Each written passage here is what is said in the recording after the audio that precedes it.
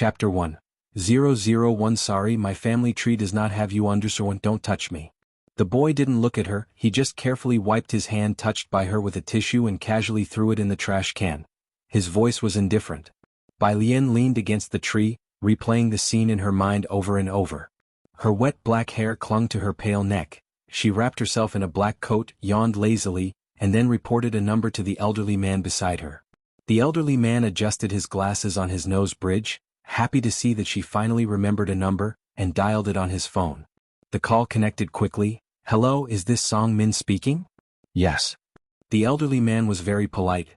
Okay, Bai Lian fell into the water by accident at the lakeside of Mingtai Villa, could you come to pick her up? There was silence on the other end for a moment before he recalled who this name belonged to, his tone restrained and annoyed. Don't call me again. The call was disconnected. The elderly man was stunned. He, Bai Lian still seated on the rock, chimed in. He? My fiancé, I presume. Drenched, one might expect a desolate figure, but there she sat, with her hands crossed over her chest, leaning against a tree. Confusion shimmered in the depths of her dark eyes, like a white tiger that had nodded off in haste and woke up lazy, not knowing where it was. What about your other family members? She pondered for a moment. They are hosting a banquet to celebrate the birthday of a daughter from a concubine. The old man looked at the pretty, well-mannered girl, unsure how to comfort her. It's fine. Bai Lian cocked her head, chuckling lightly. Thank you for saving me, I'll sit here for a while longer. He was busy with other matters, having saved Bai Lian from drowning by chance. He had initially thought the girl was determined to die, yet to his surprise, after her heartbeat stopped for 2 minutes, she woke up. She didn't seem to have any intention of committing suicide again. Don't sit too long, you might catch a cold. He left her his phone number, took one more look at the black coat she wore, and then hurried away to catch his flight. Bai Lian put away the note, watching him disappear into the distance. She stood there for a long while before she tugged at her uniquely styled clothing and reseated herself on the rock, elbow propped on her knee, and the palm loosely supporting her chin. This body was also named Bai Lian. She had looked at her reflection in the water, she looked just like her.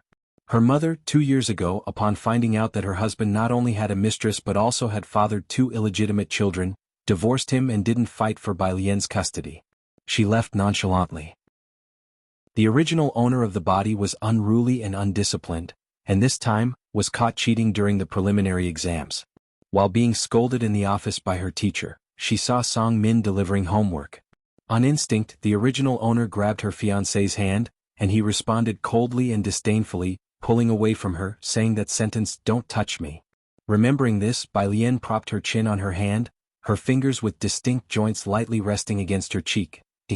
What was the original owner doing with her pretty face? She tightened the overcoat with a hint of silver grass scent around her. Not strong, a bit chilly. Bai Lian looked at the solar lights shimmering in the distance, her eyes sparkling with bright stars. She just sat there on the stone, quietly observing this amazing world. She didn't know how long had passed before a blinding car light approached. She shielded her eyes with her hand to block the light. Miss, the driver got out of the driver's seat and opened the door to the back seat of the business car. As the door to the business car opened, a graceful-looking girl in an exquisite dress, sitting on the outer side, came into view. After standing up, Bai Lian realized the back seat was not only occupied by Bai Shaoqi but also by a haughty young man sitting next to her, looking down at his phone. Oh, Song Min's sister. Bai Shaoqi glanced lightly at Bai Lian. She moved to a seat in the front for her and took the last 3-seater row in the back. You sit in the front. The young man, originally looking at his phone, furrowed his eyebrows slightly. Upon seeing Bai Shaoqi moving back, he too silently put away his phone and squeezed into the back seat without a word. The driver gave Bai Lian an awkward glance. Each time this scene unfolded, the miss would become as if she were mad. Miss Master Song he.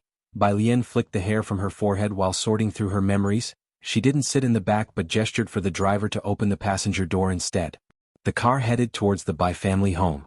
Min, Bai Shaoqi suddenly broke the silence in the back seat. Did you log into my account? You solved that problem using Fourier transformation? That approach won't work, I've tried it. Looking down on me, what if I managed to solve it? She reached for Song Min's phone. Song Min quickly guarded his phone. He would meticulously clean anywhere the original owner touched him, yet he didn't have any aversion to Bai Shaoqi. Then I'll help you with your duty roster. Bai Shaoqi? Ah, duty roster again? Are you complaining? Both of them were in the international class at Jingjiang Preparatory Camp, key talents of the year, and often took various competitive courses together. Bai Shaoqi was not at all inferior to any boy in the sciences. They spoke as if no one else were present, impossible for others to interject. The driver glanced at Bai Lian sitting quietly and obediently in the passenger seat, feeling a bit embarrassed. He explained to her, "The software Miss and Master Song are discussing is from Jiangjing Preparatory Camp. This year there are 10 spots and they..." Halfway through his words, the driver remembered that Bai Lian had cheated for this spot and immediately closed his mouth. The Bai family mansion. Bai Qiming sat on the sofa in the living room, waiting for Bai Shaoqi and Song Min to return. "Song Min came back with me to get my brother's notebook," Bai Shaoqi said to Bai Qiming with a smile.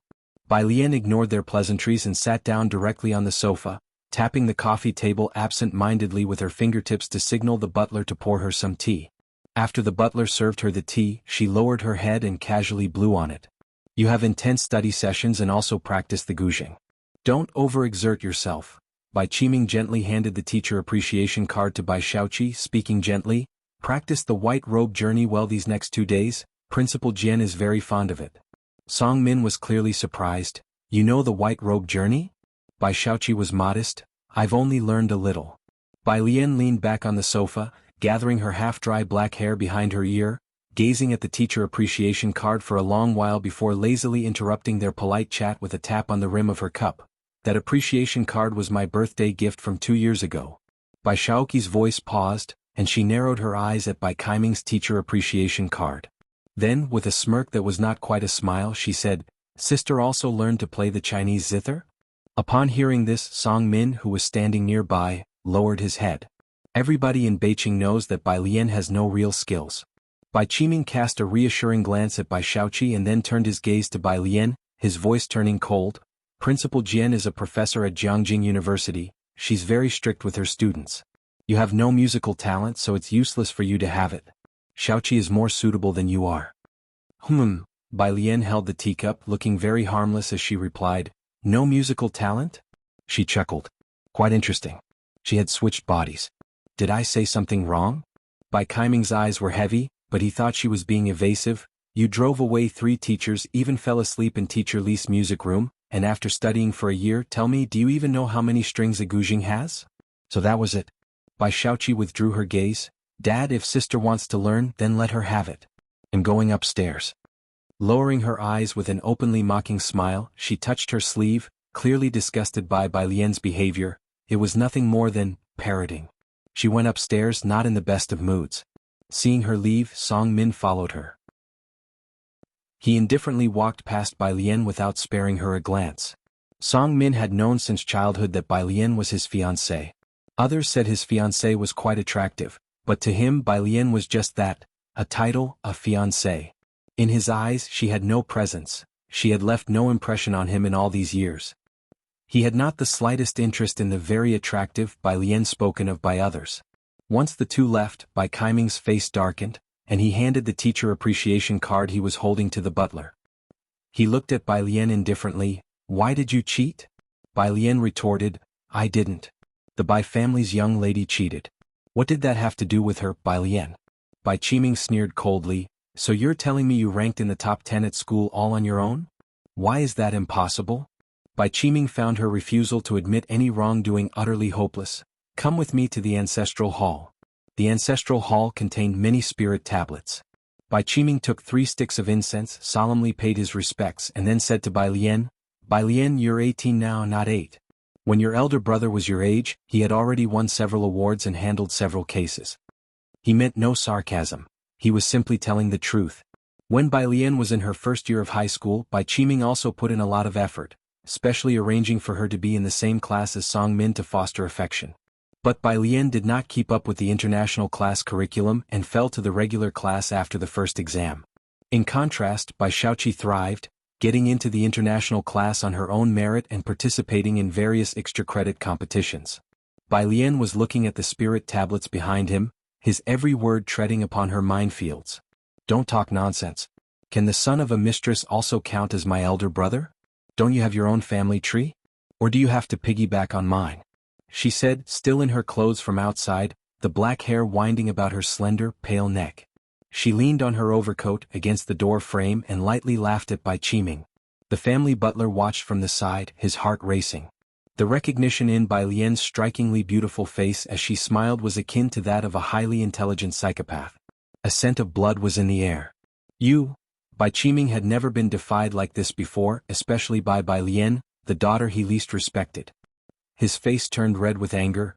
Rebellious child, you're completely unreasonable. He placed the incense properly. Not to mention competing with Shaoqi, even if you had 1/10 of her. But throughout Bai family's 200-year history, there has never been someone like you. He looked Bai Lian up and down, defining her word by word. A cheat in exams, a good-for-nothing scholar. Repent properly in front of your ancestors, and don't come out until you realize what you've done wrong, otherwise. He looked down at Bai Lian from his superior position as if appraising an inconsequential product. Go back to Xiangqing and don't ever set foot in the Bai family mansion again. Chapter 2. 002 Did Miss admit her mistake? _1 The ancestral shrine doors were closed. The butler's anxiety, which had risen to his throat, slowly settled down. He looked at Bai Lian, his gaze equally complex. Xiangqing, the most remote and also the furthest city from Jiangjing on the border of Beijing. Dirty, chaotic, a haven for crooks and criminals, the most corrupt place in the country, that even lacked a high-speed train station. Bai Lian seemed contemplative as she looked at the Bai family ancestral tablets, with only 200 years of history. With complex emotions she asked the butler, "Is white clothes still around?" White Clothes is one of the 10 most famous ancient tunes, the school song of Jiangjing University, known to any schoolchild, so the butler thought she was making conversation and replied, "Miss, why must you create such a spectacle? A person's destiny is what it is from birth. That's why some can turn their fate around even born in adversity, while others, despite being given the best conditions, merely squander their potential." The eldest young master had grown up in harsh conditions but had become the top student in the city and went to Jiangjing University, even had a PhD supervisor, backed by the Jiangjing family. The status of the Bai family in Beijing was increasingly stable, and everyone knew the eldest young master was destined for greatness. Bai Qiming was waiting for Bai Shaoka and his sister to bring glory to the family, to enroll in Jiangjing, and hopefully even get a mention in the provincial or city annals. In contrast to Bai Lian, what isn't yours will never be yours, and the second Miss accomplishments today are all due to her own abilities, the butler said for a while and then felt it unnecessary to waste time with her and turned around. He had to deliver the letter of introduction to the second Miss right away. No sooner had the butler turned around than Bai Lian spoke in a soft voice, "Where are you taking my things?" The butler was stunned. He hadn't finished his sentence when suddenly, Bai Lian reached out and seized the collar of his shirt, her slender, fair fingertips exerting just a bit of force. A clear sensation of being strangled surged through his neck, forcing the butler to bend down involuntarily. His heart felt as if it was being gripped, and he was compelled to look into her dark eyes. He vaguely remembered that Bai Lian's mother, Ji Mulan, had once been a beauty who disturbed the entire Beijing. It seemed to everyone that Bai Lian hadn't inherited the fine qualities of Bai Qiming or Ji Mulan, and he had thought so too. But at that moment he was somewhat unsure. Bai Lian seemed to take pleasure in this for a while, then suddenly smiled again. She tightened her grip on him, asking slowly and deliberately, "Do you know what happened to the last person who provoked me?" The butler's face reddened quickly from the lack of oxygen. She let go of his throat, still unhurried, and she adjusted his collar for him, her voice soft and gentle. "You see, I was just making a little joke. What are you afraid of?" The move could be described as gentle. Yet inside, the butler felt his hair stand on end, and the alarm bells in his head were screaming wildly. He covered his neck with his hand, coughing continuously. Once again, his gaze towards Bai Lian was filled with fear. Bai Lian pushed him away and suddenly retracted her smile. Like boiling water suddenly turning to ice. She picked up the letter of introduction from his hand lazily with 2 fingers, casually blew off the non-existent dust from the name card, and said with an unclear meaning, "Make arrangements. I'm going to Xiangqing." 2 days later, Xiangqing. The most remote border city in the country, untouched by 3 years of poverty alleviation efforts. There were no developed transportation systems here, not even many slightly taller buildings. Bai Lian stood beneath the city wall, flipping back the hood of her sweatshirt and looking up. The ancient walls, weathered through thousands of years, collapsed stones, moss thriving in the shaded areas, flanked by rows of languid banyan trees, through whose gaps light and shadow flickered and danced. She held a black backpack in one hand, and beneath her feet 5 sticks of incense burned, their smoke spiraling into the clear sky. A little boy squatting on the ground, fixated on a large water wheel, glanced at her twice and seeing that Bai Lian hadn't moved on, continued to stare at the water wheel. A cell phone ringtone roused Bai Lian from her reverie. "Alien, haven't you arrived yet?" It was the voice of her maternal aunt in Xiangqing, tentative and cautious. Bai Lian scooped up her backpack and swung it onto her back. "I'll be right back." In the distance, a drop of water plummeted down, melting into the dust. She watched the incense burn down to stubs before she slapped the hood of her sweatshirt onto her head and walked toward the bus station. Outside of Xiangqing ran a moat, split and diverted into the city. Inside the city gates, a large wooden windmill was perched over the water. As the water flowed, the windmill rotated at a leisurely pace. The little boy Yu Guang, noticing her departure, finally decided to move, following her to the bus stop. Bai Lian stood in the shade of the trees, looking down at the little friend who barely reached her waist. Her slender fingertips rested against her phone, tapping away casually. This little friend had been following her since he got on the bus with her from the train station. Chapter 3. 002 Did Miss admit her mistake? _2 His eyes were dark and bright, with a buzz cut, dressed in a white shirt, with a small blue knitted vest over it and black leather shoes, clean and tidy. Exquisite and beautiful. Everywhere was a sense of dissonance with the rundown town. "Why are you following me?" The child lowered his head, repeatedly unbuttoning and then fastening the cuff button, focusing on it as he said, "This morning my brother gave me half a banana, half. There were no seats at this bus stop, quite simple, not many cars on the road, just a few here and there." Bai Lian leaned lazily against the bus sign, dozing off. "I don't understand." "Oh, I'm waiting for my parents to pick me up and take me to their world," he said, still staring at a red ribbon on Bai Lian's left hand. "My brother can know where I'm at, he just can't be bothered with me." "Ah." Bai Lian tilted his head, suddenly opened his eyes to stare at him for a bit, then reached out to flick his forehead. "Then your brother is pretty cool." "Oh." The child's gaze shifted to a black car slowly approaching from across the street, silently rebelling against her last statement. Across the street, a black business Maybach. The buzz-cut driver rests one hand on the steering wheel, on high alert even in these harmless streets. He breathed a sigh of relief only when he saw the child across the street, pressing his Bluetooth earpiece. "All pull back, turn off the infrared, don't aim at the ordinary crowd." There was only a young man in the back seat, with a notebook in front of him that bore no logo, his white shirt buttoned up to the top button, with light-colored eyes and a pale complexion. He casually swiped the laptop screen, opening files. The email documents showed complex numerical formulas. He glanced over them, his thick eyelashes drooping slightly, typing comments with one hand. "Stop sending me junk." Jiang Fulai casually pressed a few keys, and a voice pop-up window appeared in the lower left corner of the computer, featuring a man in a lab coat who complained, "I say, what did you do to those our country researchers?" "Speak." Jiang Fulai was a man of few words. "Damn." The man laughed uncontrollably, as if recalling something amusing. "Today they collectively filed a complaint against you to the Mensa Alliance. You know I can't reach the Alliance threshold, I heard from a teacher. Could this affect you?" The Mensa Alliance, a global alliance of top intellects.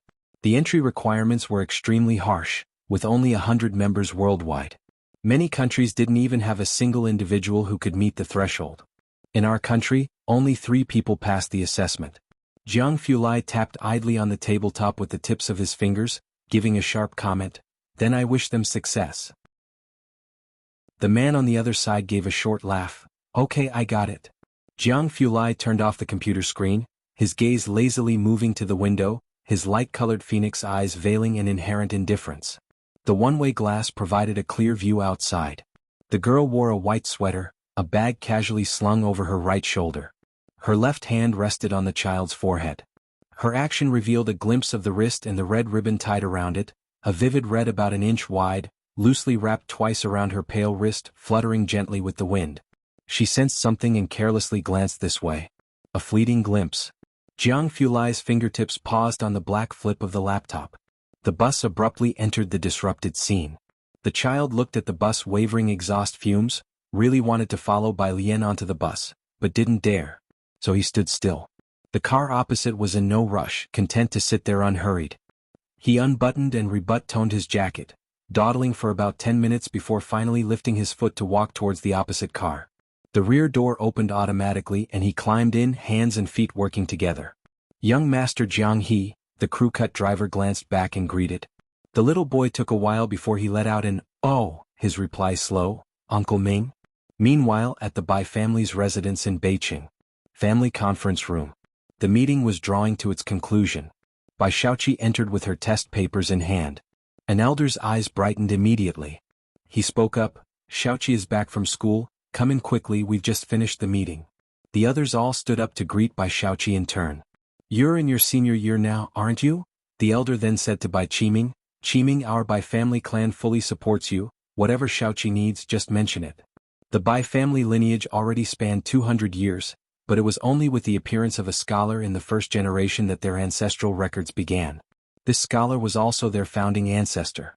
Since then, no one of note had emerged from the Bai lineage. Until Bai Shaoka appeared. "Thank you, Grand Elder."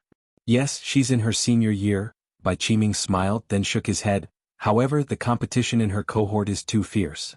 Just from what Head heard, there were already 10 individuals contending for the valedictorian title, including Song Min. "Why haven't I seen Alien?" The Grand Elder looked towards the open doorway, puzzled at not seeing Bai Lian. Talk about jinxing the moment. Bai Qiming's mood plummeted, the smile fading from his lips. The conference room fell silent as the others dared not speak. "Let's leave first, Grand Elder." Bai Qiming, now riding high because of Bai Shaoka, was not someone the others in the clan wanted to irk. With the meeting over, they hastened to pull the Grand Elder out. Once outside the conference room, someone explained to the Grand Elder, Bai Lian was caught cheating on an exam at Beijing High School and might be expelled. Beijing High School was one of the top 10 schools nationwide, not easy to get into. The Bai family had put in great effort to have Bai Lian admitted, only for it to lead to such a scandal. "I originally thought that a genius like Ji Mulan wouldn't have descendants who lagged behind." The Grand Elder's face showed both annoyance and scorn upon hearing the news. He sighed, "It seems that small households truly cannot stand on the same stage as us." Inside the conference room. "You did very well." Bai Qiming took Bai Shaoqi's test paper, unsurprised to see a perfect score. After signing it, he handed it back to Bai Shaoqi. "Don't take your sister's behavior to heart." "I know," Bai Shaoqi nodded indifferently. She never considered Bai Lian as a rival, so there was no question of harboring any grudges. Bai Qiming then comforted his daughter. "Even though competition is fierce in your grade, if you can pass the interview with Principal Jian, and receive her teaching and recommendation, you might still make it into Jiangjing. I will do my best." Her expression was proud and ambitious. Bai Shaoqi had always believed she would not end up like Bai Lian, stuck in place and looking up at others. Bai Qiming naturally believed in her as well. Head raised his children well from a young age, and they had never caused him any worry. He sent Bai Shaoqi back to her studies. After everyone had left, the butler came in to refill Bai Qiming's teacup. Picking up the cup for a sip, Bai Qiming suddenly thought of Bai Lian, his expression turning cold. "Where is she? Hasn't she admitted her wrongs yet?" The butler knew that she referred to Bai Lian. He dared not speak. Setting down the teacup, Bai Qiming picked up the phone on the desk and said coldly into the receiver, "Tell Bai Lian to come to the conference room to see me." Chapter 4. 003 Grandpa heads to learn liberal arts _1 Bai Qiming finished speaking and hung up the phone. Since ancient times, Jiangjing has always been the capital, the economic center of Asia. Most of the country's inherited major families are located in Jiangjing. Centering on Jiangjing for cities in the southeast, northwest form a clear-cut circle of power and nobility, which to this day remains a chasm that one cannot cross. Almost everyone strives from birth to attend Jiangjing University, that emblem of status and identity. And Xiangqing, a border town inhabited by all sorts of people, swarming with international fugitives, where countless people go missing each year, and most people earn a fixed salary, their lives set in stone once they enter the city. Naturally, Bai Qiming didn't think Bai Lian would go there. Businessmen prioritize profit, and his love for Ji Mulan had been wearing thin day by day. Accordingly, Bai Lian's status fell day by day. Even ordinary families can't treat everyone equally, let alone a grand household like the Bai family. Otherwise, he wouldn't have been unaware that Bai Lian had left the Bai family long ago. The servants downstairs were also restless upon receiving the call, not understanding Bai Qiming's intention, only exchanging worried glances. Where could they find another young miss to bring back? Shortly after, the servant who answered the phone nervously went upstairs to knock on the study door. "Where is she?" Bai Qiming glanced at him. The servant was on the verge of tears. The young Miss she, Butler Bai was by the side, his voice hoarse and his expression complex as he explained, "Sir, the young Miss, she set off for Xiangqing that night. As for the ancestral hall, she didn't even give it a glance." The study instantly fell into a cold silence. "Good, very good indeed." Bai Qiming's face was as grim as water, and he said indifferently, "Since she's so determined, let her transfer her household registration out too. From now on, whether she lives or dies, whether she is honored or disgraced, it has nothing to do with the Bai family." Bai Lian had caused trouble before, and there were times when Bai Qiming and Ji Mulan indulged her, but now she might be overestimating herself, truly believing that the Bai family would go to Xiangqing to beg her to return? Bai Qiming's rage naturally couldn't be concealed from others. Soon, the grand elder of the clan came to know of the matter. "Forget it, don't bother, let her seek her own fortune." The grand elder waved his hand, not concerned as long as Bai Shuk's name remained in the family register. "It's just a shame about that mentorship pledge," a cow chewing on a peony. When the Bai family first learned of Bai Shuk's existence, the grand elder personally made 3 respectful visits to invite him back to the Bai family, but Bai Lian's departure was of little consequence to the Bai family. In the hearts of grand elder and the others, Bai Lian was even less significant than that mentorship pledge. By the time Bai Lian received the message from the Bai family servant, she had already arrived at her uncle's neighborhood. She dismissed the message without a care. Bai Lian's uncle lived in the old district of Xiangqing. Unlike the high-rise buildings in the center of Beijing City, this neighborhood was quite run down. Her uncle's family lived on the 5th floor with no elevator, and the stairwell was dark and unlit. When she knocked on the door and entered, her aunt in a skirt stood up to greet her, her eyes clearly seeking favor as she reached out to take Bai Lian's suitcase. "Alien is here, why didn't you call so I could help you with your luggage?" Bai Lian didn't hand it over and her aunt chuckled awkwardly, stepping back. Bai Lian looked up. "Hello." A face that was languid, yet strikingly distinctive. Ji Auntie instantly felt that the shabby 100-square-meter home and the dim stairwell were utterly mismatched with her niece. "Let's eat first, Alien. This is your grandfather, you probably haven't met him before. Your uncle is still teaching students to paint. He won't be back until the evening. Do you remember your eldest uncle?" Ji Auntie was very enthusiastic and she introduced Bai Lian to her grandfather sitting on the couch. Bai Lian's gaze settled on her grandfather. Her grandfather Ji Heng. According to the original owner's memory, Ji Mulan had a poor relationship with the Ji family and had only returned once in many years, standing at the door for a long time. Ji Heng had not opened the door at that time, nor had he seen them. This was their first meeting. Ji Heng sat on the fabric sofa, his eyes fixed on the TV playing news with reading glasses on his nose. His jacket, though washed and slightly faded, was embroidered with extremely delicate patterns. He sat with a straight back holding an old smoking pipe in his hand. After the aunt went to the kitchen and quite a while passed, Ji Heng finally spoke in a muffled voice, "Has your mother been in touch with you these past 2 years?" Bai Lian looked at the exquisite embroidery on his body. She sat down on the couch with her eyes lowered and legs crossed, appearing docile and harmless, though her fingers idly twirled a red ribbon. "No." The original owner's mother had been out of touch for 2 years already. Ji Heng nodded, lowered his head to silently draw a puff from his dry pipe and said no more. Bai Lian obediently sat for a while, but when she saw no one paying attention to her, she casually leaned against the couch and lazily took out her phone to browse the news. The lunch was bountiful, all to Bai Lian's liking. "Have you transferred your school registration yet?" In the midst of silence, Ji Heng inquired. "It's being processed, it should be transferred in a couple of days. When your uncle comes back, have him help you contact the teachers at Xiangqing Middle School." The aunt felt something was amiss. "School records? What school records?" "I've transferred to Xiangqing to attend school." Bai Lian had only eaten a few bites of white rice before she put down her chopsticks. "I've left the Bai family." Aunt's mind buzzed. "Left? What do you mean by left?" Bai Lian pulled out a tissue and wiped the corner of her mouth, her tone nonchalant. "It means I was kicked out and I need to transfer my household registration too. I can't go back anymore." "What?" Aunt's voice was a bit shrill. "What about your dad?" Bai Lian looked at her with an "you tell me" expression. She didn't see any joke on Bai Lin's face. Aunt didn't eat much, she was distracted and didn't know what she was thinking about and couldn't resist taking out her phone to search. She didn't know what she saw in the news, but her expression turned sour and she didn't even wash the bowls. Uncle Bai Lian came back quite early, and before he had a chance to greet Ji Heng, he was pulled into the room by Aunt. The soundproofing wasn't very good, and from the room came the muffled voice of Aunt. Ji Xiaojun, did you already know she would be staying here and had me prepare a room for her? Keep your voice down, Uncle Jay's voice was low. Dad and Alien are outside, but did you see the size of our house? Before long the two came out. All right. Jiheng picked up the pipe that was set aside, knocked it on the table making a loud noise. His wrinkled face showed no expression. He bowed his head to light it, and the smoke blurred his features. Alien, come to my place. Ji Xiaojun looked toward his father, opened his mouth, but knew once Jiheng decided something, no one could change his mind. Aunt paused for a moment. Then, smiling, she touched her hair. Dad, why don't you stay for dinner? No. Jiheng exhaled a ring of smoke looking over at Bai Lian. Come back with me. Ji Xiaojun was a step behind Jiheng, waiting for him to leave first, then he turned to his wife.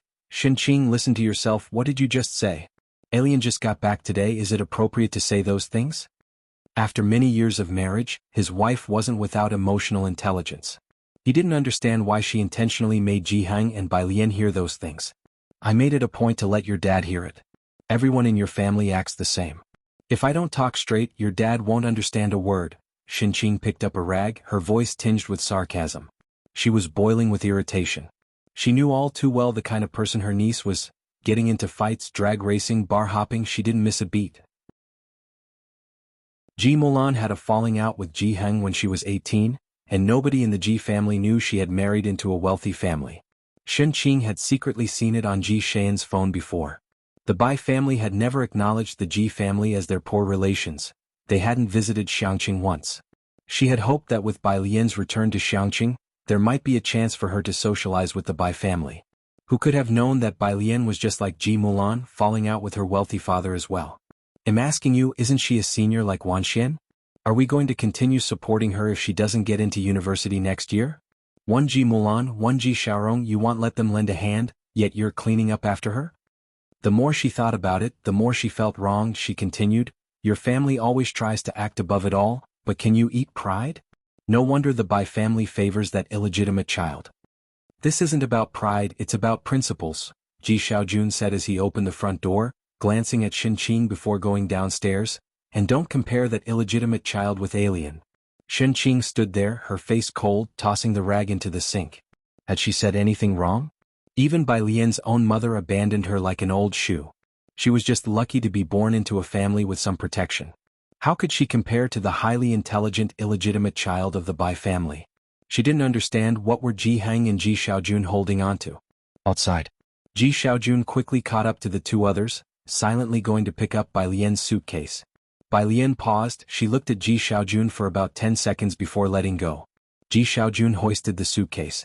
Bai Lian watched his retreating figure for a long while before buckling her hat. She followed behind, leisurely searching on her phone for something that interested her. A new message popped up from one of the original owner's rowdy friends and she replied. The original owner didn't have many friends, mostly rich kids with nothing better to do. This was the only one who had contacted her in the past couple of days. Rowdy friend, what's with your fiancé? As she spoke, she sent a screenshot. Bai Lian clicked on the image, revealing a WeChat Moments screenshot. Bai Xiaoqi, this is the price you pay for underestimating others, playful. Image? The photo showed her distinguished fiancé sideways holding a rag and wiping a window. It was apparent that Bai Xiaoqi was well liked with lots of responses, likes and comments beneath the photo. In Beijing City, who wouldn't recognize Song Min, the third young master of the Song family? Delightful to see, our young master Song has descended to the mortal realm. Only you could do this, goddess. Haha, insider here. Song Min always defies fate, but doesn't he forget that Xiaoqi is Bai Kaiming's little sister, right? He must think Xiaoqi is that young lady who couldn't last a day in our international class, did too poorly in sciences, and then was booted out to study liberal arts by our homeroom teacher in frustration. Chapter 5. 004 Purist Street Tyrant, How It's Made _1. What? She used to be in the international class? Confused face, how did she get in there? Listen to me, Class 2 is the real victim here, being dragged down by an aircraft carrier. Class 2 class representative, it's so annoying. Our humanities class grades were dragged down by her, and this time it's even better, she scored 0, she cheated alone and our whole class has to face the ridicule. Bai Shaoqi replied to Class 2 class representative. Sister has already gone to Xiangqing. This is the entire content of the screenshot. The original owner didn't add Bai Shaoqi on WeChat, nor did they add Song Min. The friend then messaged Bai Lian. I'm so pissed, she just deliberately replied to that message from the Class 2 representative, and everyone is spreading it like crazy. What's really going on? Are you actually in Xiangqing? Bai Lian, as you can see, I'm in Xiangqing. The friend, are you a fucking idiot for going to that back of beyond place? The friend? Bai Lian, smile? The friend, you send me a smile? Miss Bai isn't too familiar with modern people's smiles. She typed a question mark and went back to the search engine, looking up topics of interest. Ji Heng doesn't live in a complex. He lives on Purist Street. In an undeveloped slum of Xiangqing, there is a large area of bungalows, dark and damp, with a street outside, a no-man's land full of bars and black markets at the end of the street, very chaotic. The river that faces Purist Street from afar marks the boundary between two countries. This area is particularly chaotic. Most of the time, even the police don't dare to interfere.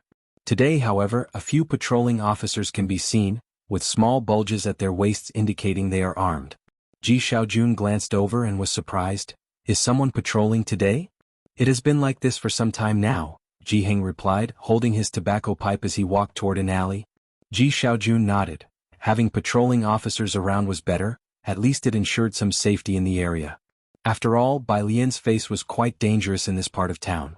The alleyways here are narrow and dimly lit, with cobblestone paths, and heaps of uncollected trash lying around bends.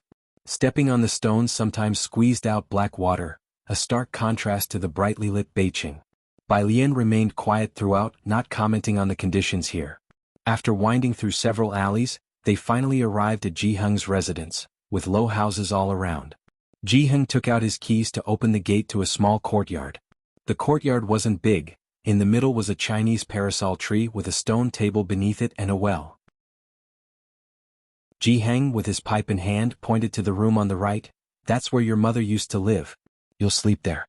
The conditions are what they are. If you're not comfortable, you can head back to the Bai family. Having said that, Ji Heng turned and entered his own room. Ji Xiaojun gave Bai Lian a comforting smile, relieved to see she hadn't objected, and then brought her suitcase inside. The room was old, but everything inside had been well preserved and was clean.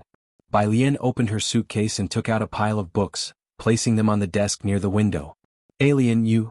Ji Xiaojun thought her suitcase would contain her clothes or women's cosmetics, but it was filled with books.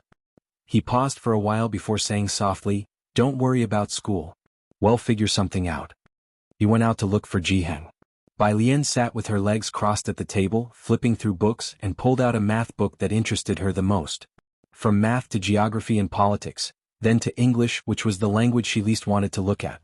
She briefly skimmed it before turning to the last subject, history. The original owner studied liberal arts and took history. After about 5 minutes, she pulled out one of the history books. A test paper that was tucked inside fell to the floor. Bending down, she picked it up, but her eyes caught on a question from the paper. 20. Briefly describe Liang Zuan's corvée system and its impact on the long-term stability of the Great Yong dynasty. Why did his death push the coup of Emperor Jiangwu to its peak? Snap! Bai Lian suddenly tucked the test paper back into the history book. Her breathing became rapid, her fingertips deforming the book with their grip, the rounded edges of her nails turning white as her long eyelashes lowered, covering her trembling eyes. Do you want me to accompany you? Ji Xiaojun, seeing Bai Lian about to leave from a distance, came out from inside and then explained, "It's quite confusing around here. Shen Qing and the others can't remember the way." Bai Lian stretched her hand to pull on the hood of her sweatshirt and shook her head.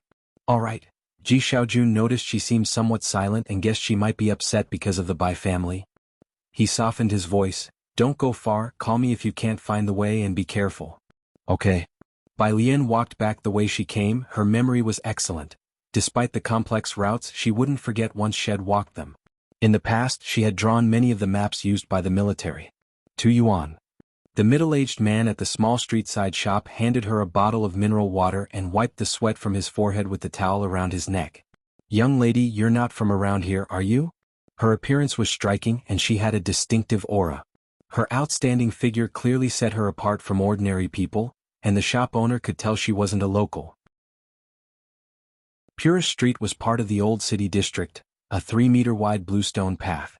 At the end of the street were gambling dens, black markets, and bars, a jumbled mess of the good and bad. A kilometer further on, it got even more complicated, the border between two countries. A lawless zone where it wasn't rare for someone to disappear. Bai Lian nodded. She used her Huawei smartphone to scan and pay, her gaze falling on the massive branches of the banyan tree next to the shop. The banyan tree was in the temple ahead, and its stout branches enveloped the neighboring low-rise houses beneath its canopy. A 3-meter-long street was lazily crossed by one of the tree's branches. Several strips of red silk hung from it. The tree god is over 1,300 years old. The shopkeeper continued moving the mountain of boxes piled up outside his shop and explained when he saw Bai Lian looking at the banyan tree, "It's our guardian deity. If you want to take a look, just walk 2 steps forward and you'll see the main entrance to our tree god temple." Bai Lian's long hair fell gracefully to one side as she leaned against the wall to look at the tree trunk, a hint of laziness in her eyes. Over 1,000 years, huh? She felt several gazes upon her. The shopkeeper put down a box and turned around, involuntarily tightening his grip on the towel around his neck. A few people appeared on the street. It wasn't too hot, but the leader wore a white tank top. The man in the white tank top approached, initially not concerned. But after glancing at Bai Lian's exquisite face that many would find tempting to conquer, he casually took a box of cigarettes from the shopkeeper's store and asked as he pulled one out and bit it, "Who is she?" The shopkeeper was stunned for a moment, then nervously said, "She's my niece." "You don't have a damn niece," the man in the white tank top scoffed, kicking him aside and getting closer to Bai Lian. The shopkeeper was kicked away. "There are patrols these days, you. Several underlings gathered around him. They were obviously quite adept at dealing with such situations, not taking Bai Lian seriously and standing aside, relaxed, enjoying the drama unfold. Bai Lian glanced at the man in the white tank top. "You're looking for me?" The man felt a jolt in his chest as he took a big step forward. He sized up Bai Lian from head to toe, his gaze as slimy as a venomous snake, lighting his cigarette. "Do you know that you have to pay a protection fee to walk on Purist Street?" "Protection fee?" Bai Lian nonchalantly flicked a leaf off her shoulder. She turned her head and smiled sweetly, her eyes twinkling like stars. Sweet and adorable, yet stirring a strong desire to conquer. "Yeah." The man in the white tank top, unable to hold back, reached out to touch Bai Lian's face. At that moment, Bai Lian twisted the empty bottle and threw it into the trash can. As she turned, she grabbed the man's arm reaching toward her, exerting great force to fold it, then grabbed his hair from behind. The man in the white tank top let out an agonized scream just as he tried to resist, but his head was suddenly slammed against the wall behind him. With a thud, his head was smashed hard against the wall. Blood immediately seeped from his forehead. The man in the white tank top contorted his face in pain, and to his horror, found himself unable to move. He could only widen his eyes in shock as he looked at her. "You?" Bai Lian held his hair in her hand, lazily smiling as she used massive force to slam his head against the wall again. Bang! Another sound, more blood flowed out, and the man's vision began to blur as he lost the ability to resist. He was like a rabbit, helpless in her grasp. Nobody doubted his fighting skills. He was the toughest in the area, which was why he was the boss. The 3 underlings shrunk back to the side. Bai Lian withdrew her gaze. Her attention returned to the man in the white tank top. She was actually a bit curious about the taste of tobacco that so many in this world seem to enjoy. In the frightened gaze of the man in the white tank top, Bai Lian took his cigarette pack, methodically pulling one out. With her rosy lips gently biting the tip, her eyelashes casually drooped as a nearby underling immediately stepped forward to light it for her. Her hair slightly disheveled, she exhaled a thin stream of smoke from her mouth, casually holding the cigarette between her clean, slender and pearly white fingers. With her other hand, she lazily held the man's hair as his blood dripped down his face, drop by drop, to the ground. She lazily flicked the ash. "So, now do you still want that protection fee?" Chapter 6. 005 From Arts to Science. Witnessing the deification one, Bai Lian lazily tilted her head. Her left hand grasping her hair faintly revealed a streak of crimson, the smoky haze softly blurring her exquisite and radiant features. It was a kind of breathtaking beauty. Yet reflected in the eyes of the man in the white tank top was Bai Lian's quasi-smiling face, and he could no longer harbor any other desires.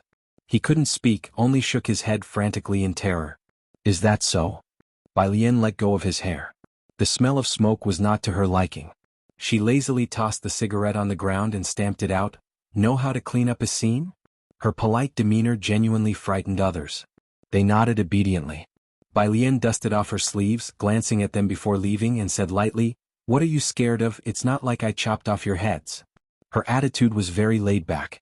Of course, only if she hadn't spoken with the same tone one would use when chopping up cabbages. Only after she left did the man in the white tank top slump against the corner of the wall, fearfully moving his numb fingertips. It took his younger brother a long time before he dared to quietly move over, squatting at his feet, and lighting a cigarette to quell the shock. "Why did you provoke her?"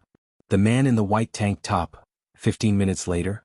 When two patrollers came back around, they stared dumbfounded at the entrance of the small store on Purist Street. The rather troublesome gang leader with some backing was nursing an injury, diligently helping the shopkeeper sweep the floor, move objects around. The other lackeys were also busily engaged in work. "What are you looking at?" The man in the white tank top, clutching a cigarette, glanced at the two officers and grumbled irritably, "Damned cops." After cursing, he continued moving boxes. The shopkeeper standing nearby, trembling with fear, was just about to lend a hand. The man in the white tank top returned the money he owed the shopkeeper for cigarettes, looking fierce and menacing. "Did I ask you to clean up?" He continued unloading the goods, unable to understand even after a puff on another cigarette. What, is she crazy? How can she smile so sweetly and fight so savagely? The man in the white tank top thought expressionlessly. She even wanted to chop off his head. Not far away. "Hello, Captain." The young officer watched the small shop warily, took out his walkie-talkie with a grave expression. "Yes, request a thorough check on the owner of the small store at 112 Purist Street. No, I'm not joking." It wasn't yet dark when Bai Lian got back. Ji Xiaojun was just stepping out to look for her. He noticed that after a short outing, Bai Lian seemed to be in a better mood again. Ji Xiaojun felt a bit more at ease. Knowing life in Xiangqing Beiqing varied greatly, he truly feared Bai Lian might struggle to adjust. Bai Lian sat at the stone table, her hand lazily propping up her chin, watching Ji Xiaojun make several trips to fill the home's water tanks, then suddenly spoke up, "Uncle." Ji Xiaojun set the water bucket next to the well. Startled by Bai Lian's voice, he paused. Bai Lian had only visited Xiangqing twice with Ji Mulan before, and this was the first time she had called him uncle. "Yes," his voice suddenly rose. "What is it?" Bai Lian blinked her large eyes, looking very docile. "I want to switch to science." "She didn't say I think. She said I want." "Ah." Ji Xiaojun picked up the rope for drawing water, his thoughts turning over. "Can you tell your uncle why?" He knew Bai Lian was studying liberal arts. The gap between the liberal arts and science courses was vast. Science was especially brutal with logical reasoning and clearly defined difficulties, where not knowing one thing meant not knowing it entirely. Bai Lian smiled. Ji Xiaojun and Ji Heng did not talk much, but in their treatment of Bai Lian, there was a distinct sense of caution and probing. This gave her a sense of acceptance and recognition in a strange world. She didn't dislike it, she even felt a bit of belonging. Of course, she didn't understand why the original host abandoned such good family members and died in the lake for a few unrelated people. "No particular reason," Bai Lian titled her head and asked again, "Can't I, uncle?" Ji Xiaojun, "Good, you can. Leave it to me." Watching Ji Xian's retreating back as he went to find Ji Heng, Bai Lian withdrew her docile gaze and smiled lazily with her chin propped up. Being alive seemed not too bad after all. "That's your reason for agreeing?" Ji Heng held a bolt of fabric, looking at Ji Xiaojun, his deeply lined face showing a look of incomprehension. There weren't many people in the courtyard. Besides the kitchen to the left, there was also a small storeroom, filled with brightly colored fabric despite being somewhat aged. Ji Xiaojun would help Ji Heng clean whenever he had time. He let out a sheepish laugh, adjusted a dust cover and muttered quietly, "But she called me uncle." "Nonsense." Ji Heng's face tightened with sternness, his authority undiminished. "She's in her 3rd year of high school and knows no better, do you not? Switching from liberal arts to science at this stage, is that a joke?" Switching subjects in the senior year of high school was quite an absurdity indeed. His son was highly intelligent, so why be so muddled on this matter? Ji Xiaojun was also puzzled by Bai Lian's sudden change of heart. She had been out, came back in a good mood and then suddenly wanted to switch subjects. He silently continued with the task at hand, then suddenly recalling something, he hesitantly spoke up, "The 2 illegitimate sons from the Bai family, aren't they all studying science?" Bai Shaoke became the top scholar in the city last year and was admitted to Jiangjing University. The Bai family had made quite a stir online. Even here in Xiangqing the news spread, and people said the illegitimate daughter was exceptionally good in the sciences. As Ji Hung caressed a piece of fine satin, he heard this but didn't immediately respond. His hands were already lined with deep, rugged wrinkles. After a long while he said, "Her temperament? Dad." Ji Xiaojun had some regrets about bringing it up. "I think Alien has become more sensible this time. She's thoughtful, a late bloomer. You should give her a chance. Let her retake the exam next year, she might still achieve an ideal score." Of course he was just casually mentioning it. He knew what his niece was like. If she could quietly finish her senior year, that would be quite an achievement. Their family didn't expect her to come back with any top scholar honors for them. If she was happy, then they would let her be. Whether she studied literature or science didn't matter.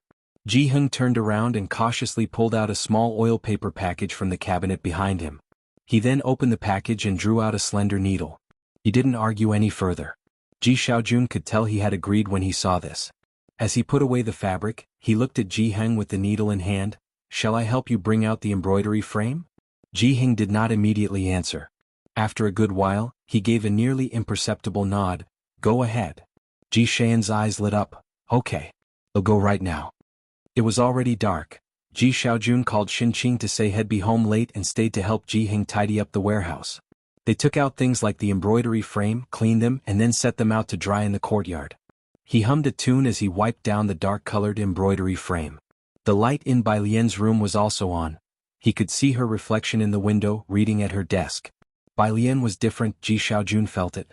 Even today, when she stepped into the dark water on the cobblestones, she didn't frown at all. She was different from her mother. Suddenly, Ji Xiaojun felt that Bai Lian being sent back by the Bai family might not be such a bad thing after all. Ji Xiaojun was helping Bai Lian contact schools and teachers. Additionally, there was the matter of her household registration, which needed to be transferred to the Ji family. These past days Bai Lian had been in the library. The astonishments of this era were not just limited to mobile phones and computers, but included the library too. She had never seen a library with such an extensive collection that was also open to the public. This really was a wonderful era. There was just one problem. Bai Lian looked down at the physics book beside her, then at the physics problems. After writing a couple questions, she put down her pen and murmured softly, "Now, am I finally going to start tarnishing my teacher's reputation?" She wouldn't dare to claim a deep mastery over the refined arts and sciences expected of a scholar as in the past, but at least she had become proficient. As for the knowledge in the modern era of rapid technological advancement, the original owner of the body had a mind completely empty of information. She had been reading books in the library for a few days now, and could understand most of it. She felt the books she was reading were not necessarily difficult, but the problem was this: the knowledge and examples she studied. 1 + 1 smiley face. The question she was doing, prove ei pi, +1 is equal to 0, Bai Lian idly pondered. Would the teachers forgive her for disgracing them in the modern world if she burned a few more incense sticks for them when she returned? The library had a vast collection of books, but there were shortcomings. For instance, the depth of knowledge and the volume of problem sets were lacking. She hadn't come across them. Hearing her sigh, the child next to her with a paintbrush turned his head, looking at her with big, clear, sparkling eyes. "Choose C." He suddenly spoke. Bai Lian paused. She flipped to the answer key. C was correct. So she turned to him. Mental calculation? On her first day at the library she had seen this kid, a little friend who had followed her from the train station to the city gates since her arrival in Xiangqing. Quite a fate. In the days following, both of them would appear right on time at 8 o'clock when the library opened. They studied and read together, not much for talking. The little brat shook his head. After a pause he explained, "My brother created a rapid recollection model for these kinds of questions, using a special algorithm. Whose ordinary kid memorizes rapid recollection models?" Yet Bai Lian accepted this readily. "Really? Do you want some milk tea?" "No." Bai Lian didn't give him a chance to object. She leaned on the desk with a smile light as spring rain. "Oh, by the way, I've always considered you a good friend." She hesitated for a moment. "What's your name?" "Jiang He."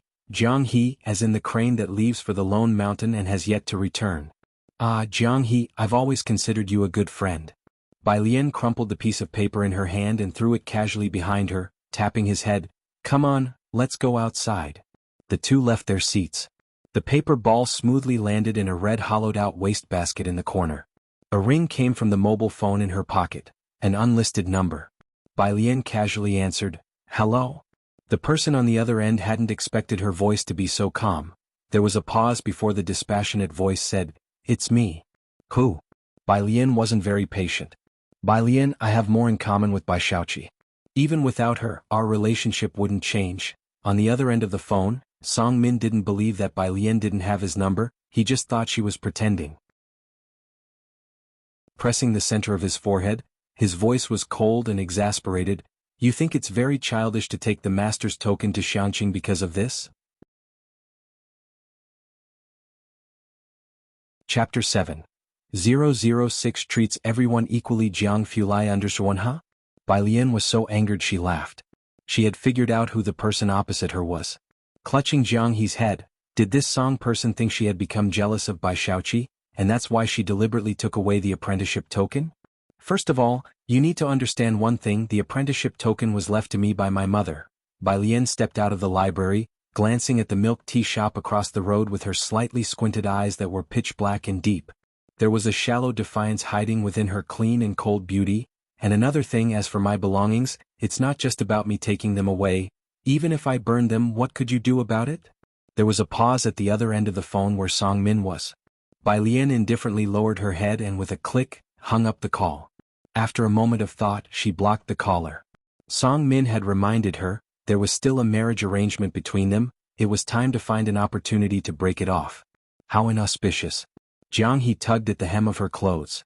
Bai Lian looked down, lazily pinching his cheek with her slender fingers, cool and clear as jade. "You're the cutie here, now tell me, what do you want to drink?" 2 minutes later. Bai Lian was queuing at the milk tea shop across the street. It was the only milk tea shop in the area, and it was rush hour for people getting off work and leaving classes, so there was a decent-sized queue. Jiang He didn't like crowded places, so he squatted by the side of the road waiting for her. It was his first time encountering a problem in life. A good friend of his offered to buy him milk tea. Of course, there was a condition. Jiang He poked his black wristwatch on his right hand, which immediately displayed a floating lightweight three-dimensional interface. He opened WeChat, hesitated for a long time and finally sent a message: "How to quickly learn physics, in the center of Xiangqing. A standalone Chinese-style manner." Several people were waiting across the road. "Dr. Gao, I didn't expect you to visit Xiangqing. I just received the news yesterday," said a well-dressed elderly man, looking at the young man with exceptional politeness. If other residents of Xiangqing were there, they would have been greatly surprised, for this elderly man was Ren Qian, a frequent figure in Xiangqing news, and one of the city's administrators. Dr. Gao was quite young and not tall, with glasses perched on his nose. Upon hearing, as if waiting for something, he glanced at Ren Qian and grunted an acknowledgement without saying much more. He was accustomed to being the center of attention wherever he was. Ren Qian's admiring gaze was the norm for him. Ren Qian knew of Dr. Gao's schedule today and came specially to meet him. "Dr. Gao, I've organized a dinner at Wanhe Building for tonight. Do you think you'll have time?" "Well, see," Dr. Gao frowned slightly. "All right, just let the teaching assistant know if you find the time." His answer was within Ren Qian's expectations. He was there today just to make his presence felt. Then Dr. Gao will be off first? Before he finished speaking. Zizi, there was a sound. A black car stopped at the entrance of the manor across the street. Seeing the young man in a black t-shirt stepping down from the car, Dr. Gao suddenly perked up, stood up straight and strode towards the other side. Seeing Dr. Gao's reaction, Ren Qian was taken aback and looked over. Who could make Dr. Gao wait here for 2 hours? On the other side, Dr. Gao was wearing his lab coat, squeezing his way to the entrance of the manor. Following the young man in the black t-shirt inside, he carried with him the pride of his age. "Mr. Jiang, you accepted other countries into Heiress but rejected our country, merely because you dislike its people. Don't you think it frivolous to let personal feelings interfere with international cooperation?" As the assistant handed over the letter to Jiang Fulai, he was shocked at the forthright challenge. Jiang Fulai took the letter, ignoring him. Continuing to walk, bodyguards blocked Dr. Gao. Dr. Gao took advantage of a momentary lapse in the guard's attention to break free. As he opened his mouth wide, the assistant, sensing danger, was about to intervene. However, Dr. Gao's next words were already out, tinged with scorn and anger. "Have you forgotten our university's motto that before scientific research there are no borders? You've long forgotten your original aspiration." There was a dead silence. The atmosphere was as if they had suddenly been plunged into a snowy mountain at 6,000 meters above sea level, the pressure heavy, the icy wind howling and piercing. Jiang Fulai finally stopped, raising his hand to stop his subordinates and looked down at the other man with an unflappable air. "Who are you?" he asked. Dr. Gao had been a genius from a young age, skipping grades and returning from studies in our country at 26, participating in several global research projects. Just last year, his teacher was elected an academician. Describing him as a top-tier academic force was not an exaggeration. His resume at Jiangjing University was well regarded, and all the deans paid him some respect. Yet in front of Jiang Fulai he was nameless. Opening his mouth, almost humiliated, he said, "Gao Zhechen." "Gao Zhechen," Jiang Fulai nodded. He had particularly pale eyes that emitted a cool mist, and his lips were also pale. He asked calmly in return, "And why would you think I need to explain myself to you?" Chapter 8, 006 treats everyone equally. Jiang Fulai under? Gao Zhechen swallowed, taken aback as he, who had always been the center of attention, stammered in confusion. "But you, it's hard for me to trust you like this." Jiang Fulai cut him off. "Do you think your trust means a lot to me?" Gao Zhechen was stunned, completely unprepared for this side of the legendary Jiang Fulai. But you do have a point. Discriminating against them alone is not right." Jiang Fulai methodically folded the letter in his hand and then bent down to elegantly slip it into Gao Zhechen's pocket, his eyes slightly downcast, cool and detached. "The envelope has the International Alliance's contact information. Feel free to lodge a complaint." He stood up straight. His black clothes gave him a lonely and unapproachable air as he strode back into the house. "Take down his name. He's permanently blacklisted from my projects from now on." The cell phone in his pocket rang. Jiang Fulai lowered his gaze. It was a message from someone who never texts him. "How to learn physics quickly." Jiang Fulai casually sent back an image and turned his head. "What is Jiang He up to?" His subordinate, who was always informed of Jiang He's whereabouts, said, "The young master is in the library with Mr. Ming following him." Jiang Fulai tapped on his phone screen unconsciously, his nails neatly trimmed and his hands showing a pathologically pale hue through which faint blue veins were visible. He nodded and then fell silent. Behind him, Gao Zhechen watched Jiang Fulai's retreating figure in alarm. This time he was truly panicked. Jiang's young master. Jiang? He wanted to catch up with Jiang Fulai, but if his bodyguards let him succeed again, they wouldn't need to show their faces before Jiang Fulai tomorrow. Gao Zhechen was muffled and dragged away by the bodyguard. The assistant nonchalantly took note of this person's name. Outside, Ren Qian and the Secretary General were still by the roadside. He watched Dr. Gao enter the manor and then get thrown out shortly afterward. "Get in the car." Ren Qian turned to leave before he saw Dr. Gao. "Mr. Ren, who was that?" The Secretary General opened the car door for Ren Qian to enter. He looked across at the old building, astonished, barely catching Dr. Gao's reference to Jiang's young master. CRFS is an engineering project by a dark matter cooperative group. Jiangjing chose old bomb shelters left in Xiangqing to build the research institute, located 2,900 meters underground, making it the deepest dark matter research institute in the world, currently undergoing evaluation and acceptance of its associated projects. Due to its high level of secrecy, even Ren Qian, as the highest administrator in Xiangqing, didn't know the specific interior list. He had gotten in touch with Dr. Gao, a teaching assistant, through someone he knew. "I don't know, the CRFS project is highly confidential, and that person inside," Ren Qian pondered for a moment. "His surname?" Dr. Gao called him Jiang's young master. "So his surname is Jiang?" the Secretary General began, but suddenly his eyes widened in realization. "No wonder." Ren Qian looked out the car window, his voice distant. "Contact Dr. Gao's teaching assistant again tomorrow and hope he didn't see us." The Secretary General wasn't sure if Dr. Gao had seen them. If Dr. Gao knew they had seen him in such a disheveled state, befriending him would become an uncertain prospect. "Well, see," Ren Qian sighed lightly, recalling another issue. "Why did Xiaorong suddenly take leave? He didn't even meet with Dr. Gao with me today." "He went home." The Secretary General looked down at the schedule in his notebook.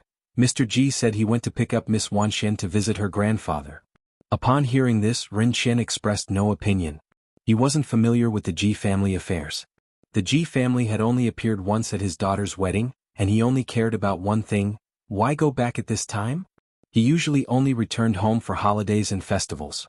Xiaorong was also an intellectual, and Ren Qian had intended to take him along to converse with Dr. Gao. However, he had taken a leave today. Ren Qian was already dissatisfied with him, and now his expression grew even more indifferent. "It seems he heard that a niece has returned." Ren Qian no longer inquired. He had little interest in the Ji family's affairs. To them, the Ji family was simply too ordinary. The Secretary-General chuckled. When the Ren family's only daughter, Ren Jiawei, had taken a fancy to the poor young man Ji Xiaorong back then, not a single person in the Ren family had agreed given the vast difference in their social status. However, 20 years had passed, and the Ji family had been quietly compliant. In all of Xiangqing, hardly anyone knew that the ordinary poor kid from Purist Street, Ji Xiaorong, had successfully married into the Ren family. Low profile, well-behaved. Uncompetitive, yet without much presence. On Jiang He's side. He squatted at the edge of the road. Jiang Fulai's reply was prompt. Image? JPG, only one image. Jiang He opened it, the cover of a physics book from Jiangjing University that someone had helped to write. Chapter 9. 006 treats everyone equally. Jiang Fulai _3 by Lian returned to see the blue fluorescent three-dimensional display on Jiang He's watch and handed over the milk tea. What's this? Shed bought an extra-large cup, and Jiang He couldn't take it with just one hand, so he used both hands to hold it. Bai Lian bent her head and saw the cover of a book. Physics at Jiangjing University. This book, Jiang He said slowly, his expression somewhat reluctant, is quite amazing. Bai Lian nodded, pulled out her cell phone to take a photo of the cover, but when she opened the camera, the image on the kid's watch wasn't visible. What kind of black technology was this? The two fell silent for a few seconds and then added each other on WeChat. Jiang He's phone finally had a seventh contact. The two sat by the roadside, staring intently at the passing cars. It really is magical, Bai Lian said with her hand on her knee, tapping her fingertips rhythmically, her other leg casually bent. I read about the vehicle electrical systems. The book said that when electrified, the rotor's magnetic field can make the stator generate alternating current, but still, it's magical. Bai Lian was interested in everything modern and she could visualize her electrical system with her eyes closed. But she didn't know the principles behind it. For the past few days after finishing their studies, the two would sit by the roadside and watch cars. Jiang He hugged the milk tea, tilting his head to look at her. All right, Bai Lian glanced at WeChat. Her grandfather was asking when she would return. She inserted the straw into Jiang He's milk tea, stood up and patted his head. I'm off, see you tomorrow. She boarded the number 12 bus. Jiang He squatted in place, hugging the milk tea while drinking it, and watched the number 12 bus wobbling away. A car silently stopped in front of him. The car door opened and a crew-cut man stepped out from the driver's seat. Jiang He climbed into the back while the man buckled him in. He spoke, Uncle Ming. Ming Dongheng didn't expect him to initiate conversation, and with a tough guy face, couldn't muster a gentle expression. What is it? Jiang He said slowly, Can I go back with Sister Bai Lian? Ming Dongheng? He replied expressionlessly. I'll ask the young master. The question is, wouldn't taking you back scare her parents to death? She kindly played with you, why would you repay kindness with ingratitude? On Purist Street at the Ji family's home. A middle-aged man stood in the courtyard, looking down at the brown antique embroidery frame. Dad, you've been looking for half an hour. The girl dressed in Xiangqing Middle School's uniform who was playing with her phone at the stone table, was bored stiff. When are we going home? The man in a black suit, upon hearing this, did not turn around. Wait for your cousin to return. Don't I just have one cousin? Asked Ren Wanxian in surprise. She hadn't visited the Ji family often since she was a child and wasn't familiar with the Ji family's affairs, but she remembered having only one uncle and one cousin. Yes, and you have an aunt, said Ji Xiaorong succinctly. While they were talking, Ji Heng came out from inside and handed Ren Wanxian a small gift box. Thank you, grandfather. Ren Wanxian smiled sweetly, took the gift box and then casually placed it on the stone table. But she didn't really care. Her personal items were all custom-made by the Ren family, and as the Ren family's only daughter, every piece of clothing was custom-made by renowned brands. Yet every time she came here, Ji Heng would make clothes for her. Ren Wanxian naturally didn't like them, and the clothes were put into storage by her mother and never worn. Still no news about the young sister? Ji Xiaorong's gaze shifted away from the embroidery frame. He frowned, knowing little about Ji Mulan. She had been proud since childhood and didn't get along with him. Ji Heng picked up his smoking pipe. None. I heard Big Brother say that her daughter is transferring here? Ji Xiaorong shifted the subject away from Ji Mulan. Ren Wanxian half listened to their conversation, catching the gist. This relative was 2 years older than her, currently a senior in high school. She listened for a bit, lost interest, picked up her phone to chat with a friend, and then raised her eyebrows. Senior brother, do you think she might want to transfer here because she heard my grandfather is Ren Xian? She typed and asked. Chapter 10. 007 Ren Family Enroll _1 Ren Wanxian never wanted to speculate about others with malice, but she knew what Xiangqing was like. The teaching intensity at Xiangqing Middle School was average, but the Ren family would hire the best private tutors for her. However, those with even a slight connection mostly transferred to places like Beijing to attend school. Who would want to come back? Just as Ren Wanxian finished typing, Ji Heng suddenly looked towards the door. Alien is back. Ji Xiaorong paused, turning his body to look at the courtyard gate. A girl pushed the door open and entered. As the girl entered, it was as if a flash of lightning had suddenly streaked across the dark sky. She was wearing a light blue top with neat, orderly buttons, and the three-quarter sleeves were slightly wide with a white auspicious cloud pattern on the cuffs. Below, she wore beige casual pants that reached her ankles, embroidered with lifelike pink apricot blossoms that seemed to surge with her every step. In her hand, she casually toyed with a pair of white headphones, and a touch of red on her wrist was like a red plum in the snow. Ji Xiaorong's gaze fell on her clothes, and he instantly recognized that the meticulous stitches were the work of Ji Heng's hand. Ji Mulan really did give birth to a well-behaved daughter. This is your second uncle, Ji Heng introduced, pointing at Ji Xiaorong with his tobacco pipe for Bai Lian. Ren Wanxian didn't look at the so-called cousin. She was still thinking about matters, so her expression was somewhat indifferent. When she noticed Ji Heng once again pointing at Ji Xiaorong with his tobacco pipe, she frowned slightly. She had been taught etiquette by instructors hired by the Ren family since she was young, learning the aristocratic etiquette of Jiangjing. Pointing at someone with a tobacco pipe was simply too vulgar. Even a servant in the Ren family wouldn't commit such a crude act. When she first saw Ji Heng take out a chipped blue and white porcelain bowl as a child, Ren Wanxian told Ji Heng that it was too dirty and unhygienic. She was severely scolded by Ji Xiaorong. After that, Ji Heng never used that bowl to entertain her again and bought a clean white porcelain bowl instead. But Ren Wanxian also didn't dare to speak out of turn anymore. Today she could only suppress her feelings, then go home and complain to her mother, who rarely let her visit the Ji family. Bai Lian clasped her headphones, glanced at the second uncle Ji Heng had mentioned, and curved her lips into a smile, brimming with amiability. Hello. She didn't call him second uncle. Her voice was like the clear and spirited tone of a gently pressed piano key, and Ren Wanxian subconsciously turned her head. She saw a pair of extremely beautiful eyes, clear and sharply contrasted between the black and white.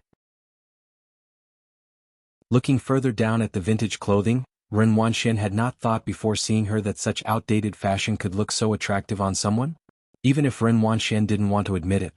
She clenched her phone. It's rare for you to come back, Ji Heng said, not one for many words. He broke the silence, telling Ji Xiaorong, dinner here tonight. Ren Wanxian took her gaze back. She stood up, her behavior very cultured. Dad, I still have a private tutor class and can't be home too late. She glanced at the well in the courtyard from the corner of her eye. The Ji family used water from here. Though the well looked clean, she really didn't want to touch the water from this place. So every visit was brief, and she never drank the water Ji Heng offered her. Though Xiangqing was off the beaten path, most of the area close to Xiangqing had been replanned long ago, and the community had been equipped with sterilized tap water. Meanwhile, Purish Street remained the same year after year with no construction, and the residents still used well water. Ren Wanxian had never seen people using well water in this day and age. Ji Xiaorong glanced at her. Then you go back first, the driver is still waiting for you outside. Oh, by the way, Ji Xiaorong seemed to remember something. Xian, this is your cousin. She's also in her senior year and is about to switch from arts to sciences. You two should exchange contact information. Saying this, he looked towards Bai Lian.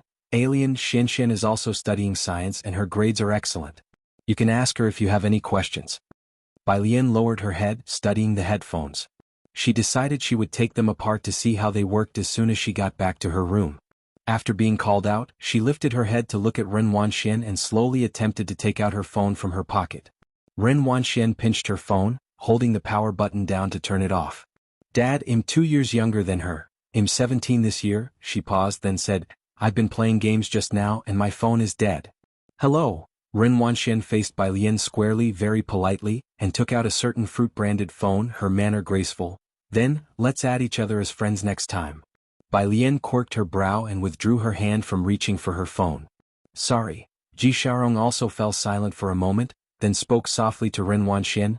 You're in your senior year, don't play games every day. Ren Wanxian didn't respond but nodded casually and then bid farewell to Ji Heng.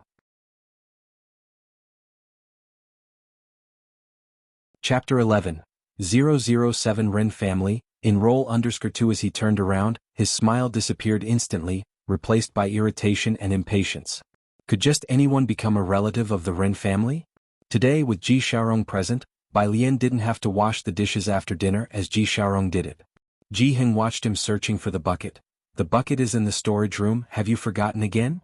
Ji Xiaorong smiled and then looked around the courtyard before heading to the storage room. Ji Heng sat on a stool by the door, with paper and pen laid out on the table. Bai Lian had just taken off her headphones when she saw Ji Heng wearing glasses, sitting alone under the yellow light, his figure elongated by the shadow. She clenched her headphones in her hand, walked over and squatted beside his feet, looking up. Grandpa? Ji Heng paused in his work and looked down at her. What is it? Here. She opened her palm to show him a little blue toy. I got this with my bubble tea today. Ji Heng looked at the little blue rabbit in her hand and reached out to take it. Look at this pattern, do you like it? He showed Bai Lian the painting on the table. Bai Lian glanced at it. It was a meticulous traditional Chinese painting of plum blossoms, the yellow stamens distinct and lifelike. It's beautiful. Well then, I will submit it for printing tomorrow. Ji Heng shifted his gaze away and gestured for Bai Lian to return to her own business. Go back to your reading. Remember to get up early tomorrow, your uncle is taking you to school. He was talking about Ji Xiaojun, whose school registration had already been transferred. Oh, Bai Lian stood up and as she went back to her room she made a request. After that is mounted, can you stitch me a peony? I like peonies too. Make one for me next time. You're picky now? Ji Heng glanced at her. After she went inside her room, Ji Heng stayed sitting where he was, motionless for a long while. Mounted on a frame. It had been so long since Ji Heng had heard this term. He seemed to have gotten used to people nowadays liking fashion, preferring high-end dresses and haute couture clothing. No one liked the flowers he embroidered, and no one appreciated the clothes he made. Even the ones he made for Ji Mulan, she didn't take a single piece when she ran away from home. He looked at Bai Lian's retreating figure, then lowered his gaze to the little blue rabbit in his hand. Inside the room. Bai Lian was in a good mood since she didn't have to wash dishes. She returned to her room, placed her open headphones on the table, and the first thing she did was look up the book Jiang He had sent her. She opened Baidu and searched Jiangjing University Physics. However, the results were bizarre. There was everything except for the book from Jiangjing University and Jiangjing University Physics. She glanced at her phone screen and there was even a result. Got 17 points in physics, Bai Lian. Good for you, classmate. She went back to WeChat, tapped on Jiang He's profile and politely greeted. On the other side of the phone, Jiang He sat on the carpet, a life-size synthetic cabbage plushie in his lap, holding a 7-layered twisty puzzle in his hand, slowly working on it while the watch on his wrist chimed. He glanced at it and saw the message was from someone with a Xiangqing building profile picture, his eyes lighting up. He threw away the pillow, tapped his smartwatch and a slim, floating 3D page appeared with Bai Lian's message. By Jian? Jiang He replied, one character at a time. By sister. By Jian, I won't go to the library tomorrow, I have classes. Jiang He, okay. By Jian, I can't find the book you sent, it's not on Jingbao either. Jiang He rested his chin on his knee, blinking. Jiang He, I'll ask brother. He got up from the carpet to go to the study. Jiang Fulai was in a video conference. He wore a white lounge suit, leaning back with a relaxed posture, his pale fingers resting on the table, his light and lofty eyes half-lidded, exuding a sense of nobility and indifference. Upon seeing Jiang he slowly straightened up, switched off the camera and muted the microphone. What is it? Jiang He approached and showed him the watch screen. Are you asking for her? Jiang Fulai raised an eyebrow, his soft lounge suit making his coldness seem a bit diluted. Jiang He nodded. Jiang Fulai took from him the half-solved twisty puzzle. I hear you want to go back with them? Jiang He nodded again. Jiang Fulai methodically restored the puzzle to its original state, casting him a glance in between. You can't. Jiang He looked at his puzzle, this time not nodding. Go back to bed. Jiang Fulai handed the puzzle back to him. He'll have someone send the book over tomorrow. The delivery of his laboratory detector did not meet his standards this time. He needed a detector capable of sensitively sensing recoil nuclei. But the detecting medium in the laboratory was not large enough. So he was altering the design to ensure the detector was large yet had a very low detection energy threshold. There was not much time. Conveniently, Jiang He had recently found a playmate, so he didn't need to be distracted by looking after him. Chapter 12, 007 Ren Family, Enroll_3 After Jiang He left, Jiang Fulai finally withdrew his gaze, reopened the camera and microphone, and tapped the desk with his hand, calm and indifferent. Continue. The following day at Xiangqing Middle School. The largest high school in Xiangqing, Bai Lian followed Ji Xiaojun into an office. In the office, Lu Lingxi wore glasses, had short hair, and despite trying to hide it, there were visible whites in her hair. She looked at Bai Lian with a gentle gaze. Bai student, can you tell the teacher why you want to switch to science? Why switch to science? Bai Lian half lowered her eyelids, her lashes slightly drooping, long and curled, masking the darkness at the bottom of her eyes. If initially it was just about not wanting to see history, now. Curious, she spoke quietly. Curious. This was a response Lu Lingxi hadn't anticipated. Yes, Bai Lian said, looking at the computer on the neighboring office desk, like how I really want to know how computers transmit information. Her black pupils reflected the sun's rays from outside the window, resembling a lazy white cat. Things had changed, and no matter how frightened or unsteady she had been when she first crossed into this world. But she was earnestly exploring this era, and undoubtedly she was now filled with curiosity about it. Ji Xiaojun was hearing Bai Lian's reason for the first time, and he couldn't help but tilt his head, looking at the serious expression on his well-behaved niece's face. After a moment of silence, he remembered how she had answered him last time. Oh, so what? Had giving him the runaround? Good. Lu Lingxi looked at Bai Lian calmly, seeing her seriousness. How about you do a set of comprehensive science papers for me to look at? She found a comprehensive science exam paper on the desk. Bai Lian took 20 minutes to complete it and returned it to Lu Lingxi. Lu Lingxi was a language teacher. She took the paper and handed it to a physics teacher in the same office, asking him to help review the exam. Then she said warmly to Bai Lian, "Let's go, I'll take you to our class. There are a total of 20 classes in Senior 3, and we are in Class 15. Ji Xiaojun followed as well. Senior 3 had its own building with a total of 5 floors from top to bottom, 4 classrooms per floor, 2 stairways and offices in the middle. Teacher Lu's office was on the 2nd floor, and Class 15 was in the middle of the 3rd floor. As they passed a stairway, there was a girl in a school uniform coming upstairs with a composition book in her arms. Teacher Lu. Ren student. Lu Lingxi adjusted her glasses and stopped, her voice tender. Leave your homework book on my desk, wait for me a moment, I have something to tell you. Okay. Ren Wanxian looked up, but her gaze fell on Ji Xiaojun. She hadn't seen Ji Xiaojun many times, but he looked similar to her father, so she could recognize him. However, at that moment her attention was on the person beside Ji Xiaojun. It was her, Bai Lian. Ren Wanxian paused, her mind racing with thoughts. Had she really transferred to this school? Did the Ji family ever mention the Ren family to her? Ji Xiaojun saw Ren Wanxian, and from her look alone, he knew what she was thinking. He calmly shifted his gaze away. He used to be kind to Ren Wanxian. Once when he had a matter and wanted to ask Ji Xiaorong for help, he went through great lengths to get through the Ren family's doors. Then in the Ren family's trash can, he saw the drawing he had gifted to Ren Wanxian. Since then he had never visited the Ren family again. Lu Lingxi then explained in a low, smiling voice to Bai Lian and Ji Xiaojun, sighing, "That's Ren Wanxian. She's really very smart, skipped 2 grades in middle school. By student you'll get to know her after 2 days in school. If there's a chance you could ask her for some study tips." Ren Wanxian did not care about Ji Xiaojun. She smiled at Lu Lingxi, retracted her gaze and headed to the office.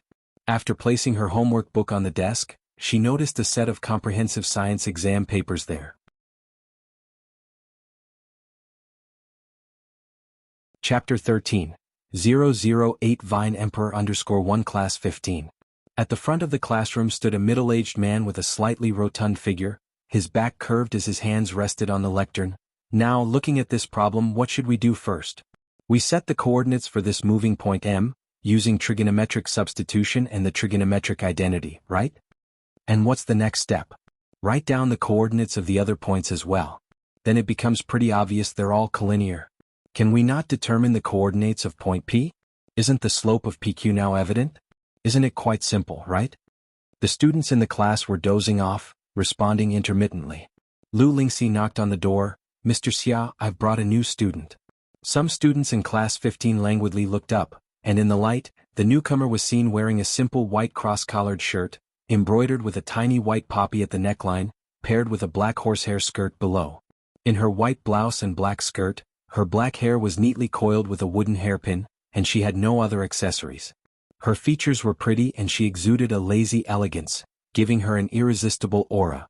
The math teacher momentarily felt as if he had time-traveled, as if he were in the Imperial College, and approaching him was his most spirited female disciple. She entered the classroom and spoke in the midst of a profound silence. Hello, everyone. My name is Bai Lian. At the sound of bang, the atmosphere instantly exploded. May I ask, Lian from which Lian? A girl sitting in the back excitedly raised her hand to ask. Standing politely at the lectern, Bai Lian casually tilted her head upon hearing the question. The Lian as in the vines of an emperor's home. Wow. Cool. Some boys even started banging on their desks and shouting. Some girls, seemingly composed, bowed their heads, but had already taken out their phones to frantically communicate in chat groups. Alright, calm down you lot, Lu Lingxi said with a smile. Bai Lian, take the empty seat in the fourth group. She looked at the girl with her head down by the window, her voice softening, next to Yang Lin. Bai Lian walked towards the only empty seat in the classroom with her backpack. If you need anything you can come to me. Yang Lin spoke in a delicate and gentle voice, and after she finished speaking to Bai Lian she kept her head down, continuing to do her homework. Thank you. Lu Lingxi returned to the office. Wanxian, you'll have to write on the bulletin board at the intersection later. Ren Wanxian had studied under a famous teacher since she was little and had good handwriting. Lu Lingxi was also partial to her. Also, you're aware of the Jingjiang preparatory camp, aren't you? Ren Wanxian nodded. I know. She didn't just know, her grandfather was also actively communicating with a doctor from Jiangjing. Some schools use software from the preparatory camp to drill their top students with questions. Lu Lingxi spoke slowly. Our school recently got a spot, but there's only one, so the school will decide who gets it after another month. The spot for Jingjiang preparatory camp was basically a guaranteed ticket to Jiangjing University. There were very few opportunities to get this software spot.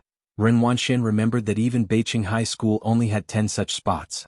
She was surprised that Xiangcheng School actually had a spot. Ren Wanxian was quite taken aback. I understand, Ms. Lu. Stay a bit later after school.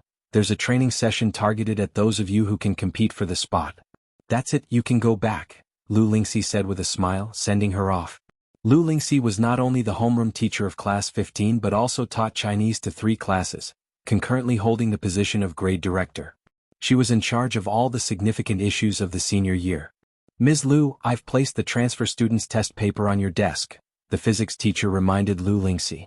Lu Lingxi quickly put on her glasses and picked up the exam paper. Let me take a look. The first thing she noticed was the handwriting on the paper. This handwriting. Upon hearing this, Ren Wanxian slowed her steps. So that test paper belonged to Bai Lian? The physics teacher, holding his teacup, said with a smile. 85 points, the paper is simple, the score is a bit on the low side, but the fundamental knowledge is well learned.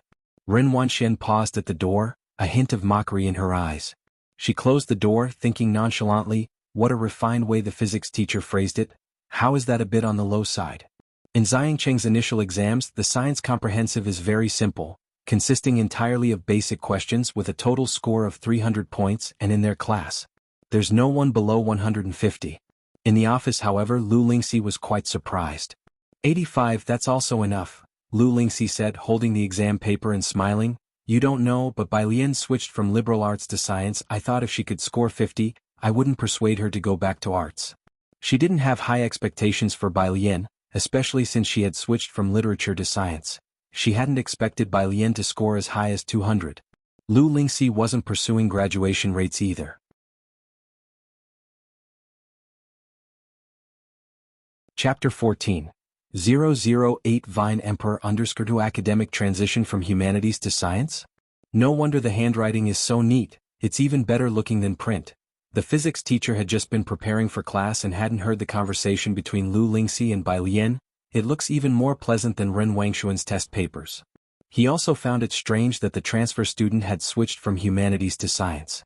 Although the test itself was simple, covering mostly basic knowledge, and she didn't do many of the major questions. In fact, whenever she did answer, everything was correct, especially in physics. She used authentic Guanga style. As a language arts teacher, Lu Lingxi did consider her to be a good student, with handwriting so well behaved. In the past, scholars who took the imperial examinations would use this type of font. Previous top scholars knew several styles of calligraphy, but would all use Guanga style during the palace examination. Lu Lingxi had never considered that Bai Lian knew several styles of handwriting. Nowadays, it was remarkable for young kids to learn even one style properly. But now very few people learn Guanga style anymore, as they prefer Liang style. Lu teacher, don't worry too much. The physics teacher unscrewed the teacup. Since she wants to study science, she'll definitely be diligent. Don't look at her score of just 85 now. I see that she's not completely lacking in insight. Just you watch, by next year's college entrance exam she should be able to raise her score to 170, and with some effort, reaching the second tier of universities is quite possible. He decided to pay more attention to this transfer student. Of course they did not know. Making the transition from humanities to science, scoring 85 on a test of moderate difficulty, indeed also indicated some talent. In their minds, the biggest challenge for Bai Lian would just be the transition from humanities to science, as it was already difficult enough to score well legitimately, let alone considering that these 85 points were entirely the result of 5 days of study by Bai Lian. And as for the many questions she hadn't answered, it was simply because she hadn't started learning that material yet. Bai Lian, relying on her own efforts, had carved out a territory for herself on the Xiangqing Middle School forum. Today, of 10 posts on the number 1 middle school's board, 8 are about Bai Lian the Empress. Bai Lian herself was not aware of these discussions. Although she was good-looking, she emanated an aura that made her difficult to approach. Like her desk mate Yang Lin, she was either reading or solving problems, appearing very much like a top student. Carrying the aura of a top student naturally, other students didn't dare to strike up a conversation. After school in the afternoon, Bai Lian had just been measured for size. Her school uniform would not be issued for another 2 days. Among the sea of uniforms, she was the only one in her own clothes, a bit taller than the average girl, clean and strikingly beautiful, standing out like a crane amongst chickens. Jiang He was squatting on the street corner opposite, and he spotted Bai Lian shining brightly amidst the crowd in a glance. "Why are you alone?" Bai Lian didn't see the others who had been following Jiang He around, so she took him to the milk tea shop around the corner. "My brother is picking me up later." The milk tea shop was crowded just after school let out, but they waited a few minutes for people to leave. Bai Lian found a quiet table and sat down with Jiang He. "Bai student." The clerk served Bai Lian 2 cups of cherry fruit tea. "Your milk tea is ready, straws are on the left, help yourself." Bai Lian recognized that this was her desk mate Yang Lin. Bai Lian looked at the milk tea, which clearly had more fruit pieces than others, and smiled with her eyes, the expression shining and vibrant. "Thank you." She took out 2 straws, while Yu Guang noticed that Yang Lin's exposed arm seemed to have a purple bruise. "What's that?" Bai Lian took her eyes off it and went back to handing Jiang He his milk tea. The other person took out a colorful spherical object. Jiang He took a sip lightly, a 7-layered, 5-colored magic cube. He had already managed to restore the center colors but was not familiar with the rest. Last night, after watching Jiang Fulai's speed cubing restoration formulas, he was trying hard to replicate them. Bai Lian opened her backpack and took out a large lump, having never seen a Rubik's Cube before. "Are you restoring the colors of this sphere?" Jiang He nodded, discontent with his own speed. "My brother can solve it very quickly, but I need 2 hours. Pfft. A guy who had just come in with a basketball spat out his lemon tea. "No way, little bro." The guy spun on his foot and turned sideways, wearing the school uniform, his features handsome and sunny, and kindly suggested to him in a heartfelt tone, "Don't talk about it so calmly, have some sympathy for the average high school student." Jiang He glanced at him and said nothing. "Boy, what's with that look?" "What look?" "Hey." The boy got choked up for a moment but then greeted Bai Lian, introducing himself. "Bai classmate, I am your Zhang Xiais." Bai Lian recognized him. He was the guy who sat behind her. She had remembered everyone who introduced themselves to her. Zhang Xiais scratched his head. "Oh, so you did hear us talking. Luma said that if you ever need anything just ask me. I'm the sports committee member." They called Lu Lingxi Luma in their class. As Zhang Xiais was talking, he saw the object that Bai Lian took out. It looked like a motor. Bai Lian inserted the straw with one hand and played with the coils of the motor with the other. "What's wrong?" Zhang Xiais, Who carries this kind of stuff in their backpack? He said goodbye to Bai Lian with an incredulous face and left the milk tea shop. The group of boys waiting for him outside asked if he got the new transfer student's contact info, implying that the new student was so pretty that they could only admire her from afar. "I'll ask tomorrow." Zhang Xiais put his arm around his buddy's shoulder, exclaiming with a sense of brotherhood, "With you guys in the world I can rest easy." The brothers were just about to be moved. Zhang Xiais, it's great to have more than one useless person. As darkness gradually fell at the school gate, students who had been staying late for the honor student training had just finished their classes. Ren Wanxian was picked up and dropped off by a personal driver every day. She was on the phone with the driver. "I finished my tutoring class, come to." Her eyes caught sight of a girl sitting under the street light at the corner of the crossroad, apparently waiting for something. How come she kept running into Bai Lian at this huge school? Could it really be such a coincidence? Ren Wanxian suddenly felt an irritation. Observing the other's silhouette, she pondered for a while and then instructed her driver, "Take the car to the back gate, I'll wait for you there." "What's wrong?" the boy next to her asked her. "Nothing." Ren Wanxian shook her head, not wanting to mention Bai Lian at all. "Let's go to the back gate." She turned coldly, re-entering through the school gate. The boy, after a thoughtful nod, glanced faintly at the corner of the crossroad and said, "Then I'll have my driver wait for me at the back gate as well." Meanwhile at the crossroad. "When is your brother coming?" Bai Lian sat beside Jiang He by the roadside, watching the passing traffic. The streetlights lit up one by one. Jiang He reluctantly lit up his watch. "Another 10 minutes. Okay." Bai Lian leaned lazily against the lamp post, taking out the coils again to play with. When Jiang Fulai came to pick up Jiang He, what he saw was this scene. The girl sat casually by the roadside. Her ink-black hair was casually held up by a brown wooden hairpin. She elegantly manipulated the motor in her hands, making the rough motor seem more like a piece of art.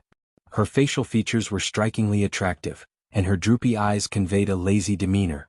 For a moment, it was as if the moonlight too favored her, casting a hazy glow as if moisturized by the moon's radiance. Suddenly he thought of a phrase, tender yet lethal.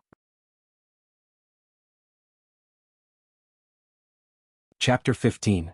009 monopolizes the moonlight. Bacter Street _1 dusk descended on the long street, which monopolized 7 shades of the moonlight. "I kept you waiting." Jiang Fulai came back to his senses. He suppressed his gaze and introduced himself to Bai Lian. "Hello, Bai Lian, I am Jiang He's brother, Jiang Fulai." He stepped out of the car enveloped in a cold frost, his voice slightly lowered, naturally chilly. Bai Lian looked up and inadvertently collided with a pair of light-colored eyes that reflected no light like a cold pool. Deep and cold. She glanced at Jiang Fulai, who wore a black shirt. His face was stunningly cold, his slightly lighter hair blending with the light. Their first gaze, or perhaps another glance. It was surely quiet and lonely. Yet it felt deafening. After a moment, Bai Lian slowly spoke, "Give me a reason not to shark you." Jiang Fulai rarely showed his true emotions in front of others. This was the first time he was caught off guard in public. Jiang He looked up, contemptuous. "Her name is Bai Lian." Jiang Fulai, "Firstly, do you want to see what you noted down?" "Sorry." Realizing what had happened, Jiang Fulai lightly chuckled. A rare smile tinged his usually indifferent and ice-cold phoenix eyes. Jiang He is sensitive to numbers, but he never went to kindergarten, so... He paused, then simply assessed, he is semi-illiterate.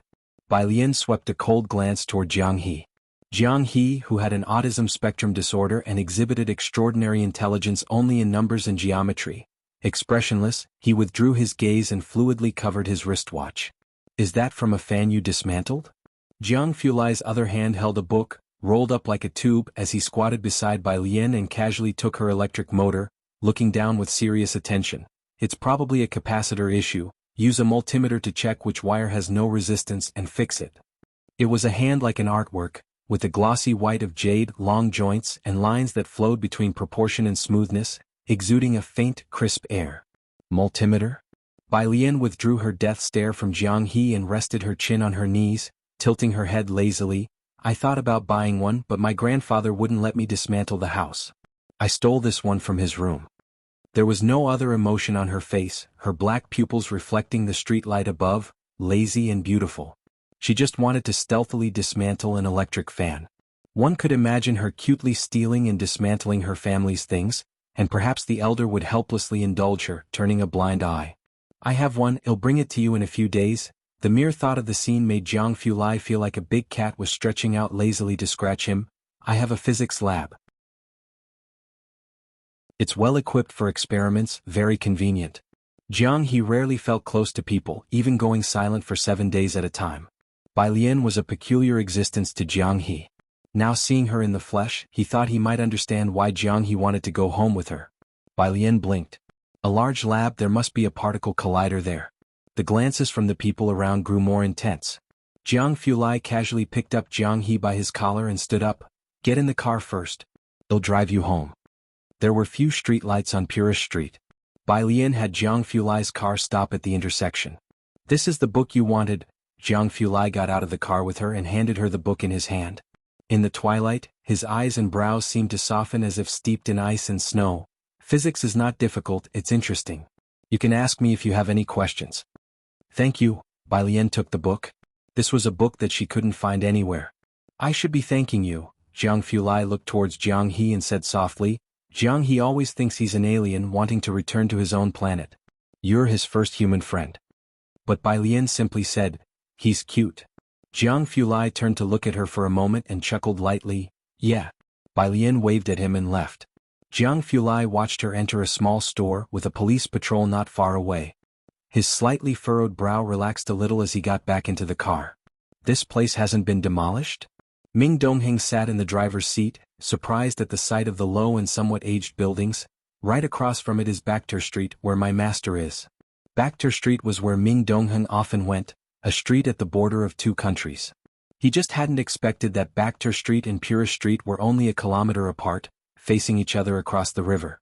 Jiang Fulai looked at the lone few streetlights slowly rolling up the car window. Let's go back.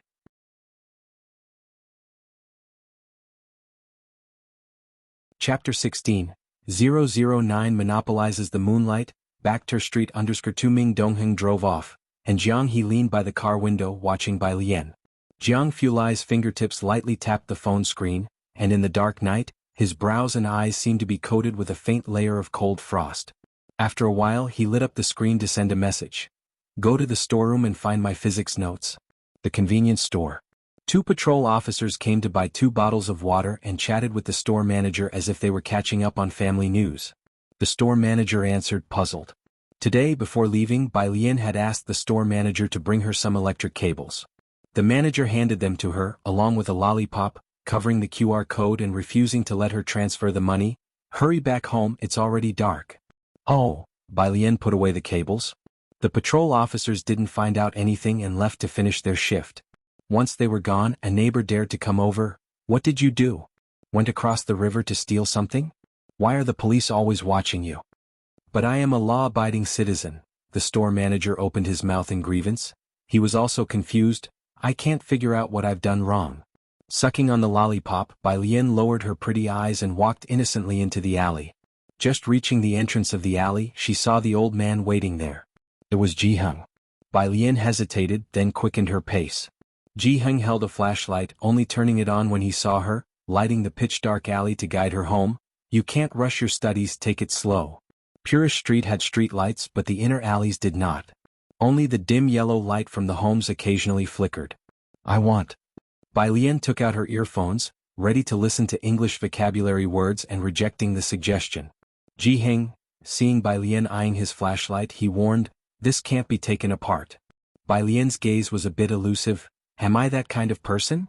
But I woke up this morning to find the corpse of my fan. Ji Heng ruthlessly exposed her. You just looked at the wrong time. Don't believe me, check again in a few days.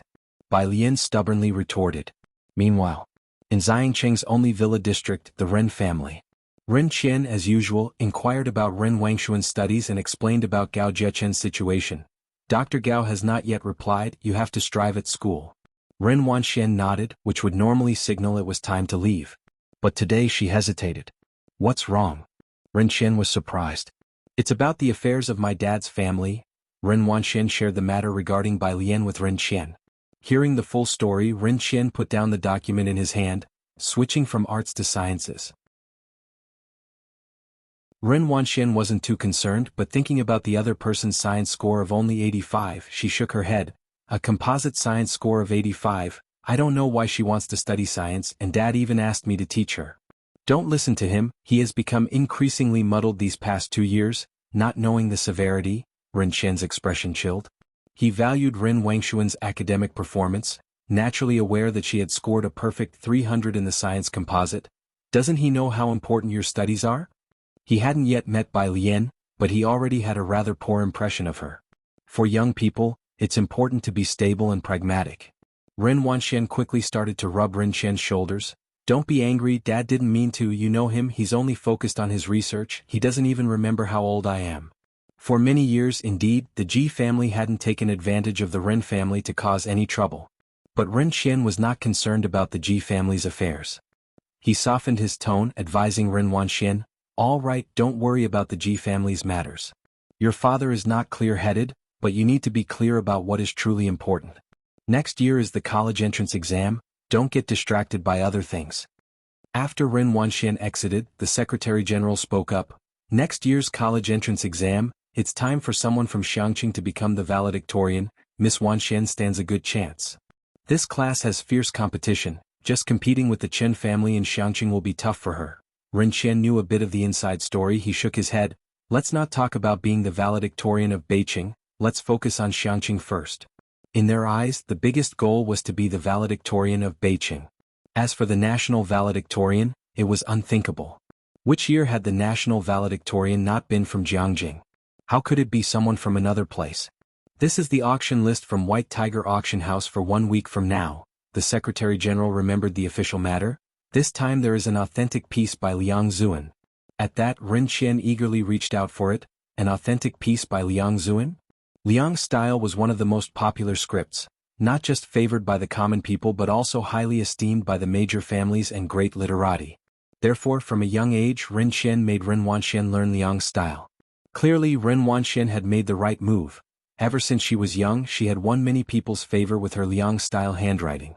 Authentic pieces by Liang Zuan were rare, with a known authentic piece residing in the private museum of the Chen family in Jiangjing.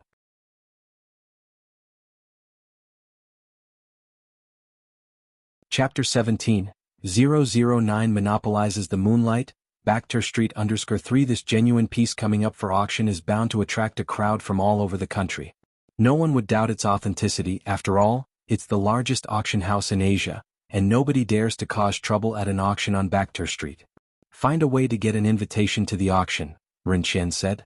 The next day, Bai Lian didn't linger in the library because Jiang Fulai had someone send her the multi-tester.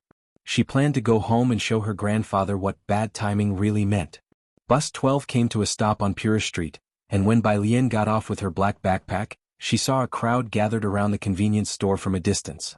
As Bai Lian approached, the onlookers outside in white tank tops trembled with excitement. With a clatter, a cigarette fell to the ground. Officer Zhang, ask them if I've broken any law? The middle-aged man in black attire said casually, exhaling a ring of smoke while pointing at a vendor selling chilled mung bean jelly. Dare you say I've transgressed? The vendor in fear shook his head as he picked up his knocked-over stall. No. I knocked it over myself. Oh, is that so? The middle-aged man took 2 more steps forward, pointing at someone selling hand-carved items. The person sat on the ground, frantically waving their hands in negation. He stepped on an embroidered shoe and finally stopped in front of Ji Heng. How about you? Do you dare? Ji Heng looked at the stall on the ground and shook his head. See. The middle-aged man then leisurely turned to Officer Zhang, his voice arrogant. I told you I haven't done anything, Officer Zhang. You wouldn't arrest a good person, would you? You? Officer Zhang was about to take action, but was firmly restrained by a colleague. Forget it, Officer Zhang. The colleague whispered in Officer Zhang's ear, he must be Poison Scorpion. Officer Zhang calmed down. Poison Scorpion.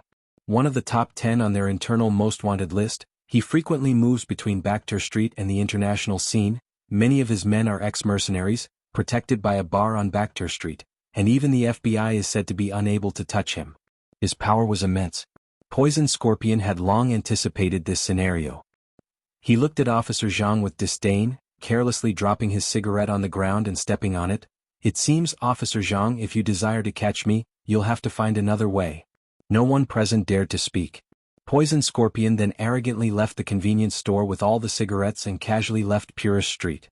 Only after he had left did Officer Zhang silently help the vendors straighten their stalls, whispering an apology to them. The people from the bar on Bakhtur Street at the junction between two nations, those people. Without evidence, Officer Zhang truly had no recourse. Even if the Chen family of Xiangqing was present today, they too would suffer silently. Bai Lian stood not far away, watching the scene with an unperturbed gaze. The man in the white tank top, feeling the chill of her gaze on his back, shivered and quickly set about helping the vendors pick up their goods. Clearly he was also one of the formidable convention people, and seeing him lending a hand, Officer Zhang gave him a glance, his gaze then shifting to the store owner not far away. As the crowd slowly dispersed, such incidents were not uncommon on Purist Street. Alien? Ji Heng, having tidied up his belongings, saw Bai Lian standing at the street corner. The neighbors liked the trinkets made by Ji Heng, who would set up his stall every few days. Bai Lian usually studied late in the library, so this was the first time she saw him vending. Bai Lian answered calmly, taking Ji Heng's items from his hand. It's all right, grandfather's used to it. Ji Heng spoke more today than usual, holding a tobacco pipe. These things don't happen often. He's from the opposite side and doesn't come here often. You should be more careful when you go out. It's better for ordinary folks like us to avoid provoking them if we can. He comforted Bai Lian. Bai Lian hummed in agreement once more, but the chill in her pitch-black eyes grew colder. Ji Heng was at ease with her. 11 o'clock at night. The lights in Ji Heng's room went out, and in Bai Lian's room she tightened the last screw on the electric fan. Then, taking her mobile phone, she quietly closed her room door behind her and left. Crossing the bridge at the end of Purist Street, a street stretched out in front of her, resplendent with golden light. Although it was 10 o'clock at night, it was as bright as day. The entrance bore the name in 2 languages, Bakhtur Street. The man in the white tank top had been waiting here. He looked up to see the girl in the flowing moon-white dress so out of place in this street. Sis, the man in the white tank top approached, handing Bai Lian a cigarette and lighting it for her. With a slender cigarette grasped between her fingers, Bai Lian appeared utterly nonchalant. As the flames sparked and smoke began to curl up, she lazily tilted her head. Where is he?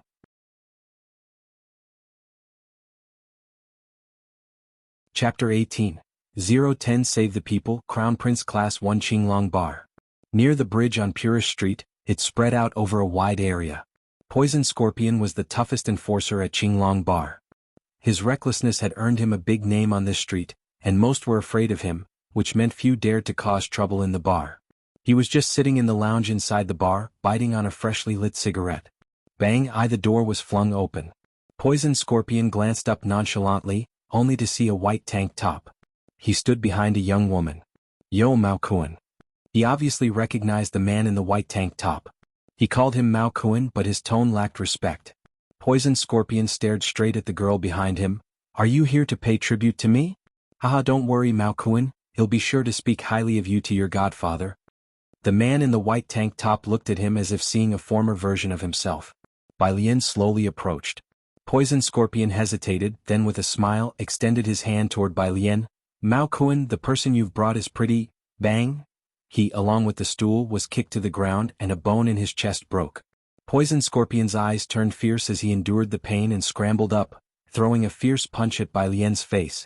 Bai Lian didn't even move her feet, simply raising her hand leisurely to catch his punch under his astonished gaze. The hem of her moon-white dress fluttered gently. Crack! The sound of finger joints breaking echoed. You want to die? With a bang, he was once again brutally smashed to the ground by Bai Lian. Poison Scorpion had never seen such a twisted scene before and looked at Bai Lian in terror. The borderlands between two countries were complex, and no one without some abilities could survive there. His skills were quite impressive. In fact, few people knew that even the FBI had been unable to handle him when he was notorious internationally, which was why the bar owner had taken notice of him. As Qinglong Bar's top enforcer, even the #1 fighter in the ring would have a hard time laying a hand on him. Poison Scorpion was breathing more out than in. He lay on the ground, unable to get up. Have I offended you? He was clever indeed. To be this arrogant and still alive for so long was because he had only offended nobodies. The girl in front of him, who could crush him as easily as pinching a steamed bun, was certainly no nobody. He had no idea how he had managed to provoke her. Bai Lian still had a slender cigarette pinched between her fingers, and the smoky haze swirled around her face. She walked unhurriedly to Poison Scorpion's side, wearing gray embroidered shoes with a faint footprint on them. The embroidery was of pink peonies, layered and sumptuous. With the shoe bearing the footprint, she stepped on Poison Scorpion's right hand and asked softly, "Is the embroidery nice?" "So prim and proper." Poison Scorpion, who had been so arrogant before, now lay at Bai Lian's feet. Even as every breath caused pain in his chest, he still struggled to wipe the dust from her embroidered shoe. Smiling ingratiatingly, he looked up at her. "Good, very good. The embroidery is excellent." Bai Lian looked down, the shadows cast by her eyelashes hiding the tumult within her eyes. She lifted her foot. "Indeed it's good." Bang, another kick. She kicked Poison Scorpion hard in the chest. Poison Scorpion was slammed against the wall. Bai Lian leisurely straightened her sleeves. Withdrawing her gaze, she said coldly, "But it's gotten dirty." The man in the white tank top knelt beside Poison Scorpion, kindly reminding him, "You had to mess with her grandfather's business of all things. And you even asked if the old man dared to. Do you think he dares? Remember to respect your elders and love the young." The bar was deafening with noise. A group of men in black waited at the doorway. The leader, seeing Poison Scorpion paralyzed and gasping against the wall, twitched his mouth. "God, you're asking a vicious man to respect the elderly and love the young." They looked at Bai Lian warily, then told the man in the white tank top, "Mao Kuan, the boss wants you in the conference room." "I'll talk to my godfather." The man in the white tank top nodded casually. Bai Lian leaned against the bar, lazily tapping her fingers on the countertop. "Xiaoba." The man in the white tank top immediately stepped forward, pouring her a drink. "Sister, my surname is Mao." "Oh, Xiao Mao." Bai Lian nodded sluggishly. "Thanks for today, but I don't drink. I'm heading back." "Sister, won't you stay a little longer?" Bai Lian took out a wooden hairpin, slowly gathered her hair, and her low, soft eyes were languorous. "No, I have class at 8 in the morning tomorrow." "Niao Kuan no Xiao Mao." At his side, a younger brother seeing Bai Lian for the first time blushed. Xiao Mao upon seeing this snapped at him, smacking his head hard. "What are you looking at? What are you staring at?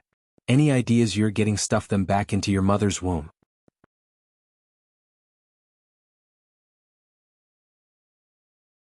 Chapter 19. 010 Save the People, Crown Prince Class 2 Purist Street. The night was dark and the wind was high. Bai Lian took out her earphones to memorize English vocabulary. It was nearly 1 in the morning, and faint sounds of a scuffle were coming from the narrow, dark alley ahead. Ordinary people would have taken a Bai Lian wore her earphones, halfway through her vocabulary listening, when her phone rang. It was Mao Kuan. She answered and calmly walked past them. There were 3 men with blonde hair and blue eyes. Because of the girl's excessive calm, they were clearly stunned for a moment. The next second, one of them came to his senses and reached out to grab Bai Lian's neck. Bai Lian tilted her head sideways, grasped the man's hand. "Sister," Mao Kun's voice came through. Bai Lian looked at the blue-eyed man, then glanced down at the person lying in the corner. "Wait a moment," she told Mao Kuan, then stuffed her phone back into her pocket. Then she suddenly yanked the blue-eyed man in front of her. The breeze from her punch parted the strands of hair scattered on either side of her, revealing her cool gaze. Bai Lian didn't retreat. With her other hand balled into a fist, she powerfully slammed into another who tried to make a move on her. In less than 3 minutes, 3 men were lying at her feet. Only then did Bai Lian take her phone out of her pocket, leaning lazily against the wall. "Speak." "Oh." Mao Kuan, on the other end of the phone, wiped his face. "There's an auction here in a couple of days. Do you want to come play?" "No thanks." Bai Lian hung up, her eyelashes drooping down. She put her earphones back on and dug out her English vocabulary list. "Hey!" The bloodied person lying in the corner spoke to her, shaking as he fetched a pack of cigarettes from his pocket and tried to find a cigarette to bite on. "Thank you, can I have your contact information?" Bai Lian glanced down at him. His leg was still bleeding nonstop. Her gaze settled on the gold-framed calligraphy next to him. When the man saw her looking, he moved his right hand but inadvertently triggered a wound, causing him to hiss in pain. "Do you want this? It's an original by Liang Zuan. It's valuable but not as precious as I am. Take it if you want. As for other requests, I can manage anything as long as you don't ask to live on the moon." Bai Lian, unsure which word moved her, squatted down, flipped on her phone's flashlight, and shone it on the calligraphy beside the man. After a while, Bai Lian's gaze lazily fell on the man's continuously bleeding leg. She slightly lowered her head and reached out to fumble with the man's injured leg. "What are you doing?" The man was taken aback and quickly said, It's a gunshot wound. My private doctor will be here any moment. Don't touch it randomly, I don't want to be crippled just yet. While he spoke, his leg suddenly stopped bleeding. Even the pain was greatly reduced. Only then did Bai Lian stand up, reopened her English vocabulary page and started walking back. Hey, the man snapped out of it and saw that she hadn't taken the calligraphy. He couldn't help but call out to her, "Don't you want Liang Zuan's original work?" The girl who didn't pay him much attention stopped. The gentle moonlight bathed her as she finished memorizing a word before tilting her head. Who told you this is an original? The man was taken aback. This has been authenticated by experts. The girl took her gaze back, disappearing around the corner. Her voice faded into the night, lonely and vague. Have it authenticated again. That's his student's handwriting. 6 o'clock in the morning. Ji Heng's room. The moment he opened his eyes, he found himself face to face with a figure holding an electric fan. Ji Heng. Bai Lian. After 10 seconds of staring, someone was looking at him with a very righteous expression, as if asking, "Why did you wake up so early?" Very well. Ji Heng expressionlessly closed his eyes again. Only then did Bai Lian set the electric fan down. She made sure to plug it in. The fan that was previously broken now seemed eager to let everyone know it had been fixed by someone, whirring loudly as it began to spin. She considerately closed the door behind her as she left. Ji Heng opened his eyes again, looking at the window to the early morning sky, cool with an estimated temperature of about 22 degrees. Calmly, he reached out and pulled the half-draped blanket up to his neck. Xiangqing Middle School starts class at 8 in the morning. Most boarders arrive by 7.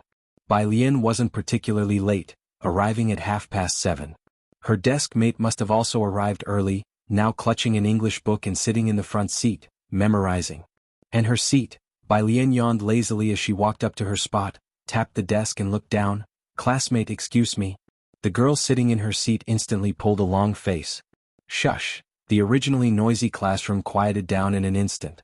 Zhang Xiai's, who had been napping on his desk, also lifted his head, bleary-eyed, and came to alertness at the situation.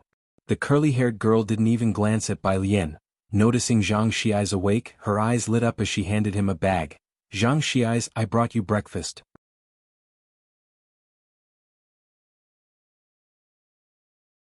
Chapter 20, 010 Save the People, Crown Prince Class _3. Meanwhile, Yang Lin gently tugged at Bai Lian's sleeve, gesturing with her eyes towards Bai Lian.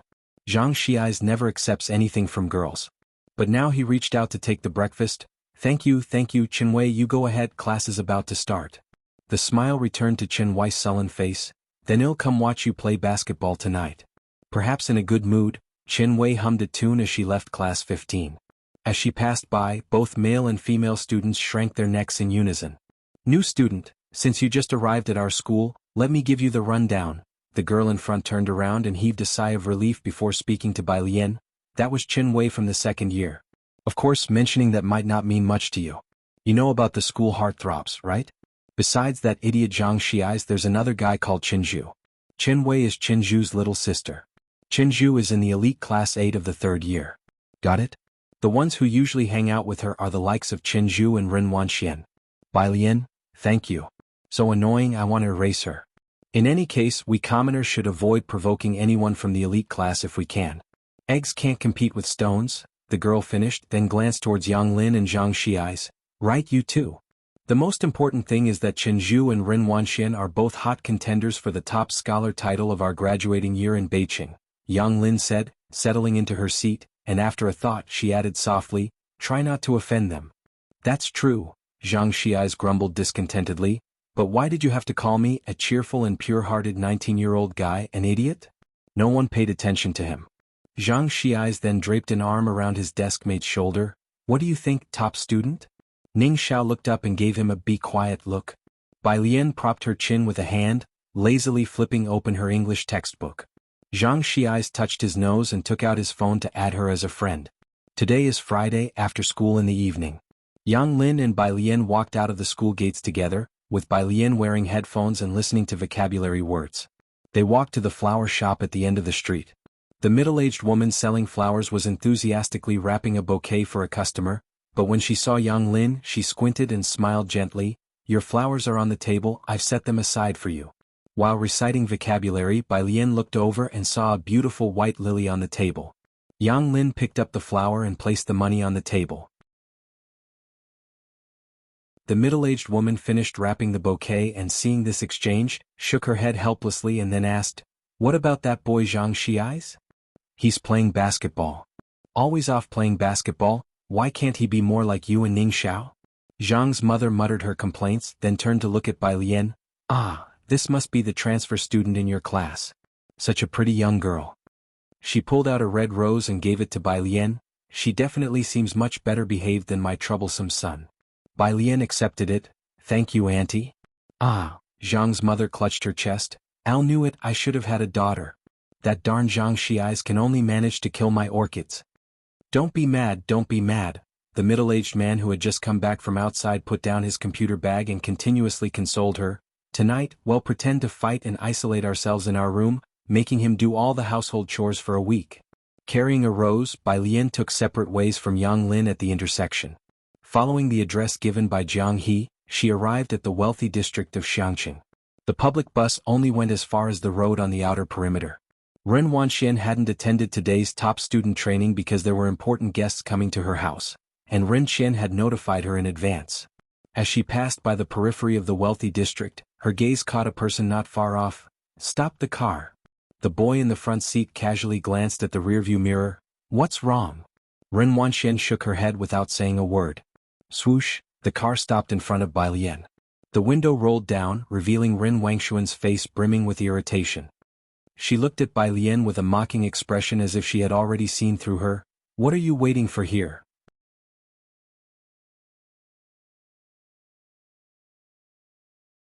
Chapter 21. 011 Director Qin. That day Liang Zuan's extraordinarily talented disciple _ Bai Lian held her cell phone and sent a message telling Jiang He not to hurry. She was still in a moon-white long dress, her eyes clear and tranquil, reciting vocabulary in a calm and unruffled manner. Upon hearing a voice she looked up. "Waiting for your ancestor." No matter whether it was at school, at the Ren family home or anywhere else, Ren Wanxian was always the center of attention, always pampered and worshipped by everyone. Even Qin Wei had to make some superficial effort in front of her.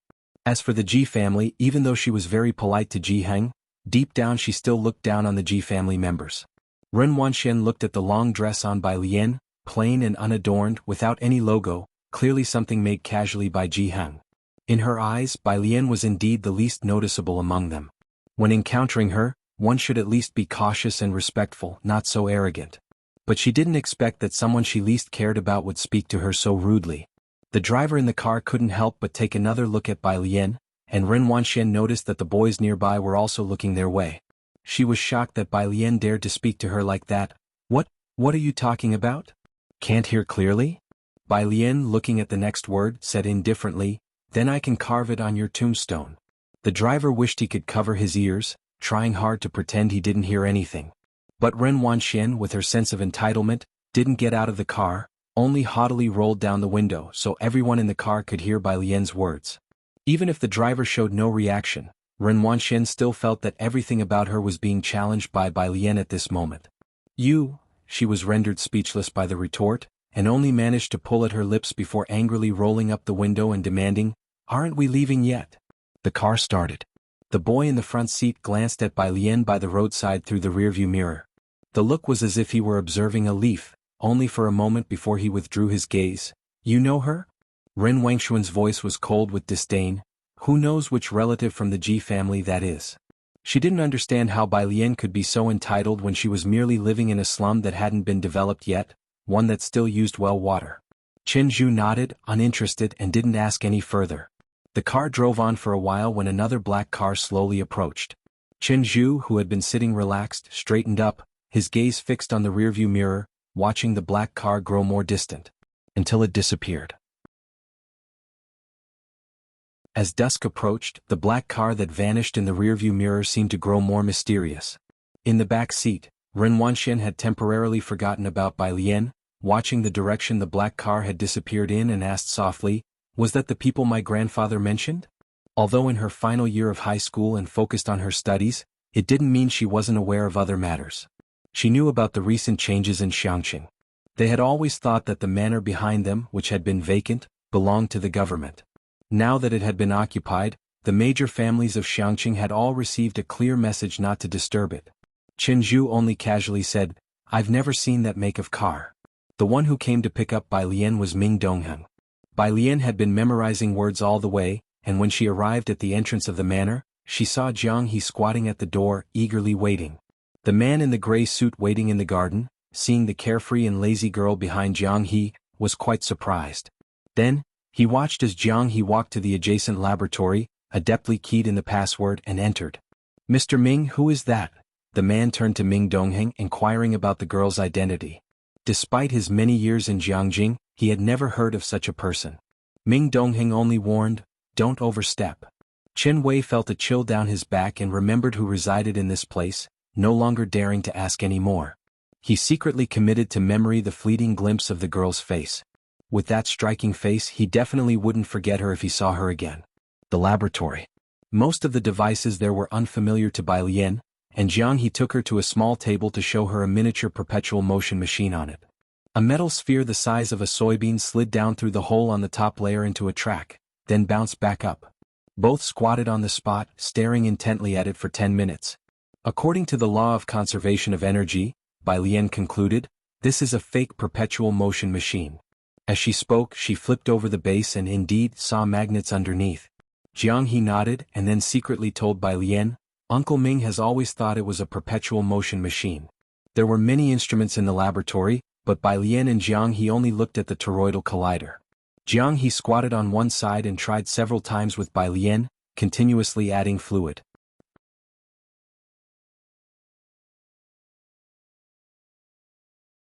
Chapter 22, 011 Director Qin. That day Liang Zuan's extraordinarily talented disciple _2 Bai Lian always recorded the data.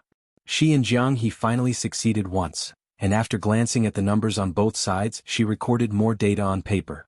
After she finished, Jiang He leaned on the table and looked at the vortex machine. "How come it still isn't broken?" Bai Lian set the paper aside, tilted her head to look, and found it hard to disagree. Outside. When Jiang Fulai returned, it was already dark. Young Master Jiang, Chief Chen followed him into the house respectfully. Jiang Fulai took off his coat and with a quick glance, noticed a black backpack, a mobile phone, and a rose on the rosewood table. "Ming Dongheng, those are Miss Bei's belongings." Jiang Fulai hummed calmly, his long eyelashes drooping slightly, shading the excessively cold look in his eyes. "Are they still in the laboratory?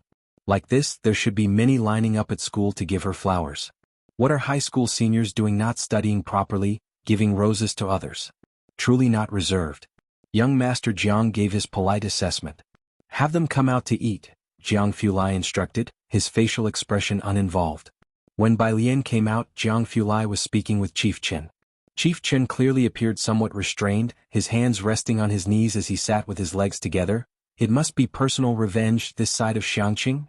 He caught sight of Bai Lian entering from outside, paused, and didn't know whether to continue. Jiang Fulai tapped his fingertips lazily on the table, glanced at him. "Continue?" "Oh," Chief Chen quickly resumed, "L came here to tidy up the security. Poison Scorpion is my top priority, but the day I arrived, someone sought revenge on him." Ming Dongheng couldn't resist commenting expressionlessly, "Such a coincidence. You sure you didn't have a hand in it?" "How could L?" Chief Chen was quite agitated. "If I had that ability, would I need to be sent here for further training?" Ming Dongheng suddenly understood. "Chief Chen. Ever since ancient times, Xiangqing has always had difficult problems. This time Jiang Fulai came to Xiangqing, Jiangjing decided to give Xiangqing a thorough cleanup. Chen Zhu was a relatively outstanding descendant of the Jiangjing Qin family, and he secured the opportunity to come to Xiangqing out of a host of people. In ancient times, he would have been a special envoy with an imperial mandate.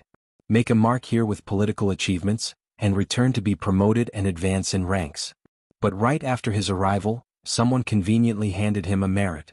Chief Chen really felt Xiangqing was his lucky place. No suspects.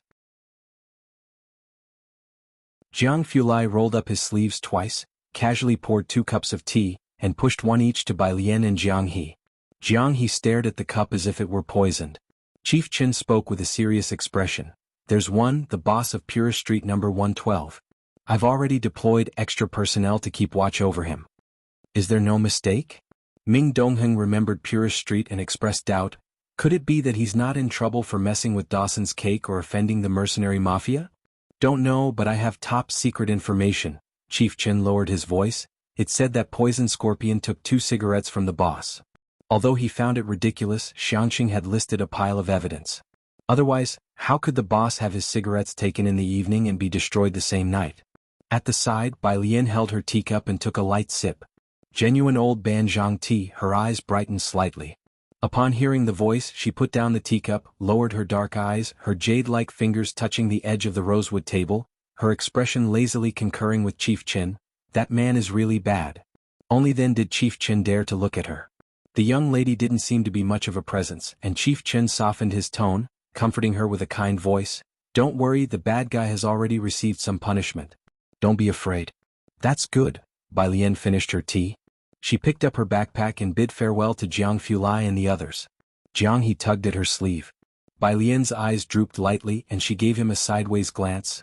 I'm going home to have dinner with my grandfather. A few streets away at the Ren family's. The Ren family and a group of people from the Qin family waited properly. Chief Qin, when can he arrive? Ren Qian looked at the middle-aged man beside him. Though anxious, he remained very polite to Chief Qin. The man referred to as Chief Qin was Qin Gang of the GDP powerhouse Qin family from Xiangqing. He was eyeing his watch. He should be arriving soon. As he was speaking, someone from outside came in with happy news. Qin Lord has arrived. Ren Qian and Qin Gang both stood up swiftly to welcome the guest at the entrance. Ren Wanxian and Qin Zhu also got up, exchanging glances. Qin Lord, Qin Gang accompanied by Ren Qian respectfully ushered the person in, and then introduced Ren Qian. This is Xiangqing's current highest administrator, the elderly Mr. Ren Qian. If Bai Lian were here, she would recognize this man as the Chief Qin she had just met.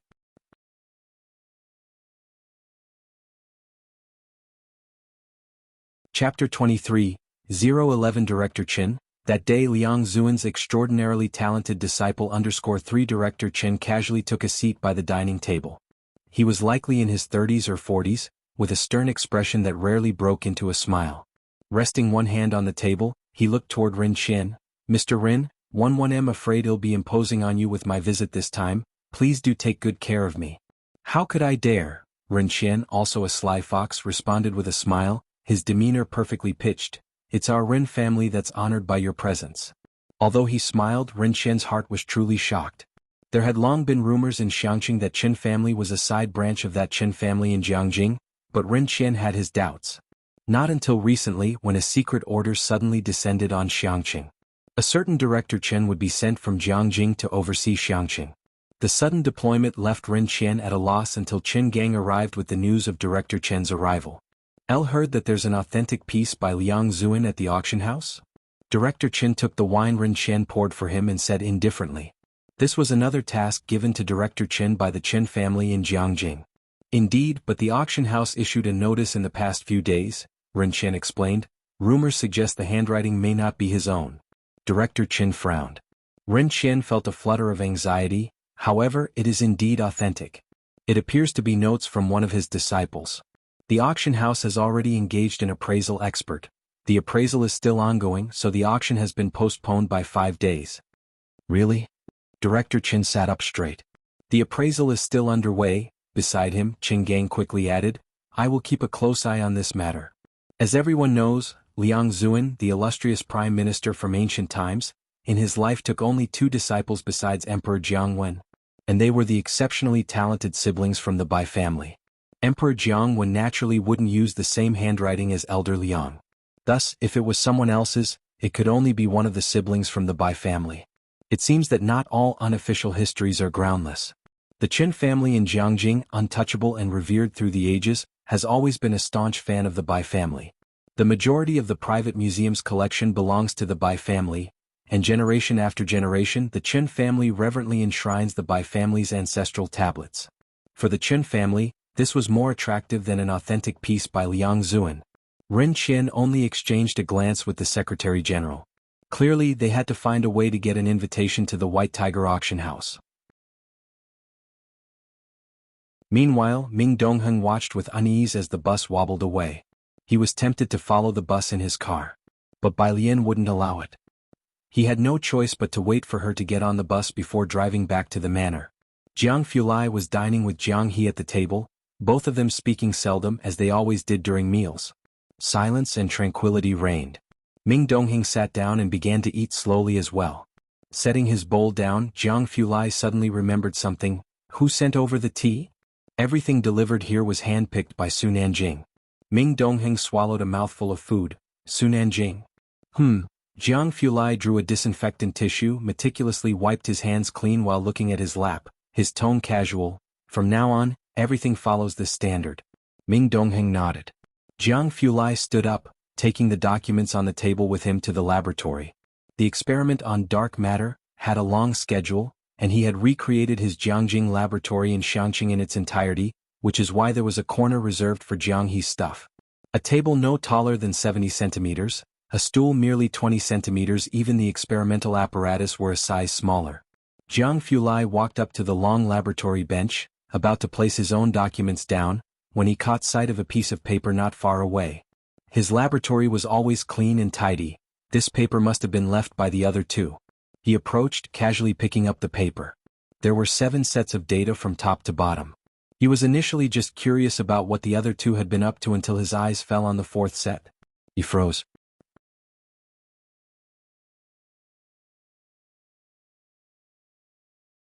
Chapter 24. 012 High-Efficiency Study Method. Relocation of residents completed under a few digits were written casually. They flowed from the hand as if in one breath, the strokes revealing a hidden sharpness. Jiang Fulai stared at the characters for a moment before continuing to look at the data. If the first 3 sets of data were chaotic, a pattern could be discerned starting from the 4th set. Jiang Fulai immediately recognized it as data from vortex ring collisions. He wasn't very interested in fluid dynamics, so he scanned the data quickly and then took out his phone to take a picture. He sent it to someone. Member of the Ma Institute. I'll need to calculate 5,000 Gaussian Bose samples. I don't have time. Member of the Ma Institute. Of course, if you're willing to switch to quantum mechanics, I think I might find some time. Clearly, the other party didn't look at the content carefully. The reply was quite heartless. Jiang Fulai was not in a hurry. 10 minutes later. The phone rang. Jiang Fulai's eyes were faint, he wore half-frame glasses on the bridge of his nose, and there were no chairs for resting in the lab, nor was the experimental table suitable for sitting operations. He leaned on the desk with one hand, while the other held a mouse, bending over to carefully plot the mass and interaction graph of WIMPs. He didn't answer. The phone stopped for a while, then ringed again quickly. Jiang Fulai reached out, picked up the phone and pressed the answer button. I had a feeling they were up to no good and trusting the kid to you. You're barely self-sufficient, how are you going to care for Jiang He? Came the voice of the member of the Ma Institute, with his teammates discussing something in the background. He was always direct with Jiang Fulai and after a brief pause suggested, how about this, you hand Jiang He over to me and I'll raise him on your behalf. The member of the Ma Institute knew who was with Jiang Fulai. So he guessed that the data came from Jiang He. It's a set of data Jiang He and his friend worked on. They are very sensitive to data, Jiang Fulai said with a slight droop in his phoenix eyes. His depth in fluid dynamics wasn't profound. But a person's talent and spirit can't be hidden. Therefore he did not think Jiang He and Bai Lian had a superficial understanding of physics. After all, even the mathematical genius Maxwell faced indifference when he shifted to physics, trying to study electricity and magnetism, and the physical giants of that era did not care about Maxwell either. On the phone. Jiangjing University. The member of the Ma Institute hung up, holding on to the data and thinking about it as he left the office. While going downstairs he instructed his assistant, we're aiming to match the school in Xiangqing this year, right? Help me look someone up. The assistant noted it down in the schedule. Almost everyone in the school knew the member of the Ma Institute. Upon seeing him leave the office, a boy passing by the lab building couldn't help his excitement and took a photo, then grabbing his friend's arm, unable to contain himself. Xiaoku, that's the member of the Ma Institute. Did you see? My teacher once had the privilege of being in his team. Bai Lian had just gotten off the bus when she saw Mao Kuan squatting at the bus stop waiting for her. Upon seeing her, Mao Kuan immediately stomped out his cigarette. Then he picked up the cigarette butt and threw it into the trash can. Sis, Mao Kuan offered her an invitation with eager courtesy. Sis, this is an invitation from the White Tiger Auction House. I'm not going. Godfather said it's yours once he gives it to you, you can sell it if you don't want it. Mao Kuan scratched his head. It's going for a good price on the black market right now. Then you help me put it up on the black market. Bai Lian reached out, took the red invitation with a white tiger printed on its cover, and casually put it into her backpack. Okay sis. The two of them went to a convenience store one after another. Bai Lian grabbed a bottle of water, scanned the QR code to pay and then went back. Whereas Mao Kuan, seeing that Bai Lian called the store owner uncle, caught on quickly, bought a pack of cigarettes, and also helped the owner move the piled goods back into the store. Someone watching from the shadows took note with a solemn expression, marking the store owner's name with a star. Bai Lian had a pleasant time reading and studying in the library with Jiang He on Sunday. Jiang He sat listlessly alone on the carpet. He fiddled with a Rubik's Cube in his hand slowly. Jiang Fulai came downstairs, fastening the buttons at his collar with one hand, holding his laptop in the other, and walked slowly over to Jiang He. Looking down, his posture was somewhat lazy, his voice however was calm. Not changed clothes? Normally Jiang He would have been heading to the library that day. Jiang He ignored him. Jiang Fulai finished buttoning up, placed his laptop on the table beside him and asked calmly, "Do you know when my vortex ring machine might break down?" "Sister Bai has gone to Beijing to transfer her huku." Jiang He looked up and spoke slowly. "Beijing?" Jiang Fulai nodded. He then reached out, took the Rubik's Cube from Jiang He's hands, which was twisted halfway through difficulty, quickly solved it and handed it back to Jiang He.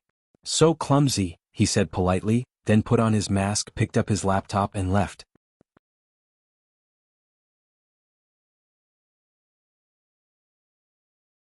Chapter 25. 012 High-Efficiency Study Method, Relocation of Residents completed. Tu Ming Dongheng stood in place, his face expressionless as he watched. Jiang He frustratedly scrambled the Rubik's Cube again, opened his watch and sent a message to Bai Lian. Text. Bai Lian had already boarded the train, and her household registration transfer certificate for Xiangqing had been processed. The certificate for moving out still needed to be arranged in Beijing. Beijing was far away and Xiangqing only had a train service, so a round trip took a whole day. As household registration had to be done on a workday, she went a day early and planned to return directly after getting the certificate the next morning. Ji Xiaojun went with her and the two of them sat together. The train ride was nearly 12 hours long, and Bai Lian had brought a physics question bank in advance. She buried herself in the questions as soon as she got on the train. A middle-aged couple and an elderly person sat opposite them, who upon seeing Bai Lian working on her problems, spoke in hushed tones and deliberately lowered their voice when occasionally conversing with Ji Xiaojun.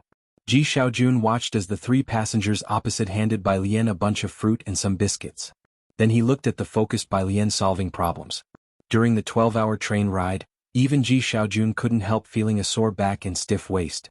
He had thought that being pampered from an early age, Bai Lian would find it more difficult to endure, but to his surprise she remained upright and attentive, maintaining her studying posture throughout the journey. The train's signal was poor, and Bai Lian was concentrating on her questions. By the time she saw Jiang He's message, it had already been 2 hours.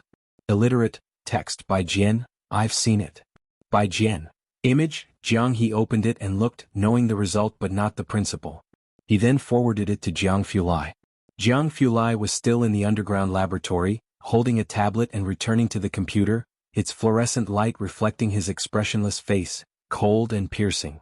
The group of trainees beside him tried their best to pretend to be busy, not daring to look at him. An assistant entered through the glass door with a document in hand and said, "Young Master Jiang." Jiang Fulai's gaze didn't shift. After briefly pointing out an experimenter's data beside him, he took the document from the assistant and casually flipped through it. "This is an invitation from the Gao family," the assistant reminded. Gao Zhechen was a carefully cultivated plant by the Gao family and the Jiang family, but after this incident, they had been busy managing the fallout and finally sent this invitation to Jiang Fulai as an apology. Upon hearing this, Jiang Fulai turned his hand, calmly handing back the invitation to the assistant. The message was clear. His phone rang and Jiang Fulai gestured for the assistant to leave, then he checked the message from Jiang He, opening the image. It was a complex question with a few formulas listed on the side. The handwriting looked neat and clean, slightly different from what he had seen the night before. However, he could guess who had written it, and being too lazy to type, he sent a 52-second voice explanation to Jiang He. Jiang He sent a comma. Jiang Fulai followed up with, 47, Jiang He, ? Jiang Fulai, 60, Jiang He, you know the teacher's microphone was on, right? Out of patience, Jiang Fulai coldly typed 2 characters. Add group, Jiang He, okay. On the other side of the phone, Ming Dongheng watched with an expressionless face as the well-known genius Jiang He got scolded by young Master Jiang for 2 minutes, thinking to himself, luckily he doesn't study physics. Bai Lian and Ji Xiaojun arrived in Beijing after 10 o'clock at night. The two stayed at a hotel not far from the Public Security Bureau. It was only after washing up for the night that Bai Lian discovered that Jiang He had added them to a 3-person group. Jiang Fulai sent a detailed process diagram, and Bai Lian sat at the small square table to study it carefully. She politely sent a thank you and then asked another question. Jiang Fulai, 37? Jiang Fulai, 29. Bai Lian opened each one to listen. Physics definitely requires understanding the theorems and repeatedly deriving all formulas. To learn physics, don't look up to it, you should stand on the mountaintop and look down upon it. Every seemingly unrelated phenomenon in nature, when slowly deduced, you'll find that they all share a common cause. After you understand all the theorems and formula derivations in that university physics book, explain them to someone else in your own words until they can understand. Try this tomorrow by explaining absolute zero to your grandfather until he understands. Once you grasp the principle behind each phenomenon, you'll find all the problems quite simple. The other person must have been quite busy today, still in the underground laboratory with a clear, deep voice. Deliberately slowed down with a faint, slight echo. Bai Lian listened twice. So the next day, at 6 in the morning, Ji Heng had just gotten out of bed when he received a call from Bai Lian. Bai Lian, Grandpa, did you understand? Ji Heng wasn't fully awake yet, only hearing something about molecules and immobility. He got dressed, didn't understand but responded with a calm, Then would you repeat it for me? Ji Heng, 15 minutes later. Finally, Bai Lian heard the correct answer from Ji Heng's mouth and hung up satisfied. The Feynman technique that young Master Jiang taught her might end up making Ji Heng the biggest victim. The process of applying for a household registration transfer certificate wasn't complicated, and since they went early, it took less than half an hour to finish. With the train at 10-something, Ji Xiaojun took the opportunity to visit a nearby mall. While Ji Xiaojun shopped, Bai Lian queued in the adjacent milk tea shop to buy tea and wait for him. What Madame Song saw as she passed by was this scene. The tall girl dressed in simple white clothes and black pants, the white garment without embellishment save for a few poppies at the neckline, which rendered it exquisitely simple. She held a fruit tea in one hand, leaning casually against a column at the entrance of the mall. Countless passers-by turned their heads. You're back in Beijing? Madame Song got out of the car, the driver following behind her. Her eyebrows and eyes were warm, and her tone bore a bit of surprise. Bai Lian bit her straw and looked up. She thought for 10 seconds before she could recall who the woman was from the original owner's memory. It was her, Song Min's mother. Auntie Song, Bai Lian spoke up. This person was more pleasing to the eye than Song Min, so Bai Lian politely explained that she was back to process her household registration transfer. Bai Lian, listen to me, said Madame Song with a serious demeanor after hearing her out, looking at Bai Lian. I'll know you think your father is unfair and you don't like Xiaoqi and the others. I can understand all of this. But after all, you're a family, you can't be childish. To be honest, Xiaoqi is smarter than most of the young nobles I've seen in Jiangjing. Your father's favor is not without reason. Besides, you need to understand that in the future the Bai family will definitely be centered around Xiaoqi. His prospects, I dare say, are absolutely clear. You should look to the long term. Staying with the Bai family for protection will give you the best development. Madame Song's maternal family was from Jiangjing, hence her extensive knowledge about it. She felt a subtle pity for Bai Lian and thus offered this piece of advice. Some things she left unsaid. For instance, she knew about the incident with the Bai Tia's written pledge and that Bai Lian and Bai Xiaoqi were at odds because of her son. But she thought that now was not the right time for Bai Lian to hold a grudge against Bai Xiaoqi. Instead, it was most important to maintain a good relationship with her. Bai Lian listened carefully. She finished her last sip of fruit tea, crushed the bottle. I've never thought of relying on the Bai family. What? Madame Song was taken aback. The driver behind her glanced at Bai Lian. He naturally recognized the young miss of the Bai family, who often came to the Songs to find Song Min. On hearing this, he sneered internally. Not rely on the Bai family? What else could you rely on? Your trivial youthful pride? Or the confidence from being expelled by Beijing High School?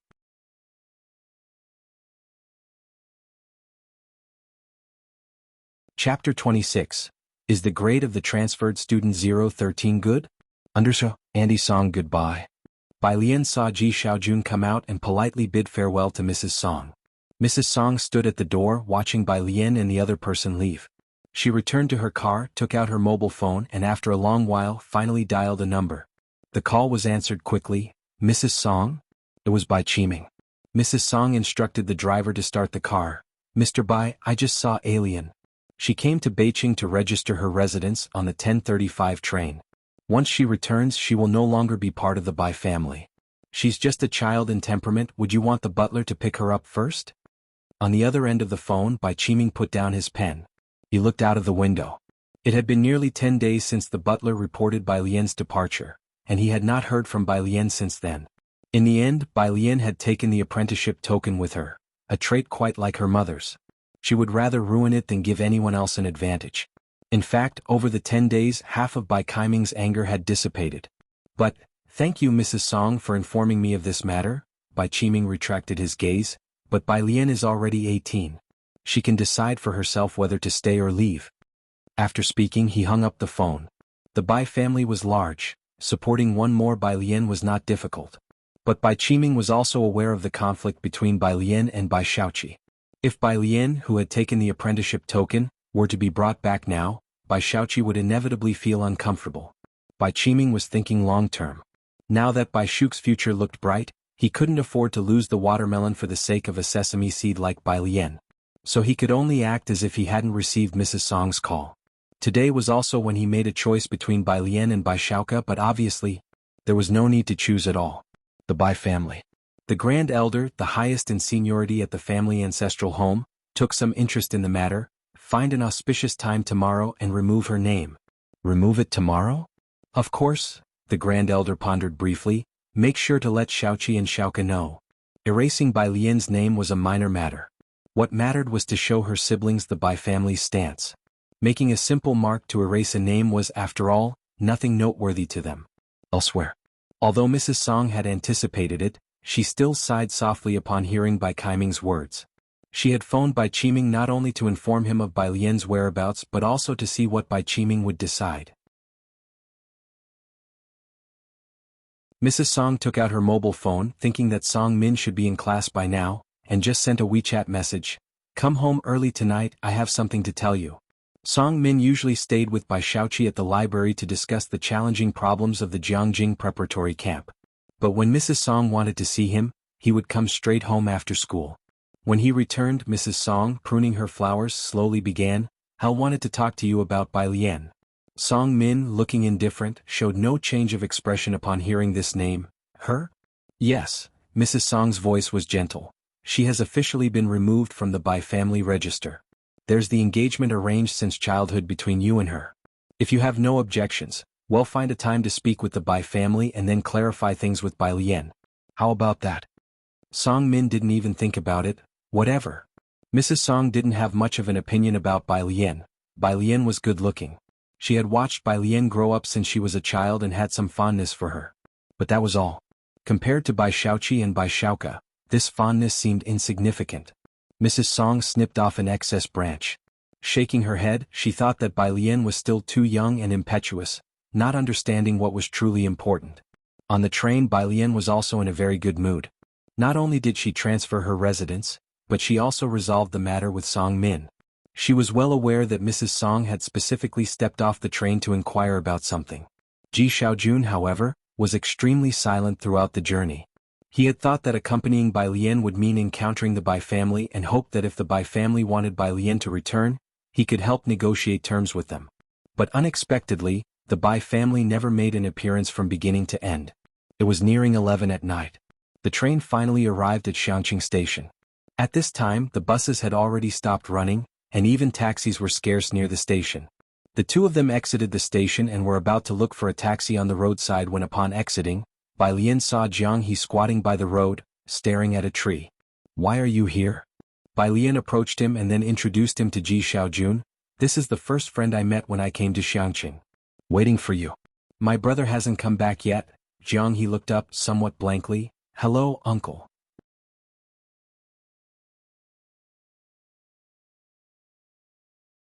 Chapter 27. Is transfer student 013 performing well in their grades? Underscore 2G Xiaojun saw this elegant-looking kid and wasn't quite sure how to start a conversation, but unexpectedly the other party greeted him nicely. He was somewhat at a loss for what to do, so he just stuffed all the snacks he had collected for Bai Lian into Jiang He's hands. Ming Dongheng stood coolly on the side. After sending Bai Lian and Ji Xiaojun back to Purist Street, Jiang He still clung to Bai Lian's hem without letting go. Ming Dongheng was used to it. Jiang He's behavior was always quirky. He reported to Jiang Fulai. Jiang He received a message on his watch and finally let go of Bai Lian's hem. By the time Jiang Fulai arrived, Bai Lian had already left. He had just come out of the lab and hadn't changed his clothes, lethargically reaching out to knock on Jiang He's car window. Jiang He held grudges and ignored him. Still lying on the car window. Jiang Fulai was calm. One saw an MTS report last time. It said that kids who stay up late don't grow tall. Jiang He, not even as tall as Jiang Fulai's waist, suddenly looked up. Are you tired? I'm not tired. Jiang Fulai glanced at him casually and sincerely asked, you shouldn't be tired either, right? Oh, of course not. Jiang He started talking to himself. One mean Uncle Ming must be tired, so if he's tired then we can go back now and let him sleep first. Ming Dongheng said expressionlessly, yes, young master, I'm very tired right now. Xianqing Middle School. Bai Lian rushed to catch the train on Monday, and after explaining the kinetic energy theorem once again to Ji Heng on Tuesday morning, she came to school. Desk mate. Bai Lian twirled her pen as she turned her head to look at Yang Lin. Can you lend me your biology notebook? The black pen spun agilely around her fair and slender fingertips. Yang Lin was the class study representative. Her hair was black and long and her skin extremely pale, covering most of her face and neck. She wore the school uniform, long sleeves and pants, every day and seldom spoke to others. She just reached into the desk and pulled out 2 biology notebooks to give to Bai Lian. Bai Lian took them, flipped through them and saw that the notes were very clear and clean. Inside one of them, she saw a realistic drawing of an alley lined with fresh flowers on both sides.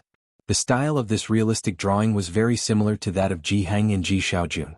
It seemed to be a few years old but was well preserved. Bai Lian took it out and gave it back to Yang Lin. Her dark eyes reflecting Yang Lin's face, she sincerely praised, it's very pretty. Yang Lin was stunned for a moment then took it back. After quite a while, Bai Lian heard her softly hum in response. The first class in the morning was Chinese. When Bai Lian's classmate behind her, Zhang Xiai's, arrived, Lu Lingxi had already finished analyzing an ancient poem. Report. Zhang Xiai's ran to the entrance of the class, not even having had the time to zip up his school jacket. Lu Lingxi stood by the lectern, one hand resting on it, looking at Zhang Xiai's and with the other hand pointing at the clock on the wall. Zhang Xiai's, it's already our senior year, and yet you're still so lax. Class starts at 8. Look, open your eyes wide and see what time it is now. Zhang Xiai's looked at the clock hanging on the wall behind him, his expression serious. 7 hours 70 minutes. Lu Lingxi, pfft. The classmates suddenly burst into laughter energetically. Lu Lingxi was also beside herself with a mixture of laughter and exasperation, scolding with a smile, get in here. Zhang Xiai's touched his nose dejectedly and returned to his seat. Last night he stayed up late squatting to snatch Yen Lu's photo book, so he got up late this morning. Seeing that his mother was still angry with his father, he helped his mother cut some flower branches until he realized he was going to be late. The class finished quickly. Lu Lingxi called Bai Lian to the office separately. El saw you getting along well with Yang Lin this morning. Lu Lingxi handed a box of band-aids to Bai Lian and said softly, could you give this to her? She has a wound on the left side of her forehead. Bai Lian reached out to take it, tossing it in her hand with a cheeky smile in her eye. Got it, but I can't promise anything. She was wearing the brand new school jacket she had just received today, her hair still tied up at the back of her head with a hairpin, and her prepossessing brows and eyes drooped as she looked quite well behaved. The blue and white school uniform didn't look bulky on her at all. Slack and casual. It's alright, you try it. Lu Lingxi sighed, remembering something important. Also, there's a training program for top students. It's every day after school until 8 in the evening, featuring exercises from Jiangjing University's affiliated schools. Lu Lingxi wasn't too clear on the specifics. The principal had called her on Sunday to ask if there was a transfer student named Bai Lian in her class, and just like that, it was settled. In any case, attending the training wasn't a bad thing. Okay, Bai Lian put the band-aid back into the pocket of her school uniform. Returning to her seat, Bai Lian looked at Yang Lin, who was hunched over doing homework, and initiated conversation. Desk mate. Yang Lin lifted her head slightly. Bai Lian quickly tore open a band-aid, lifted Yang Lin's hair, and accurately stuck it on before letting her hair fall back over it. The whole movement was smooth and fluid. It took a while for Yang Lin to realize what had happened. Bai Lian thought lazily, proving that sometimes it's not good to be too polite. Lu Lingxi was so polite she couldn't even give things away. The training class for top students was held in the auditorium of the comprehensive building. With only about a dozen participants, there was less than one person per class. By the time Bai Lian arrived, most of the students were already there.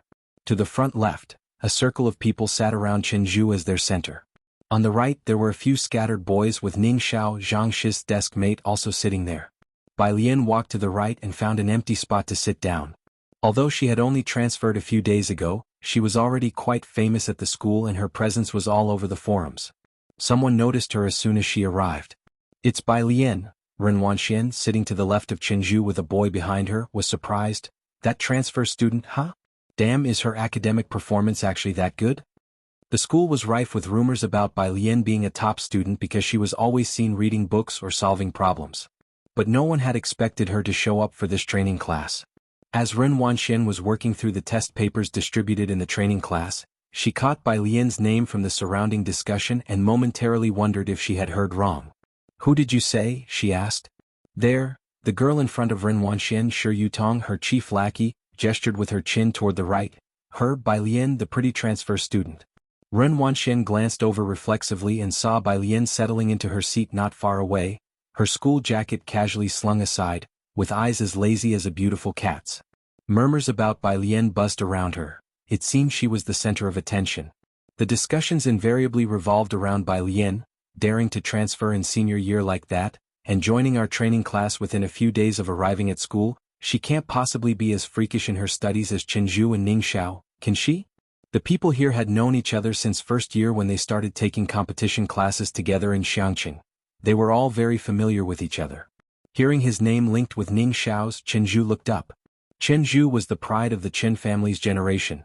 Unlike Chen Wei, he always kept away from trouble at school, focusing solely on his studies and regularly competing with Ning Xiao for the top spot in their grade.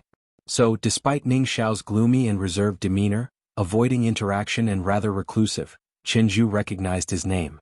There were whispers that someone had scores close to Ning Xiao in the combined sciences. For the first time he spoke up. "What transfer student?" Seeing Chen Zhu asking, Shi Yutong hurriedly glanced his way, half in admiration as she began. "That's Bai Lian. To be in this program, her grades. With people all around discussing Bai Lian and even Chen Zhu asking about her, Ren Wanxian cut in. She scoffed, almost mockingly, looking away. The others immediately sensed something unusual as the boy behind pressed. "Ren, do you know her?" Most people turned to look her way.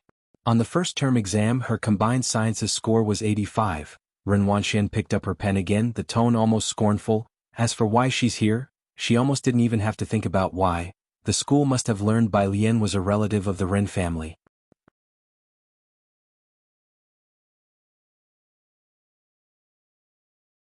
Chapter 28.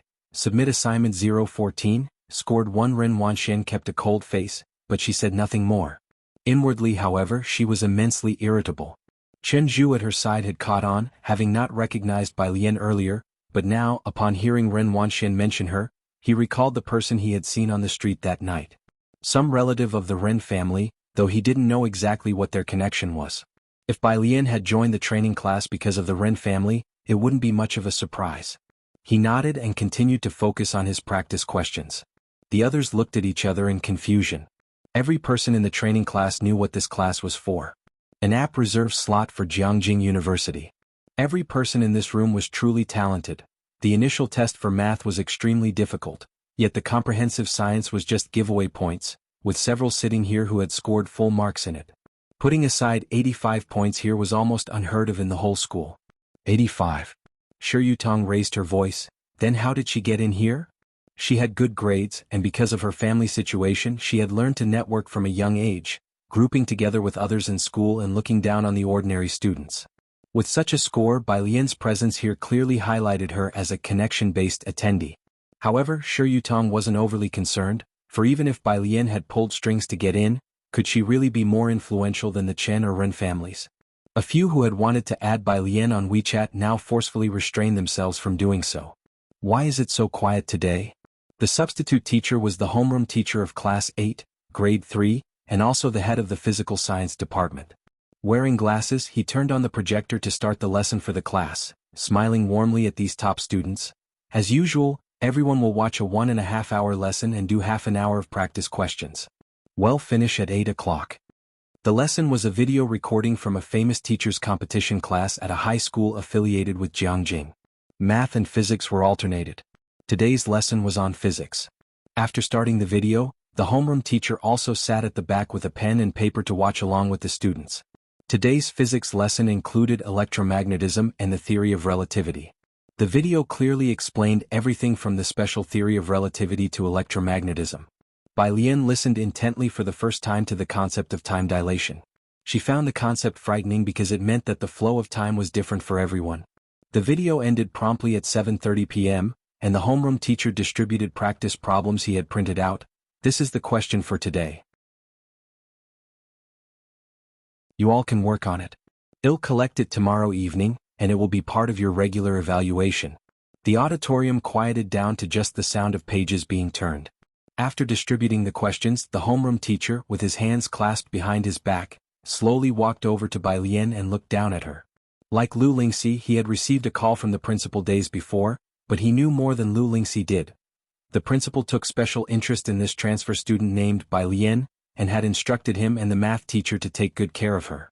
So, upon his arrival today, he couldn't resist shifting his attention to Bai Lian. The questions printed by the training class were synchronized with the video and were very difficult, all originating from Jiangjing. In the past, he had always focused on Qinzhu and Ningxiao, but today he made an exception to watch Bai Lian. He was curious whether she could solve it. Bai Lian was unaware of the homeroom teacher's thoughts.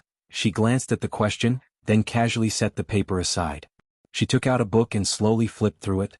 The homeroom teacher who was waiting to see her solve the question was puzzled. I write, will you?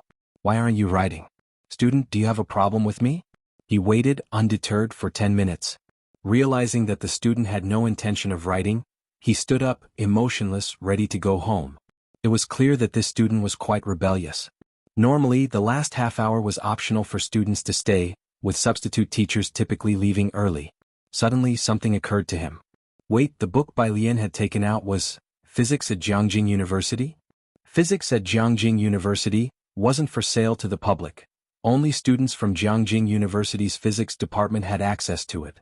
Getting into Jiangjing University was hard enough, let alone its top-ranked physics department.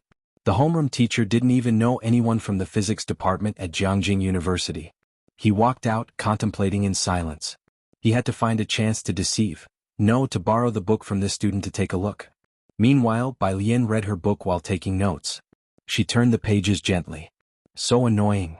In front of Ren Wanxian, Shi Yutong coldly glanced towards Bai Lian and seeing that Bai Lian had put her assigned problems aside and was just flipping through a book, couldn't help snapping. If you're not interested in studying seriously, can you at least not disturb others? Your constant page flipping, don't you find it bothersome? Surnamed Bai, Shi Yutong had searched all over Xiangqing and couldn't find a family with the surname Bai.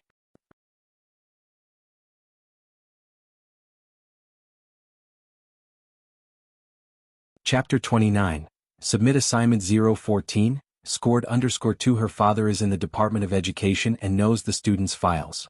While others at school don't know, she is crystal clear about it. Chen Zhu's Chen Wei's family is the richest in Xiangqing, and Ren Wangshuan's family is even more incredible. Bai Lian still kept her head down slightly. The lights in the lecture hall were quite bright. She leaned casually against the back of her chair, one hand flipping through a book and the other holding a pen, occasionally making notes on the page. She paid no attention to Shi Yutong. Although Shi Yutong couldn't compare with Chen Wei or Ren Wanxian, she wasn't invisible at school either, with good grades and a respectable family background.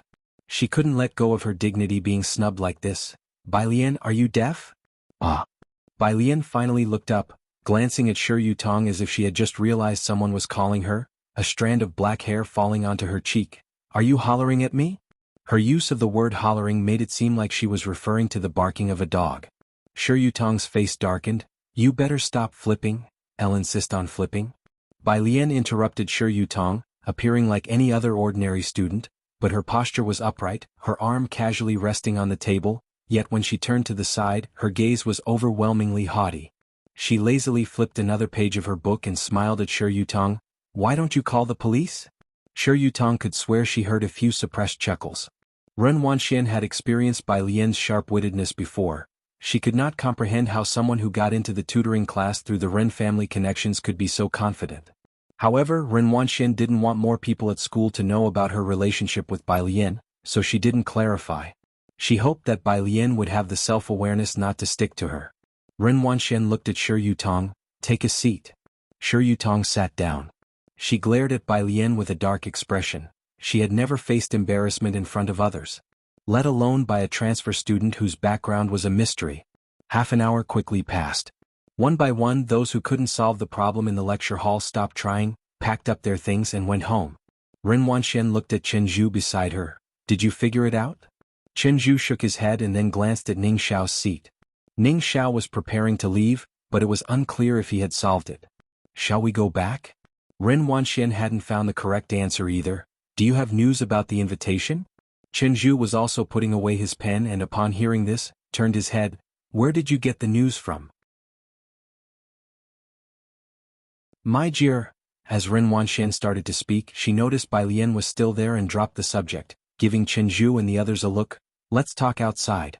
She didn't want to discuss her grandfather and her family history in front of Bai Liana. The group packed up and left together. As they left through the front door, Ren Wanxian noticed that the exercise paper on Bai Lian's desk was still spotless. She hadn't even attempted the first question. A cold sneer curled the corners of Ren Wangshuan's mouth. "Do you have news of the White Tiger auction house invitation from your grandfather?" With hardly anyone in the stairwell, Chen Zhu took the initiative to ask. "There's no news from my dad's side." "That's quite normal." Ren Wanxian was not surprised. Not just anyone can get into the White Tiger auction house. The White Tiger auction house catered to an international audience. Xiangqing was insignificant to them, and if they wanted to get an invitation, they would have to resort to the black market. The two of them continued talking to themselves, while Shi Yutong and the rest were in the fog listening in. With only ordinary family backgrounds, they were somewhat informed about domestic affairs, but had never even heard of the White Tiger auction house. It wasn't until they parted ways at the door and watched the two drive off that they discussed quietly among themselves. Shi Yutong lowered her voice. "I'll think one heard my dad mention it once, somewhere near our border." She didn't even dare to utter Backter Street. That place where average people dare not casually enter. They say even passing dogs lose 3 layers of skin. It was after 8 in the evening. Jiang He was waiting for her at the school entrance. Ming Dongheng looked at Bai Lian apologetically, thinking she had a really good temper. Jiang Fulai was busy coming and going every day, with Jiang He mostly playing alone before waiting for Jiang Fulai to return. He was odd and had no other friends his age. Bai Lian was Jiang He's first friend, and she was even willing to take him out to play. Jiang He was very attached to Bai Lian. Bai Lian had already received Jiang He's message. She had told Ji Heng she wouldn't be coming home for dinner and took Jiang He to a milk tea shop nearby. "What time is your brother coming back?" "The milk tea shop is closing at 9. Her desk mate had already left work and gone home. "No need to close," Jiang He drawled. "My brother bought the milk tea shop." As if he had just bought a big head of cabbage. The incorruptibly honest Bai family, Jiang Fulai came back early today. He also had dinner sent to the school.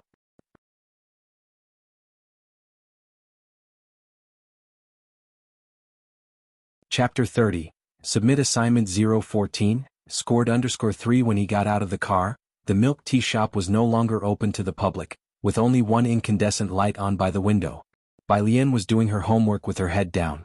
It was a bit cold that night, so she had put on her school uniform jacket, without zipping it up, revealing the white embroidered collar inside. She rested her chin on one hand in a lazy manner while holding a pen in the other, her eyelashes half lowered.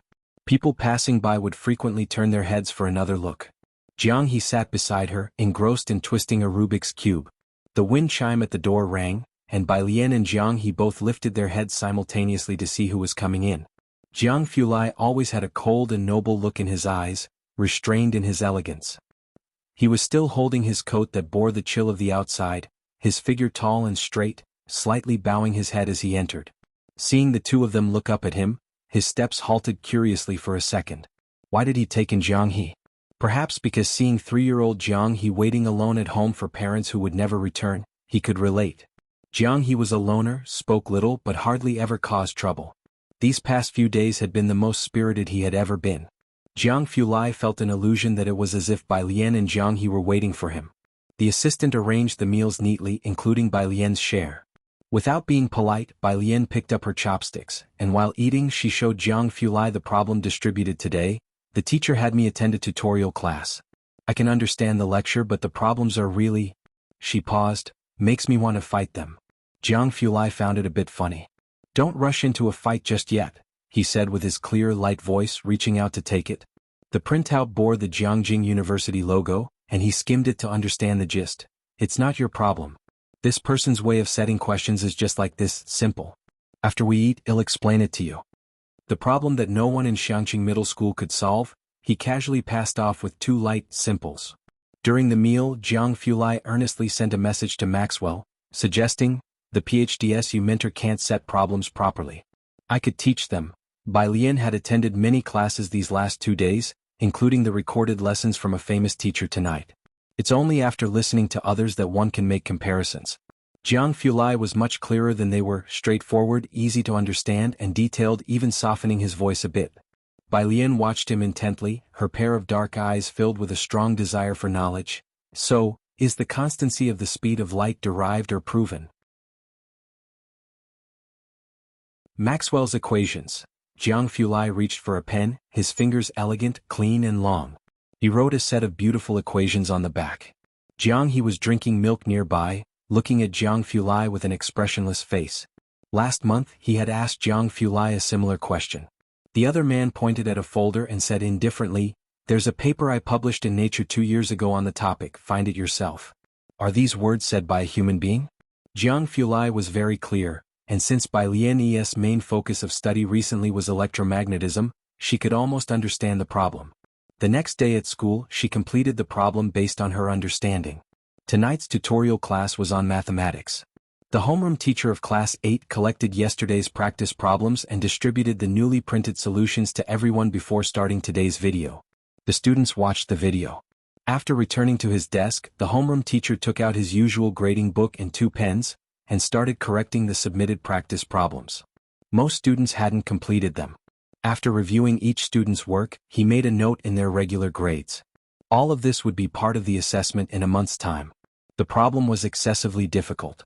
The Class 8 teacher had almost stayed up all night to fully understand the answer after receiving it. When he saw Ning Xiao's answer, he WFF0T a big 8 behind his name. The regular grade was out of 10 points. Most others scored between 4 and 5. Ren Wangshuan's answer was a bit higher, 6 points. Chen Zhu didn't cover as many aspects as Ning Xiao did, 7 points. A bunch of science students with wildly scribbled writing, he spent years searching for twisted answers in various cracks. Not until turning to the last page did the words arranged neatly, stroke by stroke, catch his eye, even neater and more beautiful than the printed problems. The homeroom teacher's eyes lit up. He focused on the content, becoming serious at the first question, but when he reached the second one, his pupils contracted.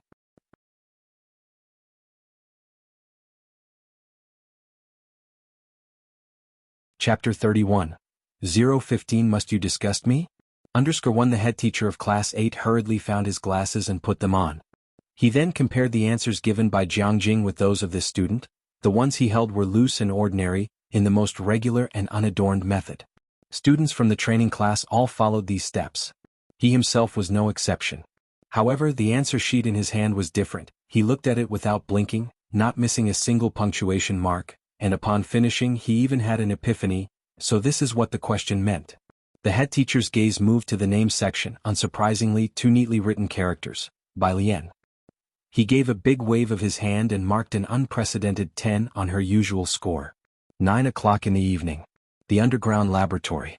The energy threshold is low. Jiang Fulai looked up, took off his glasses, one hand propped on the table, the other hand pointing to an energy diagram he had just drawn. But the kinetic energy before and after the quark collision does not match. WPMPs have taken some of the energy away. He stood upright, methodically analyzing the results he had just detected. The pencil lightly drew a graph that could be compared to computer-generated ones. The slightly dim lab lights shone upon his smooth profile, his careful strokes seemed deliberately sketched, long and dense lashes slightly lowered, casting a soft shadow. The team members beside him hurriedly took down notes with their pens and paper, capturing his words. Let's stop here for today. Jiang Fulai put away his pen and casually clipped it to his collar, slender fingers pulling a black mask out of his pocket, concealing his tall nose bridge. He was tall, and the black jacket made him look somewhat thin. Everyone watched his retreating back. A male student calmly put away his recording pen, confidently opening his mouth. Something's off. The others nodded in agreement. It was well known that Jiang Fulai's team was the most competitive in the country. It was common for Lord Jiang to stay in the lab until midnight every day, hardly ever returning home at night for months on end. Once a team member heard the Jiang family on the phone over a trivial matter, he was scolded in the office for 5 minutes. Latterly, the Jiang family dared not come to him casually. However, for the last 2 days, he had been returning home punctually at 9 o'clock every evening. Ha! The female student next to the male sneered as she fished his recording pen out of his pocket. So you've been secretly recording us behind our backs, huh? No wonder you're always so quick to answer young Master Jiang's questions. When you're really asking for it. Male student. In the car. Jiang Fulai was sitting in the back seat. The laptop was put away on the table, and when his phone rang, he glanced at the screen and answered. On the other end came a male voice. Why reject the Gao family? Just sneaking someone in, not making them join the Jiang family. I knew it. As soon as your mother died, you stopped considering me your uncle. But Jiang Fulai stopped listening to the rest. The car slowed to a stop, and the assistant got out to fetch Jiang He's dinner from the trunk. Jiang Fulai looked out the window through the glass. He could see that Jiang He and Bai Lian were still sitting in the same spot at the milk tea shop, a small white lamp lighting up above their heads. Jiang Fulai detached himself from his emotions, methodically and with cool detachment, because it's pointless.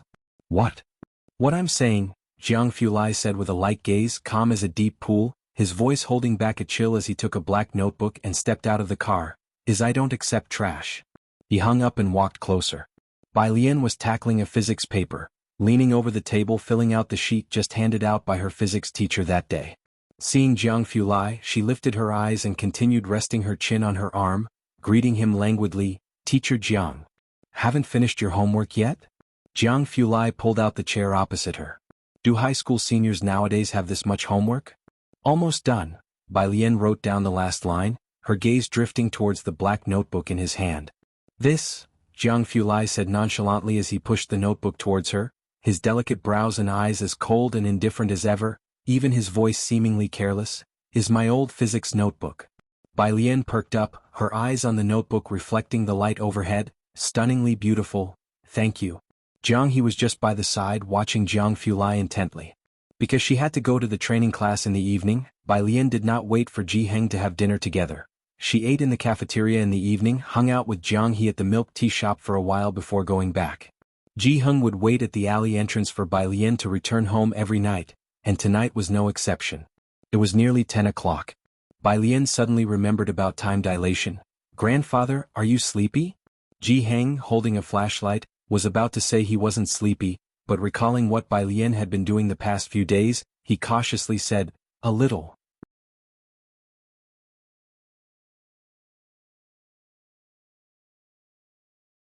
Chapter 32. 015 Must you disgust me? _2 Bai Lian said with some regret, then I'll call you again tomorrow morning to wake you up. Ji Heng. Must you really call? The next day, Thursday. As soon as Ji Heng opened his eyes, he saw the person squatting by his bed. Grandpa. Bai Lian had been listening to English vocabulary, but upon seeing him open his eyes she turned off the sound. Are you awake? Ji Heng. Afterward, wherever he went, Bai Lian followed. As soon as Ji Xiaojun stepped into the courtyard, he heard Bai Lian's lazy voice. So time will change according to everyone's pace. Grandpa, do you understand? Grandpa, why aren't you talking? Bai Lian turned her head back. Ji Heng silently spit out the mouthwash. Maybe it's because your grandpa is brushing his teeth. What? Why do high school students have so much energy? Doesn't she need to sleep? Ji Heng's courtyard had never been so lively. Ji Xiaojun smiled as he watched Bai Lian follow Ji Heng from the kitchen to the courtyard, then to the storage room. Breakfast was something Bai Lian went to Pura Street to buy early in the morning. At 6:40 she got a precise answer from Ji Heng's mouth and then left with her uniform. Grandpa, uncle, I'm leaving first. Once she left, the whole courtyard became quiet. Ji Xiaojun looked at Ji Heng's serious face and complained in his heart. Just keep pretending. The word grandpa must have made you feel like you're floating in the air. At Xiangqing Middle School, the senior year has physical education classes. Class 15 has theirs last on Thursday mornings, together with Class 8. With only so many classes in a week and over 80 classes in the school, some classes have PE at the same time. It wasn't like this before. Pu Xiaohan, who sat in front of Bai Lian and was also too lazy to move, informed her. Later, someone anonymously reported it, and the school had to schedule physical education classes. Bai Lian, holding a black notebook, sat under a tree as soon as the PE teacher announced free activity time, slowly flipping through it. Even without doing anything, there were plenty of people who pretended to glance her way casually. Another basketball came flying in her direction. Only this time it was a bit off, spinning towards Bai Lian's forehead, heading straight for her. A boy anxiously shouted, "Hey!" Bai Lian lazily turned a page without lifting her head, and only when the ball was about to hit her face did she raise her other hand, catching the fast-flying ball cleanly in her palm. The breeze brought by the ball lightly lifted the loose hair on her forehead. At noon the sunlight was just right. She weighed the ball in her hand, then lazily looked up at the boy with a languid gaze. Sunlight filtered through the tree branches, sprinkling bits of light over her head as she tossed the ball back to him carelessly. She smiled at him with eyes as charming as jade. "Be careful." The boy caught the ball. His face flushed red, and it took him a while to recover and return to his team, while his teammates whispered excitedly, "Damn, that was cool." 10 minutes, Pu Xiaohan came back to reality, closed her mouth and began to count for Bai Lian. Only 10 minutes and already 2 shuttlecocks and 3 basketballs have accidentally landed near you. Bai Lian is so extreme. Bai Lian smiled lazily. She looked down, took out her phone to snap a photo of a black cat on the notebook and sent it to Jiang Fulai. "Your drawing isn't as good as my grandpa's, Jiang teacher." Not far away. She's actually reading a book? Shi Yutong stared intently in Bai Lian's direction, her expression heavily sullen.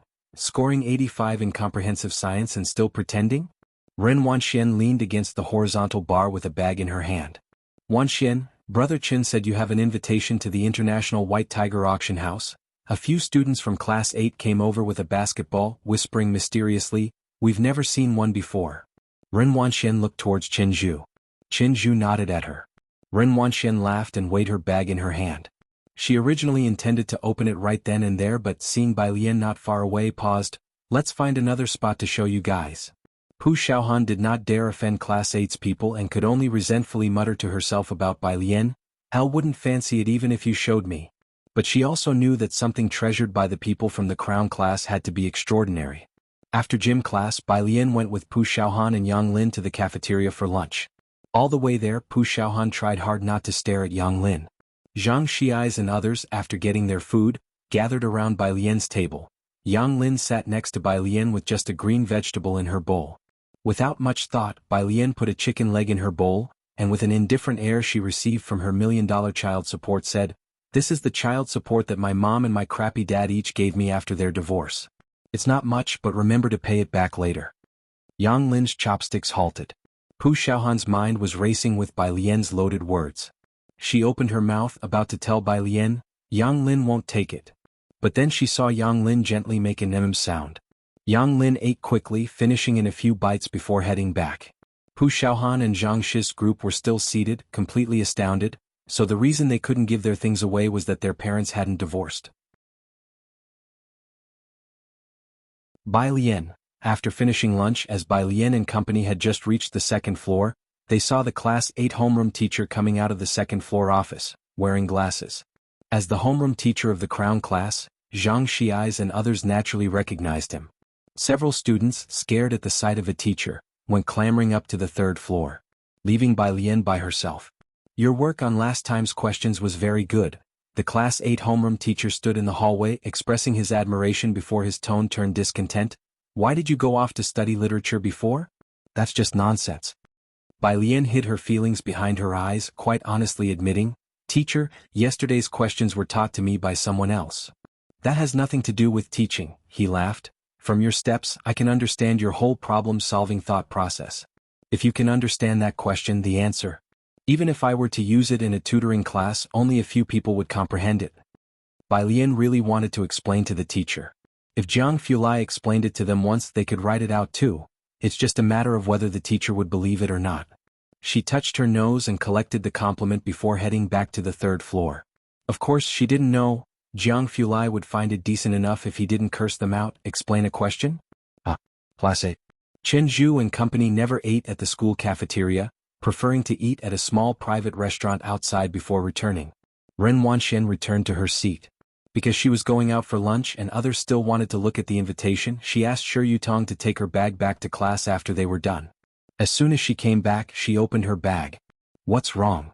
Noticing Ren Wangshuan's expression change, Chen Zhu stood up. Ren Wangshuan's face chilled over, scanning around the class. Who came to our class at lunchtime? That expression made it clear. Something was missing. The people of Class 8 were all prominent figures of Xiangqing and internally aware of Ren Wangshuan's identity. They would not commit such an act. That left only one possibility: someone from another class. Couldn't be that, right? The worried class president quickly stood, referring to the invitation. Today the whole class had been queuing up to view her invitation.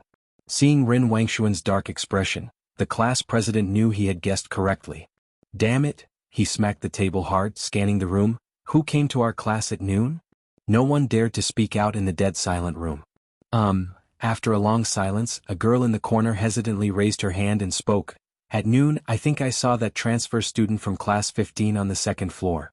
Ren Wanxian had never been this angry before. She had lived a life of privilege since childhood. In school, others only looked up to her. No one would dare touch not just what she kept in her bag, even her discarded items. Hearing the girl's words, Ren Wanxian grit her teeth. Bai Lian, isn't it? She threw her bag onto the floor and headed directly towards class 15. As she walked, she took out her phone and sent a message to her dad. Do you have to bring your relative to our school to disgust me?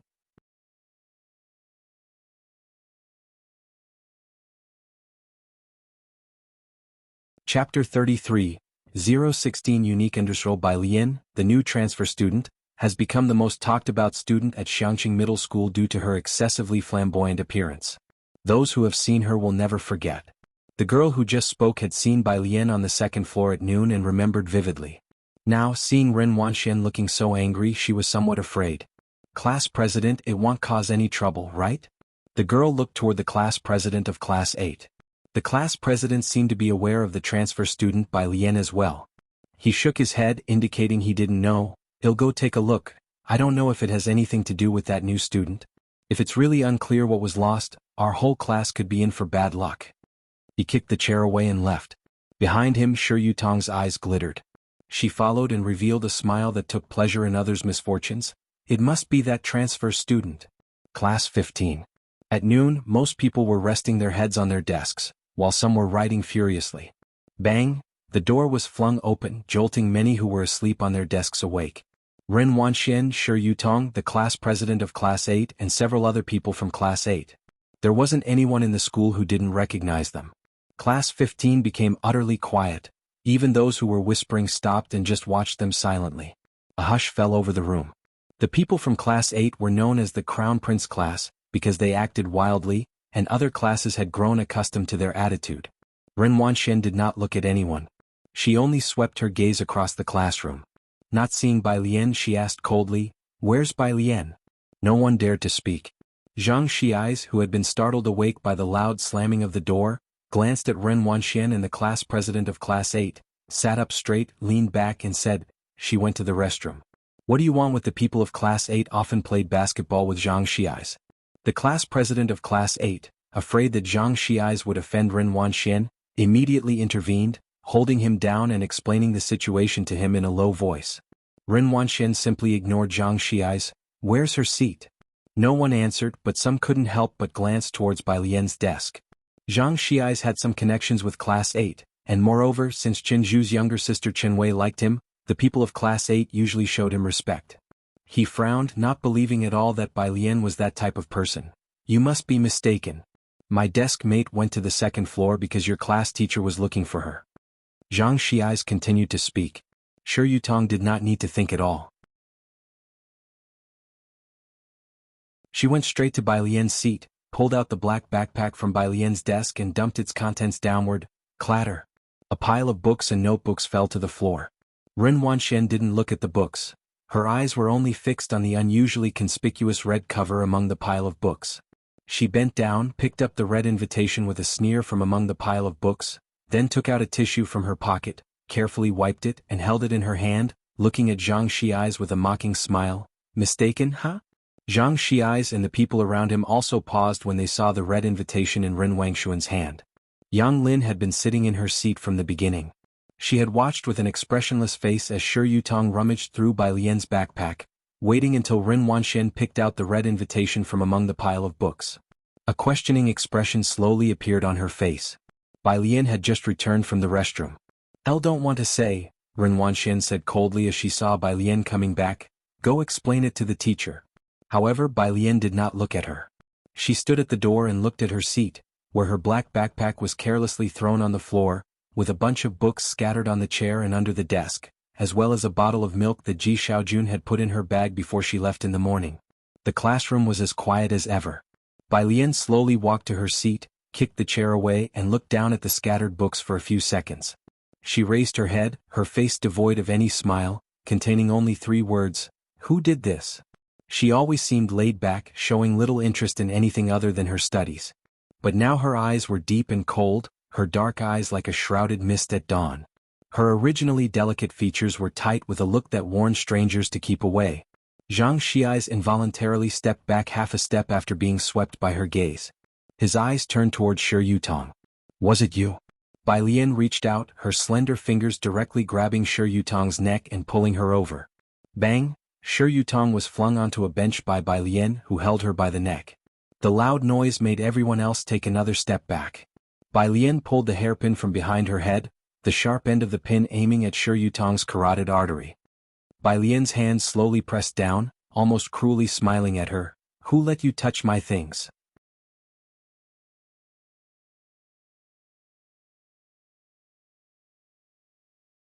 Chapter 34. 016 unique_2 Shi Yutong's neck was so red it was almost bleeding. What happened? At the classroom doorway, Lu Lingxi hurried over. Lu Lingxi's voice was gentle yet powerful. People from Class 15 had gone to find Lu Lingxi as soon as the students from Class 8 arrived.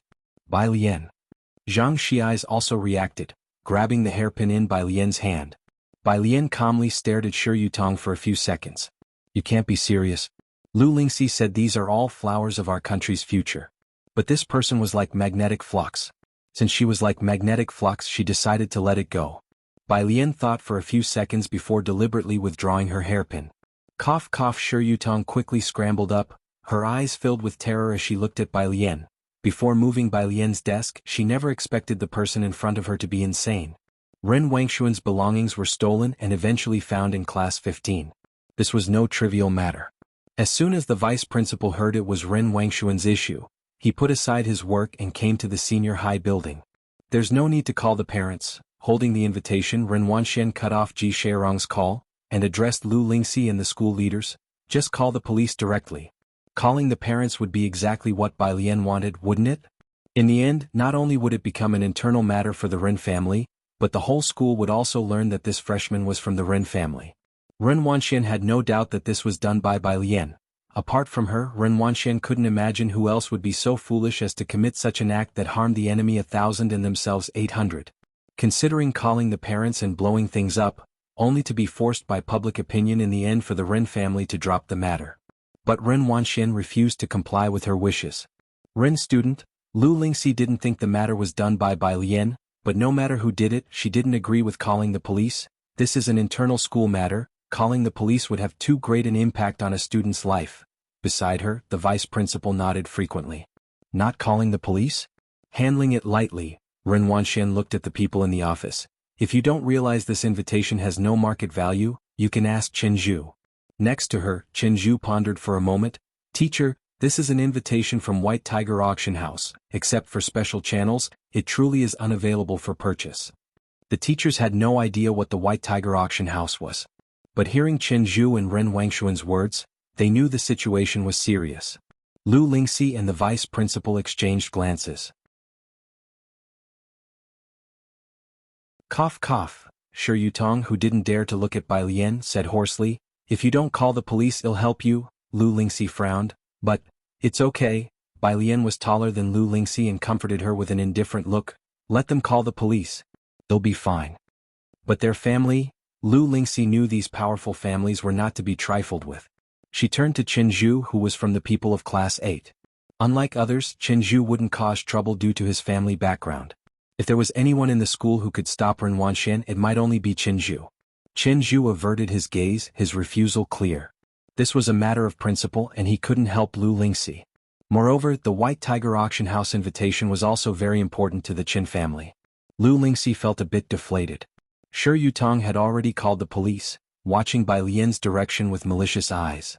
Bai Lian didn't care about the invitation, just taking out her phone and looking up someone's profile picture. She inquired leisurely, "White tank top. Sister, I was just about to tell you someone's made an offer for your invitation." Bai Lian, "Xiaomao, is there any purchase record for that thing, white tank top?" "There's no record, but each one is unique. Godfather had the auction house make a new one for you so you have VIP status, and behind is a gold, white character." Bai Lian understood, typing a single character. "White tank top. Sister, then I'll wait for you at the usual spot tonight to give you the buyer's money." Bai Lian, "1, white tank top. All right, sister." Considering the Ren family was involved, the police station didn't dare to be careless, and they responded quickly. Since it was at a school, they were careful not to disturb the students, coming in plain clothes without using a siren. Leading the detectives was an officer who took Bai Lian aside for questioning and then reviewed the surveillance footage in the hallway. Lu Lingxi felt uneasy looking at the vice principal, wanting to say something. The vice principal sighed, lowering his voice, troubled by these special students from Class 8. "Teacher Lu, is anyone from Class 8 easy to deal with? If your student doesn't want to leave a record, just let her transfer to another school."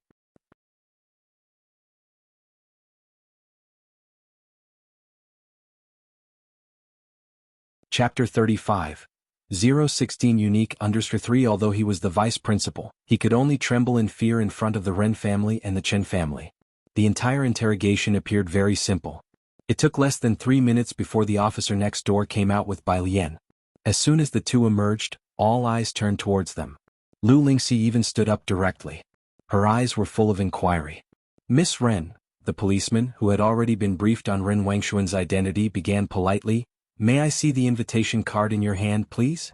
Ren Wanxian frowned slightly. But still, she handed over the invitation card to the officer. Unlike the general public, the police, who maintain law and order in Xiangqing all year round, are naturally aware of Bakhtur Street and White Tiger Auction House. When he saw the lifelike White Tiger on the red invitation card, he was very cautious. He flipped through it. Bai Lian had not examined the invitation closely, only then did she notice the small "Bai" character on the back. She collected her thoughts and, unhurriedly, took out the original wood-colored hairpin from her pocket and restyled her hair. Her fingers were slender, clean, and so flawless they contained not a single impurity. It was hard to imagine how such hands, akin to a work of art, had previously been wrapped around Shi Yutong's neck. She looked towards the police officer, her eyes clear and unequivocal, her demeanor graceful and obedient. "Can I leave now? I haven't finished my homework yet." The two policemen, who had never seen such a beautiful, well-behaved student who also loved to study, felt paternal affection and hurriedly said, "You may go and do your homework." Bai Lian nodded and began to unzip her school uniform as she walked towards the exit. Remembering something, she turned back with a look of grievance. "Teacher, she just pushed my desk," she complained to Lu Lingxi. The police immediately turned their gaze towards Shi Yutong, their attitude vigilant and stern. "Classmate, please be mindful of your behavior." Lu Lingxi quickly blocked Shi Yutong's view of Bai Lian and turned back warmly. "Bai Lian, don't be afraid, go back to your study, the teacher is here." Shi Yutong looked incredulously at Bai Lian. "What, pushing the desk? Damn it, she only flipped through a backpack and Bai Lian nearly pierced her neck. Are you all blind?" Shi Yutong actually wanted to call the police now. Bai Lian had already left, and it was only then that the others in the office came back to their senses. Chen Zhu stared blankly at the invitation card in the policeman's hand and then towards the door. Not knowing what to think, Shi Yutong with a hoarse voice called out, "Uncle policeman, she is a thief, how could you just let her go? Did someone notify you? Do you know whose things she stole?" Ren Wanxian also stood up abruptly, her eyebrows twisted as she stared at the police officers, pursing her lips. "Did the Ren family call you?" "Who was it? My dad?" The two policemen were startled. "What call?" Ren Wanxian sneered, not wishing to argue further. What are you two pretending for? You dare to let her go without receiving a call? Forget it, just give me my stuff. She extended her hand. Miss Ren, when did you buy your invitation card? One policeman couldn't help but ask. Ren Wanxian replied, yesterday for 500,000. 500,000 was a huge amount for the average person, but it was nothing for them. What mattered was the channel. 500,000, based on what we know about White Tiger auction house's market value, is the price for regular customers. Miss Rin, you might not be aware that White Tiger auction house has a kind of invitation card that is unique? What? Ren Wanxian was taken aback, indeed she hadn't heard of it. The police officer turned over the invitation card, pointing at the small by T character for her to see. See this? In the bottom right corner, there's a by T character, indicating that this card is the personal property of Miss Bai who was here just now, an invitation for VIPs from White Tiger Auction House. You're holding someone else's property while calling the police, and yet you still insist it is yours?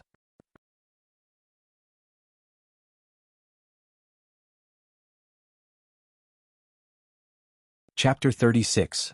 017 Irritable Young Master Jiang, ordinary high school senior. The Ren family in Xiangqing was akin to a colossal hand that could almost cover the sky, yet the young police officer didn't flinch.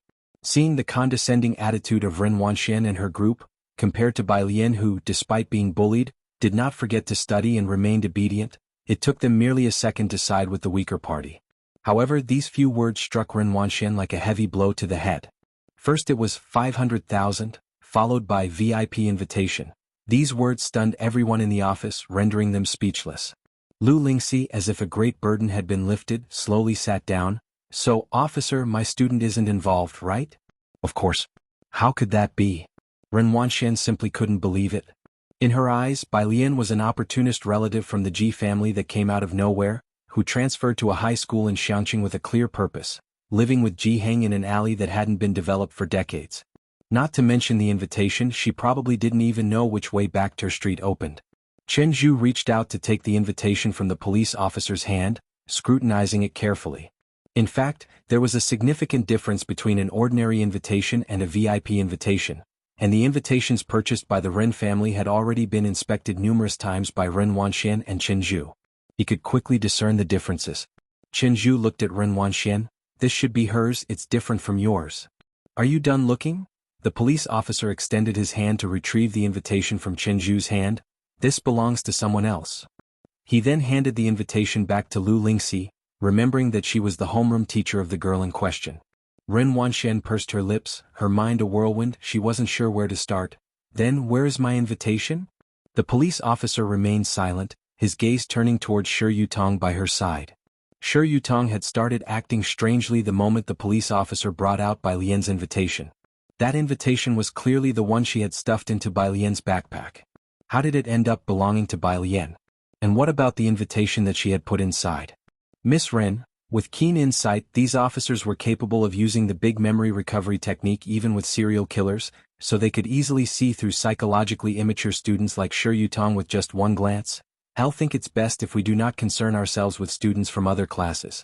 Is this classmate a friend of yours? When she caught the officer's gaze, Shi Yutong turned pale and slumped to the floor. Ren Wanxian lowered her head, staring intently at Shi Yutong.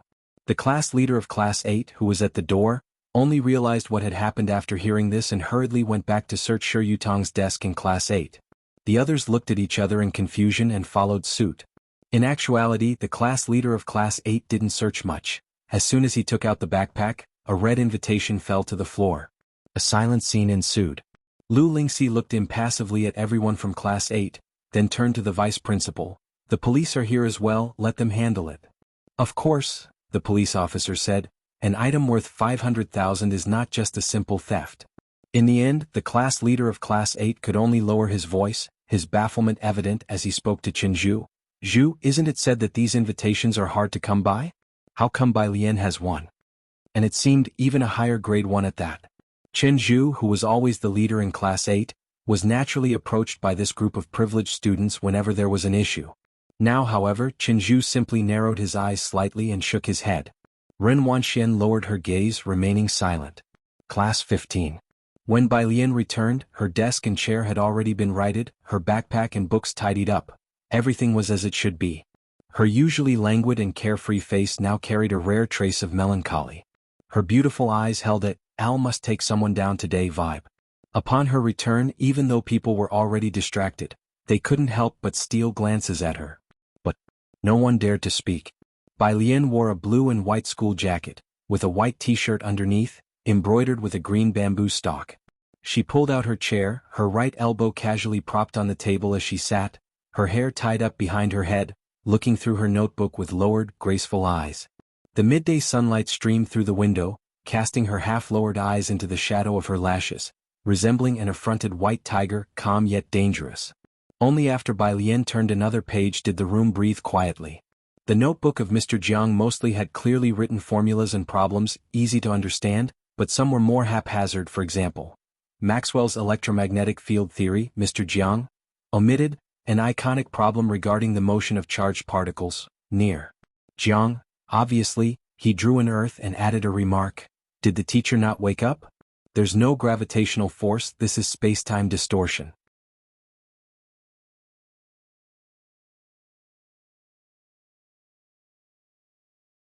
Chapter 37.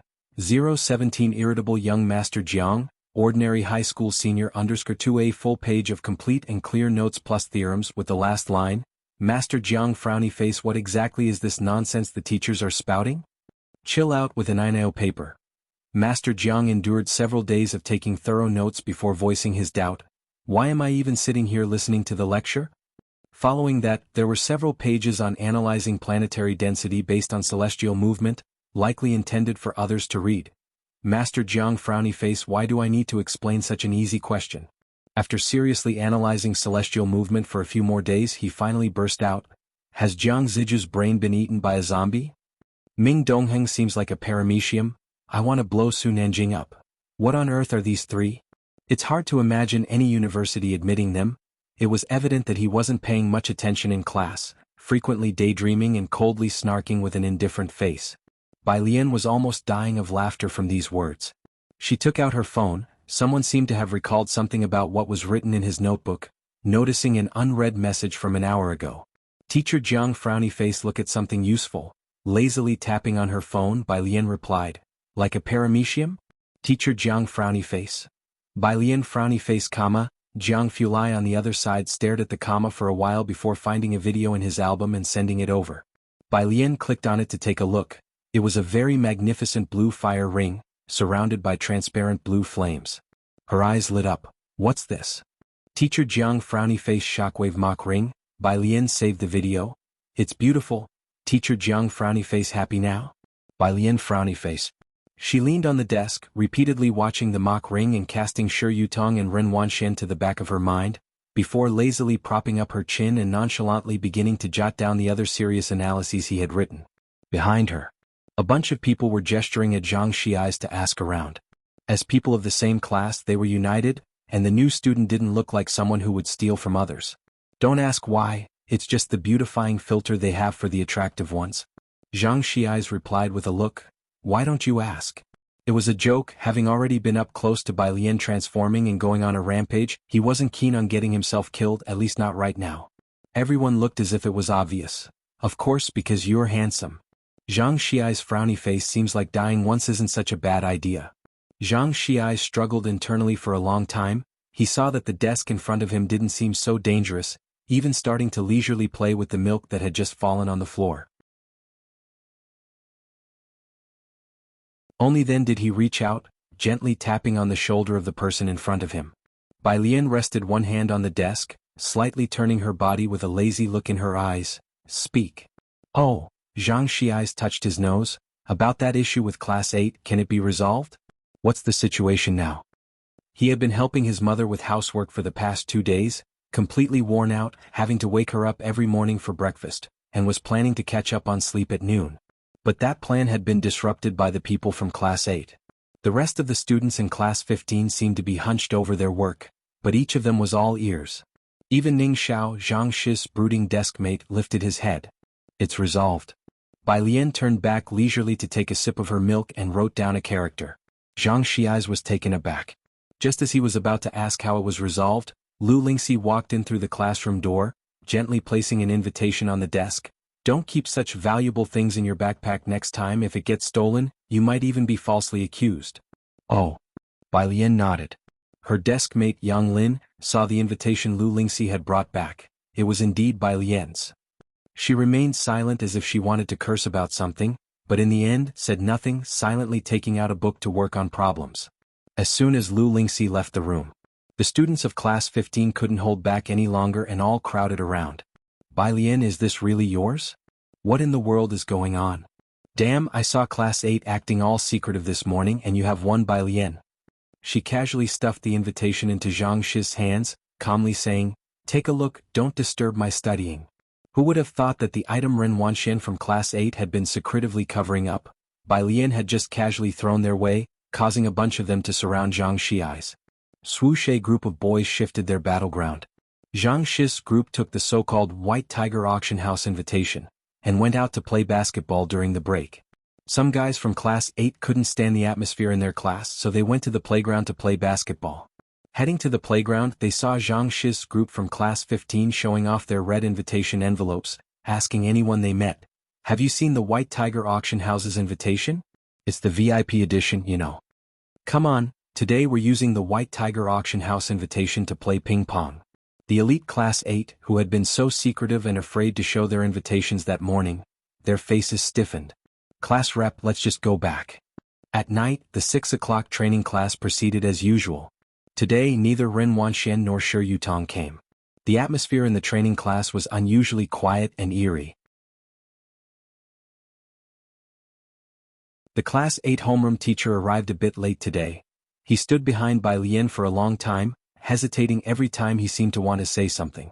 Bai Lian turned her head back and looked at the class 8 homeroom teacher, blinking as if she were asking, what's up? Her almond eyes were as ever, pure with clear black and white contrast, her expression usual. Because of the incident at noon, the class 8 homeroom teacher was silent for a moment, not knowing how to apologize to Bai Lian. He patted Bai Lian on the shoulder. As clever as they come, he knew what Bai Lian meant. She hadn't taken out the annoyance caused by the people of class 8 on others. The class 8 homeroom teacher then lowered his voice. I was thinking of showing your answers from yesterday to a few students, would that be okay? Some content in the answers was beyond the syllabus, and he suspected that some students might not understand it, so he only planned to show it to 2 who would. Bai Lian nodded, her cold white fingers twirling a black pen at her fingertips casually. Sure. Only then did the class 8 homeroom teacher straighten up, the screen still playing today's tutorial. He quietly closed the door and went out to print 2 copies of the rearranged answers from last night, intending to give them to Ning Xiao and Chen Zhu. As the answers were Bai Lian's, he had asked for her opinion. At 7:30, the class 8 homeroom teacher handed out the exercises for the day. And standing next to Bai Lian, he lowered his voice. Bai Lian, someone is looking for you, pack up and leave first. Bai Lian gripped the pen she was twirling and lazily replied with one word, okay. She put her things into her backpack and left through the back door. The tutoring venue was located in a comprehensive building, and at the time Bai Lian came out, the boarding students were also in their evening self-study, making the entire campus dim and quiet. At the steps outside the comprehensive building, a black Audi was parked quietly there. Bai Lian, wearing a simple school uniform, walked leisurely down the steps under the dim lighting, her overly bright face softened by the shadows, her back straight and her bearing relaxed yet reserved. By the car, the waiting secretary spotted a slim figure approaching in the distance. It must be someone from the Ji family, and he instinctively adjusted his glasses. He gently tapped the rear car door and reported to Ren Xian, Sir, she's coming out. Ren Elon responded softly. He had carefully reviewed the Ji family's and Bai Lian's information after hearing about the school incident that afternoon. The information was quite ordinary. Bai Lian had just moved her registration to Xiangqing, with no detailed information about her parents. Xiangqing Middle School only had her science comprehensive scores of 85, and currently she was living with Ji Heng in the slums. That was all. Very clean. At least the documents didn't indicate anything special, just a very ordinary high school senior, so ordinary that she could be lost in a crowd with hardly a ripple stirred.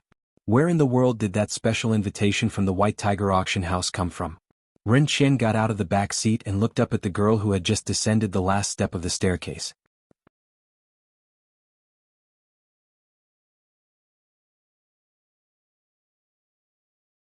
Chapter 38, 018 Make Good Friends Poverty Alleviation Study Group Hello, I'm Ren Wangshuan's grandfather.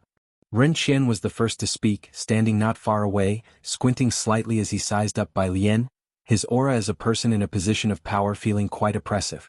Bai Lian. Bai Lian nodded at him, her tone lacking any discernible emotion. Ren Qian watched her quietly, noting her school uniform was just like the other students, and even the hairpin on her head was handmade. From head to toe. Even her shoes were nothing out of the ordinary. Everything about her resonated with the run-down, impoverished purist street. Yet standing in the night, backed by a long staircase and a street lamp that wasn't even very bright, the quiet look she returned was like a mandrake growing on the cliffs of the night. Wanxian has been spoiled by us. I apologize for what happened today. Ren Qian regained his composure, full of regret. She hadn't anticipated that you would also have an invitation to the White Tiger auction house. I've arranged a banquet tonight and hope you can forgive my granddaughter. There's no need, Bai Lian smiled, a hint of indifference in her lazy demeanor under the light. Al got the invitation by helping someone by accident, and I've already sold it this afternoon. That made sense since Pure Street was close to two boundaries. It wasn't strange to run into some people there. The Secretary General pondered internally and then deliberately mentioned the Wanha Building. Miss Bai, our gentleman has made a reservation for a meal at the Wanha Building. Wanha Building, the most famous members-only restaurant in Xiangqing. A random dish there would start at 4 digits and required a reservation. An ordinary person couldn't even get through the door. I have other plans, Bai Lian interrupted. I'll take my leave first. The Secretary General stood dumbfounded, watching Bai Lian walk away.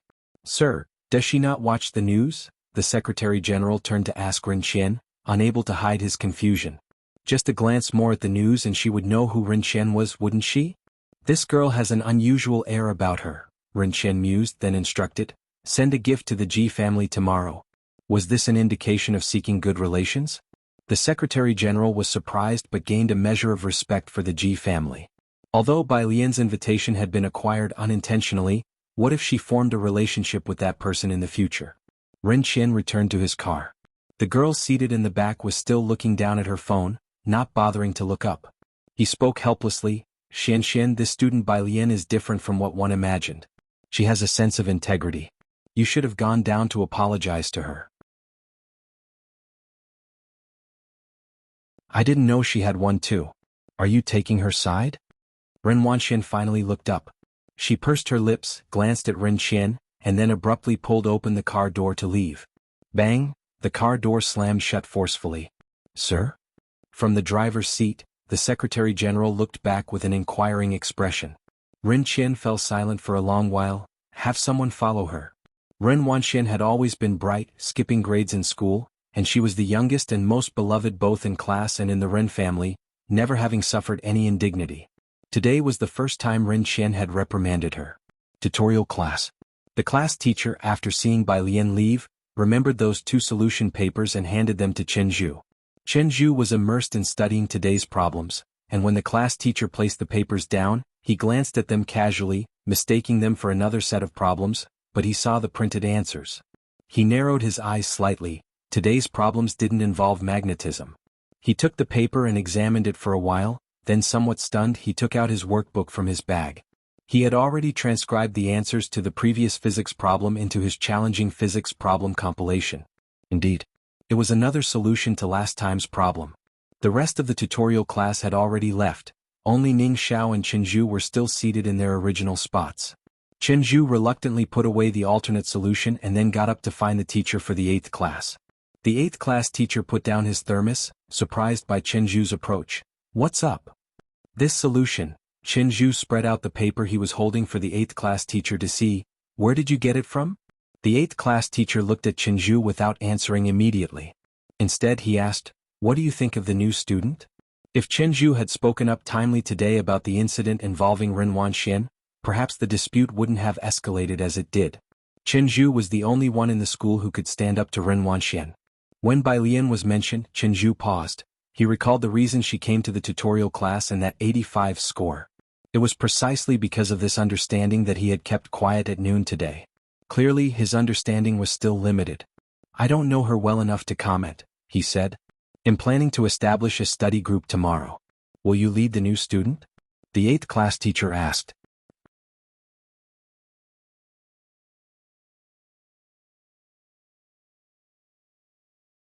Chapter 39, 018 Make Good Friends, Poverty Alleviation Study Group _ Chenju paused for a moment, without giving it much thought. Elle should probably be in the same group as Ren Wanxian. He had known Ren Wanxian since they were young, and they had been paired together in a group since childhood. Plus, Ren Wanxian was indeed very smart. Being in her group meant he wouldn't have to worry much. Now she had a conflict with Bai Lian. Chenju's meaning was very clear, he was refusing. Elle showed this problem-solving approach to my teacher. The 8th grade homeroom teacher nodded, not saying much more. It is very similar to the solutions provided by the Jiangjing preparatory camp. If similar solutions appear in the future, I will consult her as appropriate and try to make them available to you all. Chenju was startled but eventually nodded and politely bid farewell to the homeroom teacher. Ming Dongheng was still keeping Jiang He company at the milk tea shop. Every day he would wait for Bai Lian to finish school before leaving. Today was no exception. However, when he said goodbye to Bai Lian, she gave him an extra look. And to be honest, although Ming Dongheng was tall and strong, the way he looked at people was sharp, but his expression rather dull. He didn't seem very smart. In fact, he kind of resembled a paramecium. This sense of identification was somewhat inexplicable. After leaving, Ming Dongheng touched his head, puzzled over the meaning behind Bai Lian's glance at him. Bai Lian sat down next to Jiang He and took out the physics exercises distributed that evening to study slowly. Jiang Fulai's notebook was quite useful, at least making today's studying less strenuous. Physics was like that. Once you knew the formulas and theorems, any static image could play out automatically in your mind.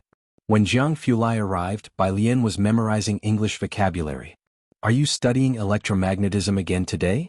Jiang Fulai noticed the problems she had laid out on the table at a glance. The questions today were normal but didn't hit the mark. Bai Lian nodded, closing her English vocabulary app. Yes. Jiang Fulai put aside his coat and reached for the problems. The answers were apparent at a glance, so he didn't bother flipping through. I'll write a new problem for you. Okay, Bai Lian replied. Jiang Fulai's hand wrote down a series of beautiful numbers. His cold white fingers sketched an electric field diagram as if it was printed. Once serious, the sense of aloofness around him faded a lot. He wore a white shirt with all the buttons tightly done up. It felt cold yet peaceful. Bai Lian quietly watched him for a while, then suddenly asked, Teacher Jiang, do you think I look like a paramecium? Jiang Fulai. He put down the pen and suddenly felt the urge to sigh. Passing the problem he had just written to Bai Lian, he also explained the electromagnetism exercise left for today. Outside, dinner for him and Jiang He had already been set out. He picked up his chopsticks and glanced at Bai Lian. The corner seats in the milk tea shop had all been replaced with black sofas. She was engulfed in blackness, with her school jacket open to reveal the white t-shirt inside. With her face slightly turned to the side and leaning lazily against the sofa, her complexion was translucent and pale. She didn't resemble a paramecium, Jiang Fulai thought as he lowered his head, carefully pondering. She was more like a cat. When Bai Lian returned, Mao Kuan was waiting for her at the street corner. She handed the invitation she had in her hand to Mao Kuan. Who was that just now? Ji Xiaorong had come to pick her up today, and instead of waiting at the entrance to the alley, he had walked a bit further out. He just happened to see Miao Kuan. Oh, that. Bai Lian adjusted her backpack, her eyes not blinking. A relative of the convenience store owner. I had something that arrived and he was delivering it. Ji Xiaorong had grown up here and naturally knew the convenience store owner. However, lately he had heard some news about Purist Street at the Ren family home. This store owner is said to be somewhat dangerous, not a simple character. You should be careful around him. Bai Lian was startled. Is that so? But she thought the store owner seemed quite nice. Ji Xiaorong, shining his flashlight, had nothing more to say. Sorry for the trouble Wanxian caused you. After a long while, Ji Xiaorong finally spoke up. It's okay, Bai Lian replied lazily with her back to the words. I'm more lenient towards people from Xiangqing. Ji Xiaorong didn't quite catch her meaning but spoke again. Al initially thought you two would become friends. Bai Lian was surprised. That's rather unlikely. Al no. Ji Xiaorong patted Bai Lian's shoulder, no longer mentioning Ren Wanxian. Your grandfather has been in much better spirits recently, thank you. After taking a few steps, they saw Ji Heng waiting for them at the entrance to the courtyard. Seeing Ji Heng, Bai Lian's eyes lit up. Grandpa. Ji Heng looked into her eyes. Bai Lian blinked. The principle of the constancy of the speed of light, do you remember it, Grandpa? Suddenly, Ji Heng wondered why he had bothered coming out to wait for them.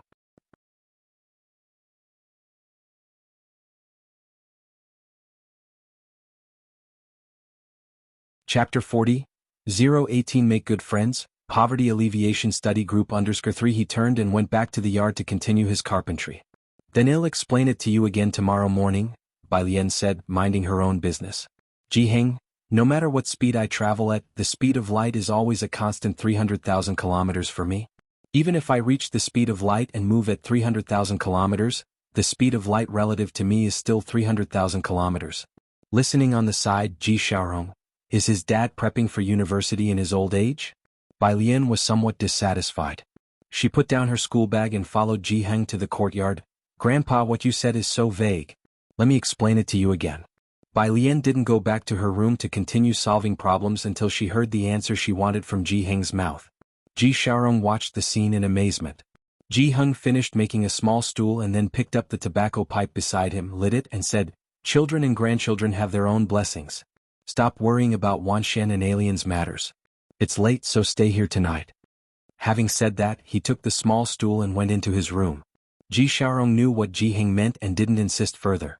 The next morning when Ji Xiaorong got up, he saw Bai Lian sitting by Ji Heng's bed, waiting for him to wake up. So why make a small stool? Isn't he afraid of someone getting up earlier and earlier? Today is Friday. The last class of the afternoon was Chinese. Lu Lingxi stood on the platform. Next weekend is the monthly exam. Everyone gear up. Also, as you all know, the school anniversary is coming up. The benefactor of Xiangqing Middle School will come to watch, and the school has ruled that each class must present at least one performance. Cultural committee members, go back and plan what our class is going to perform. Close to Friday, everyone was very excited. Okay, Ms. Lu. Zhang Xiais and a group of boys slammed their desks in agreement. Bai Lian had a training class to attend after school. The class teacher of Class 8 collected yesterday's practice problems and played today's video. After the video was over, the class teacher of Class 8 didn't hand out practice problems. Standing in front, he smiled and said, To promote studying, I've decided to create study groups with 3 to 4 people in each. Everyone is free to form their own group. As soon as these words came out, everyone in the training class set their sights on Chen Zhu, Ren Wanxian, and Ning Xiao. Brother Zhu, shall we group up? Ren Wanxian looked at Chen Zhu beside her. Chen Zhu nodded, naturally. Out of the whole school, he only recognized the abilities of Ren Wanxian and Ning Xiao, he didn't really care much for the others.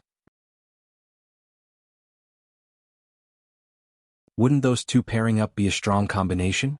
In an instant, everyone in the training class surged towards where Ren Wanxian and Chen Zhu were. Not to mention their scores. Just based on their family backgrounds, one had to strive to join this duo's group. I'm with Brother Zhu. Ren Wanxian glanced at Bai Lian, who hadn't found a group, before looking at the crowd surrounding her, and Chen Zhu, tilting her head. Why don't you guys draw lots? We want choose. Well, rely solely on luck. Shi Yutong was still absent, so there were 2 more spots in Ren Wangshuan's group. Quickly, the 2 chosen students let out cries of surprise. Seeing no hope for themselves, others began to search for other teammates. Even the reticent Ning Xiao was occasionally disturbed by others, but he didn't respond. Only one person was left unapproached, Bai Lian. Bai Lian was attractive, but Ren Wanxian had announced her grades on the first day, 85 in comprehensive science. No one knew why she came here, and naturally, no one wanted to team up with her since they formed study groups to improve their scores. In the end, there were only 4 people left in the class. Then Ning Xiao, Bai Lian, Tang Ming, and Zhu Jiren, you 4 will automatically become a group, declared the class teacher of Class 8 with finality. Only then did he begin to distribute today's practice problems. Zhu Jiren looked distressed. After the study groups were formed, everyone quickly adjusted their seats to sit together as a group. Bai Lian and Ning Xiao were already sitting adjacent to each other, so Tang Ming and Zhu Jiren took their seats near them. Tang Ming surreptitiously took out his phone and succeeded in adding Bai Lian on WeChat. Classmate Bai Lian, if you have any problems in the future, feel free to ask me. Zhu Jiren leaned on the desk, observing Ning Xiao, who didn't utter a word and kept his head down doing homework. He was wearing the school uniform and had only initially glanced at Zhu Jiren and Tang Ming, his dark eyes peeking through long, tousled hair. His look was so melancholic that Zhu Jiren involuntarily shuddered. Then there was Bai Lian. She leaned casually against the desk, idly propping her chin in her palm, a strand of hair falling over and resting on her fair wrist. She then carelessly put the practice problem aside. What study group? This was like poverty relief for Bai Lian, thought Zhu Jiaran despondently. Even if she couldn't join Qinzhu's and Ren Wanxian's group, being in another group from Class 8 would do. Why on earth did she have to end up in this group that clearly seemed to have no future? Tang Ming looked at Zhu Jiaran, who had competed with him before. Zhu Jiaran, let's discuss any problems together in the future. Why don't you add Bai Lian and Ning Xiao on WeChat too?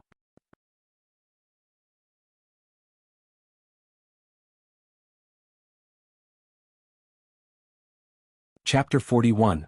Exercises of Trash Can 019_1 Zhu Jiaran waved her hand dismissively, momentarily lacking spirit. We've already added each other, just start a group chat. Tang Ming created the study group chat. On the right, Ren Wangshuan's group of 4 was together, discussing where to go for dinner that night. Their voices weren't loud, but they stood out in the silent auditorium. Zhu Jiaran looked at their group with some envy, then whispered, "They're going to the Wanha building for dinner, you know, it's membership only." Tang Ming nodded, his voice low. Aside from those from Class 8, no one else has probably been there, right? Neither Ning Xiao nor Bai Lian said a word. No response. Zhu Jiaran observed the two, a silent and gloomy top student and a barely passing student, seemingly from very average family backgrounds, probably never having heard of the Wanha building. She understood, yet it made her feel all the more disheartened. Bai Lian didn't pay attention to the others and simply took out her phone to open WeChat. Teacher Jiang, it's raining. Bai Lian then looked out of the window, indeed noticing the light rain outside. She stared at the rain outside for quite a while. Then she finally lowered her head slowly and sent a message to Jiang Fulai. Bai Lian, can I show the problem you gave me last night to a few of my classmates? In the CRFS laboratory, Jiang Fulai was looking at the data displayed on his computer. The lab was cool, and he wore a black coat, his pale index and middle finger holding a pen, pointing at the projection on the wall, methodically analyzing to his group. This is the lost energy data detected by the LIW detector before, with red, yellow, and green likely being the single gamma background events, almost no WIWP found. The other group members were listening intently to his analysis. They were able to answer the occasional questions he asked them roughly. With the group members becoming notably more reliable, Jiang Fulai gave a slight nod. He sat down, lifted his head to remove his glasses. Hewen, I've sent your paper to Academician Ma, check your inbox. Leaning against the chair back, his eyes and brows deeply cool, a leg lazily propped up, he spun his phone in his hand, his proud and noble air setting him apart from the others in the laboratory. He was like a snow lotus blooming alone at the top of a snowy mountain, noble, stunning, and forbidding to strangers. Hewen recorded with his pen, deeply moved, "Thank you, young Master Jiang." Moreover, their group was different from those in other labs. They just had to focus on their research, never fearing that someone would steal the first authorship rights to their papers. Jiang Fulai's papers always had room for their names too. Even though their contributions to the paper might have been nothing more than helping with printing. Furthermore, Jiang Fulai would also help them find various industry experts to review their papers. Hewen would always remember his graduation defense from the previous year when Jiang Fulai simply took a phone and sat to listen midway through. The old professor who had always troubled him did not dare to utter a word in the end, and other professors' questions were as simple as, "What did you eat today?" Hewen, who thought he wouldn't graduate, not only did so smoothly but was also introduced to Jiang Fulai's lab by Academician Ma. He understood why everyone was desperate to get into Jiang Fulai's laboratory. Jiang Fulai flipped to the next experiment report, looked up at one of the group members with a chilling tone. "Did I not make myself clear? In your experiment report, except for the first look where I can't make out what you're writing, every other glance tells me nothing. In what state of mind did you write this?" The trembling member stammered, "I'm sorry." The rest collectively lowered their heads and stepped back. To avoid being implicated. Jiang Fulai stopped on the last page, his tone icy, "And you even added my name as the advising professor. Are you planning to defame me?" The phone screen lit up. A message popped up, "Student Bai, can I show the problem you gave me last night to a few of my classmates?" Jiang Fulai paused. He shifted slightly, his pale, slender fingers tapping on the phone unhurriedly, pondering for a moment before saying to that group member, "Rewrite it." Jiang Fulai checked the time, replied with a message and stood to leave the laboratory. "You may." The group member who thought he would face a storm but ended up being let off the hook, suddenly felt an inexplicable sense of fantasy. Hewen adjusted his glasses again and spoke, "This is strange." Everyone else nodded in agreement. After another minute, the reborn group member reached out to choke Hewen. "Ah, Hewen. You've completely ruined your image in my eyes.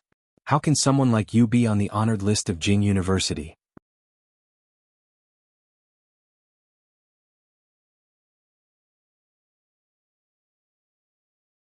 Chapter 42, Exercises of Trash Can 019 Hewen hurriedly spoke. "I'll bought a recording pen for each of you, they should be arriving soon." "Hey, stop hitting me." "Hewen, the great scholar, were you planning on dazzling everyone with your secret recordings? Then you guys also stop hitting my face, ow." Bai Lian had always listened to the teacher's instructions, so when the teacher mentioned a study group, she approached Jiang Fulai. After getting Jiang Fulai's permission, she placed her phone back into the desk cubby and copied the problems Jiang Fulai gave her into 3 sets, distributing them to the other 3 members of the group. Ning Xiao in front glanced at her and reached out to take them. Tang Ming was surprised when he saw the papers, having never seen such neat handwriting. He gave her a thumbs up. "Your handwriting is really neat."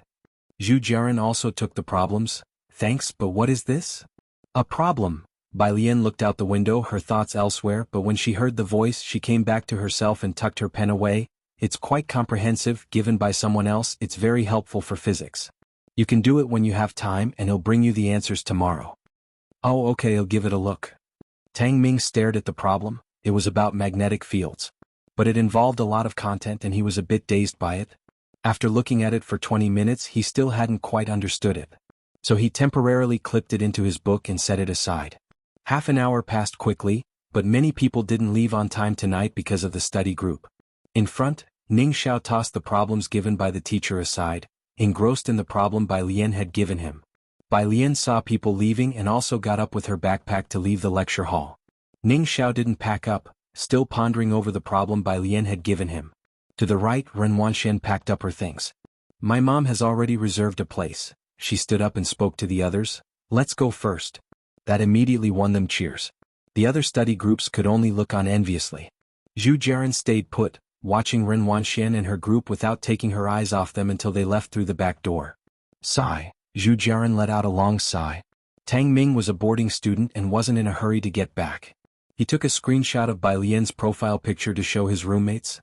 "I'll swear she really didn't post anything on her moments. If I took a sneak photo of her, wouldn't that make me a pervert?" Seeing Tang Ming's worthless reaction, Zhu Jiaran pursed her lips, unwilled to pack her things anymore, and prepared to head back to the dorm. Bai Lian stood at the entrance of the comprehensive building staircase. The rain was falling heavily, sweeping across the entire campus like a net. The already dimly lit school was shrouded in rain mist, becoming even more hazy. There was hardly a soul on the road. It was as if she was the only one in this vastness. The surroundings were filled with the sound of rain. Bai Lian stared at the relentless downpour and began to wonder again if she should have died in Xiangqing long ago, and that now, it was merely a pipe dream of hers about Xiangqing? Bai Lian stood at the entrance of the comprehensive building staircase. A faint voice came through the curtain of rain. "What are you spacing out for?" Bai Lian looked up and saw Jiang Fulai standing a step away on the stairs. His figure was tall and slender, wearing a knee-length coat, his pale yet powerful right hand propping an umbrella. Despite the downpour, his entire demeanor was unruffled as he elegantly tilted the umbrella forward. "Is your phone on silent?" Jiang Fulai was shaking her phone, the usual arrogance in his eyes slightly diminished. "What are you doing here?" Bai Lian gradually came to her senses, slowly patted her pocket, then lifted her head. "I'll think I left my phone in the lecture." Jiang Fulai raised an eyebrow, handing her the umbrella. "Where is your tutorial classroom?" Bai Lian took the umbrella, standing on the stairs behind the rain curtain with a listless expression in her eyes, the reflection of street lights shimmering in her pitch-black pupils. "First floor, the last classroom to the right, 4th row from the left, first seat." Jiang Fulai entered the main building. Because students were having tutorials there in the evening, the lights on the first floor of the main building were all on. His tall stature and exquisite features were as nobly indifferent as ever. Ren Wanxian and people like her noticed him almost immediately. What made Jiang Fulai truly stand out was not his striking features, but the inherent dignity he exuded, making him seem unapproachably aloof even as he simply walked. He passed by Ren Wanxian and Chen Zhu unhurriedly, his pale face sharp and almost edged with frost. He failed to spare them even a glance. Zhu Jiaran, who had just left the classroom, also caught sight of him, pausing in her steps. Who is that? Ren Wanxian and her group discussed in low voices as they watched Jiang Fulai's retreating figure. Ren Wanxian and Chen Zhu exchanged glances, both shaking their heads, guessing he probably wasn't from Xiangqing, as his genuine and unblemished air was not something Xiangqing could foster. As soon as they exited, the Ren family's business car was parked at the entrance of the main building. Since they were eating together, Ren Wanxian was picked up by the family driver, who glanced at Bai Lian crouched at the steps, then asked Ren Wanxian in the rearview mirror, "The master said to pick up Miss Bai along with you for dinner." Your grandfather Chen Zhu withdrew his gaze from Bai Lian without interest. He had heard from Ren Wanxian that Bai Lian's invitation had been inadvertently received, a 1 in a billion chance of luck. Just hearing the name Bai Lian made Ren Wanxian inexplicably irritated, her face cold. "Don't bother with her, let's go." She directly instructed the driver to drive away. Chen Zhu didn't bring her up again either. Inside the main building, Jiang Fulai found the last lecture hall. There weren't many people left in the lecture hall by the time he entered, with over half the lights already turned off. Jiang Fulai found Bai Lian's seat and indeed saw her Xiaomi phone left in the desk cavern. A boy sitting in front was struggling with some math problems, prompting him to raise his eyebrows. He recognized at a glance that the problem was one had assigned, and the boy still hadn't solved it yet. Dumber than Jiang Shijua. Jiang Fulai withdrew his gaze, commenting blandly. He picked up the phone and walked out, pausing beside the trash can when something in the corner of his eye caught his attention. There wasn't much trash in the bin. Looking down, he saw a crumpled piece of paper tossed carelessly inside. With his back to the light, Jiang Fulai lowered his eyes, his face shadowed and his expression even colder. He bent down, picked the paper out of the bin, and with well-defined fingers, he slowly unfolded the neat, precise regular script. It was Bai Lian's handwriting, the problems he had written for her the night before. Now disregarded, thrown away without a second thought in the trash bin.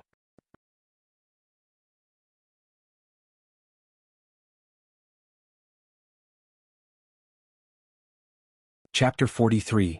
020 Green Tassel enters the temple hall. The true Liang-style undersirl Jiang Fulai returned to find that Bai Lian was still squatting at the doorway. She folded her umbrella and looked up lazily at the endless heavy rain. Her long hair was casually coiled at the back of her head with a simple wooden hairpin. The strands of hair by her forehead were dampened by the misty rain and gently fell across her pale cheeks. Like a cat wandering in the rain, tentative, hesitant, lonely, unable to find its way home, accidentally intruding into an ink-wash painting. "You walk very slowly," Bai Lian said, looking up at him, her eyelashes dark and long, casting a faint shadow on her eyelids. Jiang Fulai handed her phone back to her, took the umbrella and opened it and said indifferently, "Took a glance at one of your less intelligent classmates' problems." "Who?" Bai Lian stood up and walked with him outside. The training classes were full of top students from Xiangqing Middle School. There were none that lacked intelligence. She took her phone, the red ribbon on her right hand contrasting sharply against her wrist, fair as white jade. "Sits in front of you." Bai Lian? Ning Xiao, the legend who was expected to be admitted to Jiangjing University this year, consistently ranked first or second in the whole school. He's not very intelligent? Jiang Fulai held the umbrella, his fingers' knuckles distinct. "Why did you want to show your classmates the problems today?" "Oh, we were grouped in fours." Bai Lian walked languidly. "Al just copied a set for the other 3 teammates." Jiang Fulai narrowed his eyes slightly. As they talked, they arrived at the milk tea shop where Ming Dongheng and Jiang He were squatting at the door. Jiang He was still slowly turning the 7x7 Rubik's Cube. It was a spherical puzzle with 12 sides, having many complicated speed-solving algorithms. However, Jiang Fulai found them too mundane to write algorithms for him, so he had to rely on memory to restore it. His movements were unbearable for Jiang Fulai to watch, and Jiang Fulai shifted his gaze away lightly. Jiang He was silent for a moment, then turned his back to Jiang Fulai. Then Bai Lian tugged at his collar, pinched his face. "What's the matter?" Jiang He just clutched the hem of her clothes, resolved not to look at Jiang Fulai.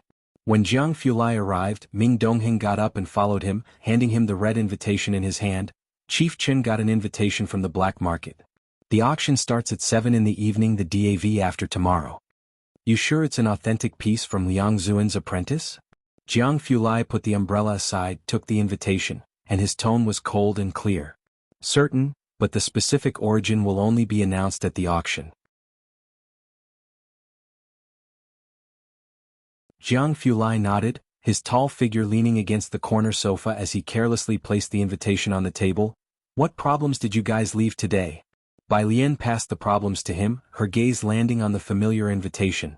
Because Zhang Xi's had used it to play table tennis, it had a noticeable dent in the middle. Don't send this answer to your classmates. After finishing the explanation, Jiang Fulai picked up a pen and wrote down another problem, his faint tone betraying no emotion. Let them think about it on their own first. When Bai Lian returned, the rain had gradually lessened. As usual, Ji Xiaorong was waiting for her at the end of the alley. When she got back, the lights in Ji Heng's yard were on, and in the central hall Ji Heng was drinking tea with a middle-aged man. There was a beautifully wrapped gift on the table. Was Ren Xian's Secretary General. Miss Bai is back. Upon seeing Bai Lian, the Secretary General stood up to leave. Then that's settled, Mr. Ji. We will send a car to pick you up the day after tomorrow. Clearly he had timed his departure with Bai Lian's return. After the man left, Ji Xiaorong frowned. Dad, I can talk to the Ren family. Besides, even though Xiangqing has bolstered its police force, it's not necessarily able to. Don't interfere, I'll ask myself. Ji Heng shook his head. Bai Lian sat to the side, supporting her chin with her hand, waiting for them to finish their conversation. Ji Heng took a drag of his cigarette, and through the swirling smoke Bai Lian gazed intently at him. Ah! Ji Xiaorong suddenly stood up, heading straight outside. I remembered I simmered some ginger soup for Alien. I'll go check if it's ready. On the rainy Saturday, Bai Lian and Jiang He spent another day in the library. They both had things to do on Sunday evening. At 6 in the afternoon, when Bai Lian returned from the library, the Ren family's car was punctually waiting to pick her up at Purist Street intersection. Miss Bai, the driver got out of the car and opened the rear door. Your grandfather and our sir have gone to the auction house. Old Ren asked me to wait here for you. Would you like to go? Bai Lian looked up, her inquiry lazy. The auction house? Yes, today there's an item being auctioned by a disciple of Liang Zuan, and your grandfather went as well.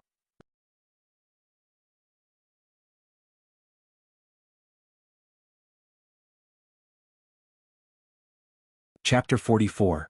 020 Green Tassel enters the temple hall. The true Liang-style underskirt. Bai Lian stood still for a while before nodding her head. The driver glanced at her and wasn't surprised at all. Sitting in the back seat, Bai Lian casually rested her wrist on her knee and started memorizing English vocabulary through an app on her phone. The driver looked in the rearview mirror, somewhat astonished. He knew she was from the Ji family. However, he hadn't expected that she would be so at ease during her first ride in such a high-class business car. The car slowly entered the entrance of Bakhtur Street. At the entrance, the driver respectfully handed over a document before they were allowed to pass. Looking at the rearview mirror, he explained, A pass is needed to enter here, especially today with the auction taking place. Not just anyone can come in. Bai Lian continued memorizing words, not even lifting her head. The White Tiger auction house was at the end of Bakhtur Street, where a majestic 20-meter-high stone sculpture of a white tiger was sprawled at the entrance. There was a crowd of people queuing up at the entrance. The driver couldn't drive any further, parking the car at a distance. Miss Bai, please go and join the queue. After Mr. Ren and the others go in, someone will meet you at the entrance. Wearing earphones, Bai Lian got out of the car and walked into the crowd. Mao Kuan, with a cigarette in his hand, was standing at the entrance of the auction house to prevent any troublemakers. He had blonde hair and an aura of notoriety. On this street, his reputation for violence was well known, especially since recent rumors suggested that the downfall of Poison Scorpion was related to him. The well-known fighter of Bakhtur Street, Poison Scorpion, could be taken down by Mao Kuan, which indicated that he was no ordinary person. His infamy was widespread, and even those from fighting arenas regarded him with great respect. Today's auction, which catered to global VIPs, had him there to maintain order, courtesy of his godfather. Others who knew him made sure to stay at least 3 meters away. His eyes roamed and soon spotted Bai Lian in the crowd. Mao Kuan narrowed his eyes and quickly stood up straight, making his way into the crowd. Whoosh! The group of wealthy businessmen in line hastily made way. Sis, Mao Kuan approached Bai Lian and awkwardly scratched his head. Al thought you weren't coming? Why squeeze in with these people? They'll take you in through the back entrance. Mao Kuan led Bai Lian into the VIP entrance from the back. The White Tiger auction house was very large, circular in shape, descending from the top floor with 3 levels. The first and second floors were regular booths, while the third level had special ones.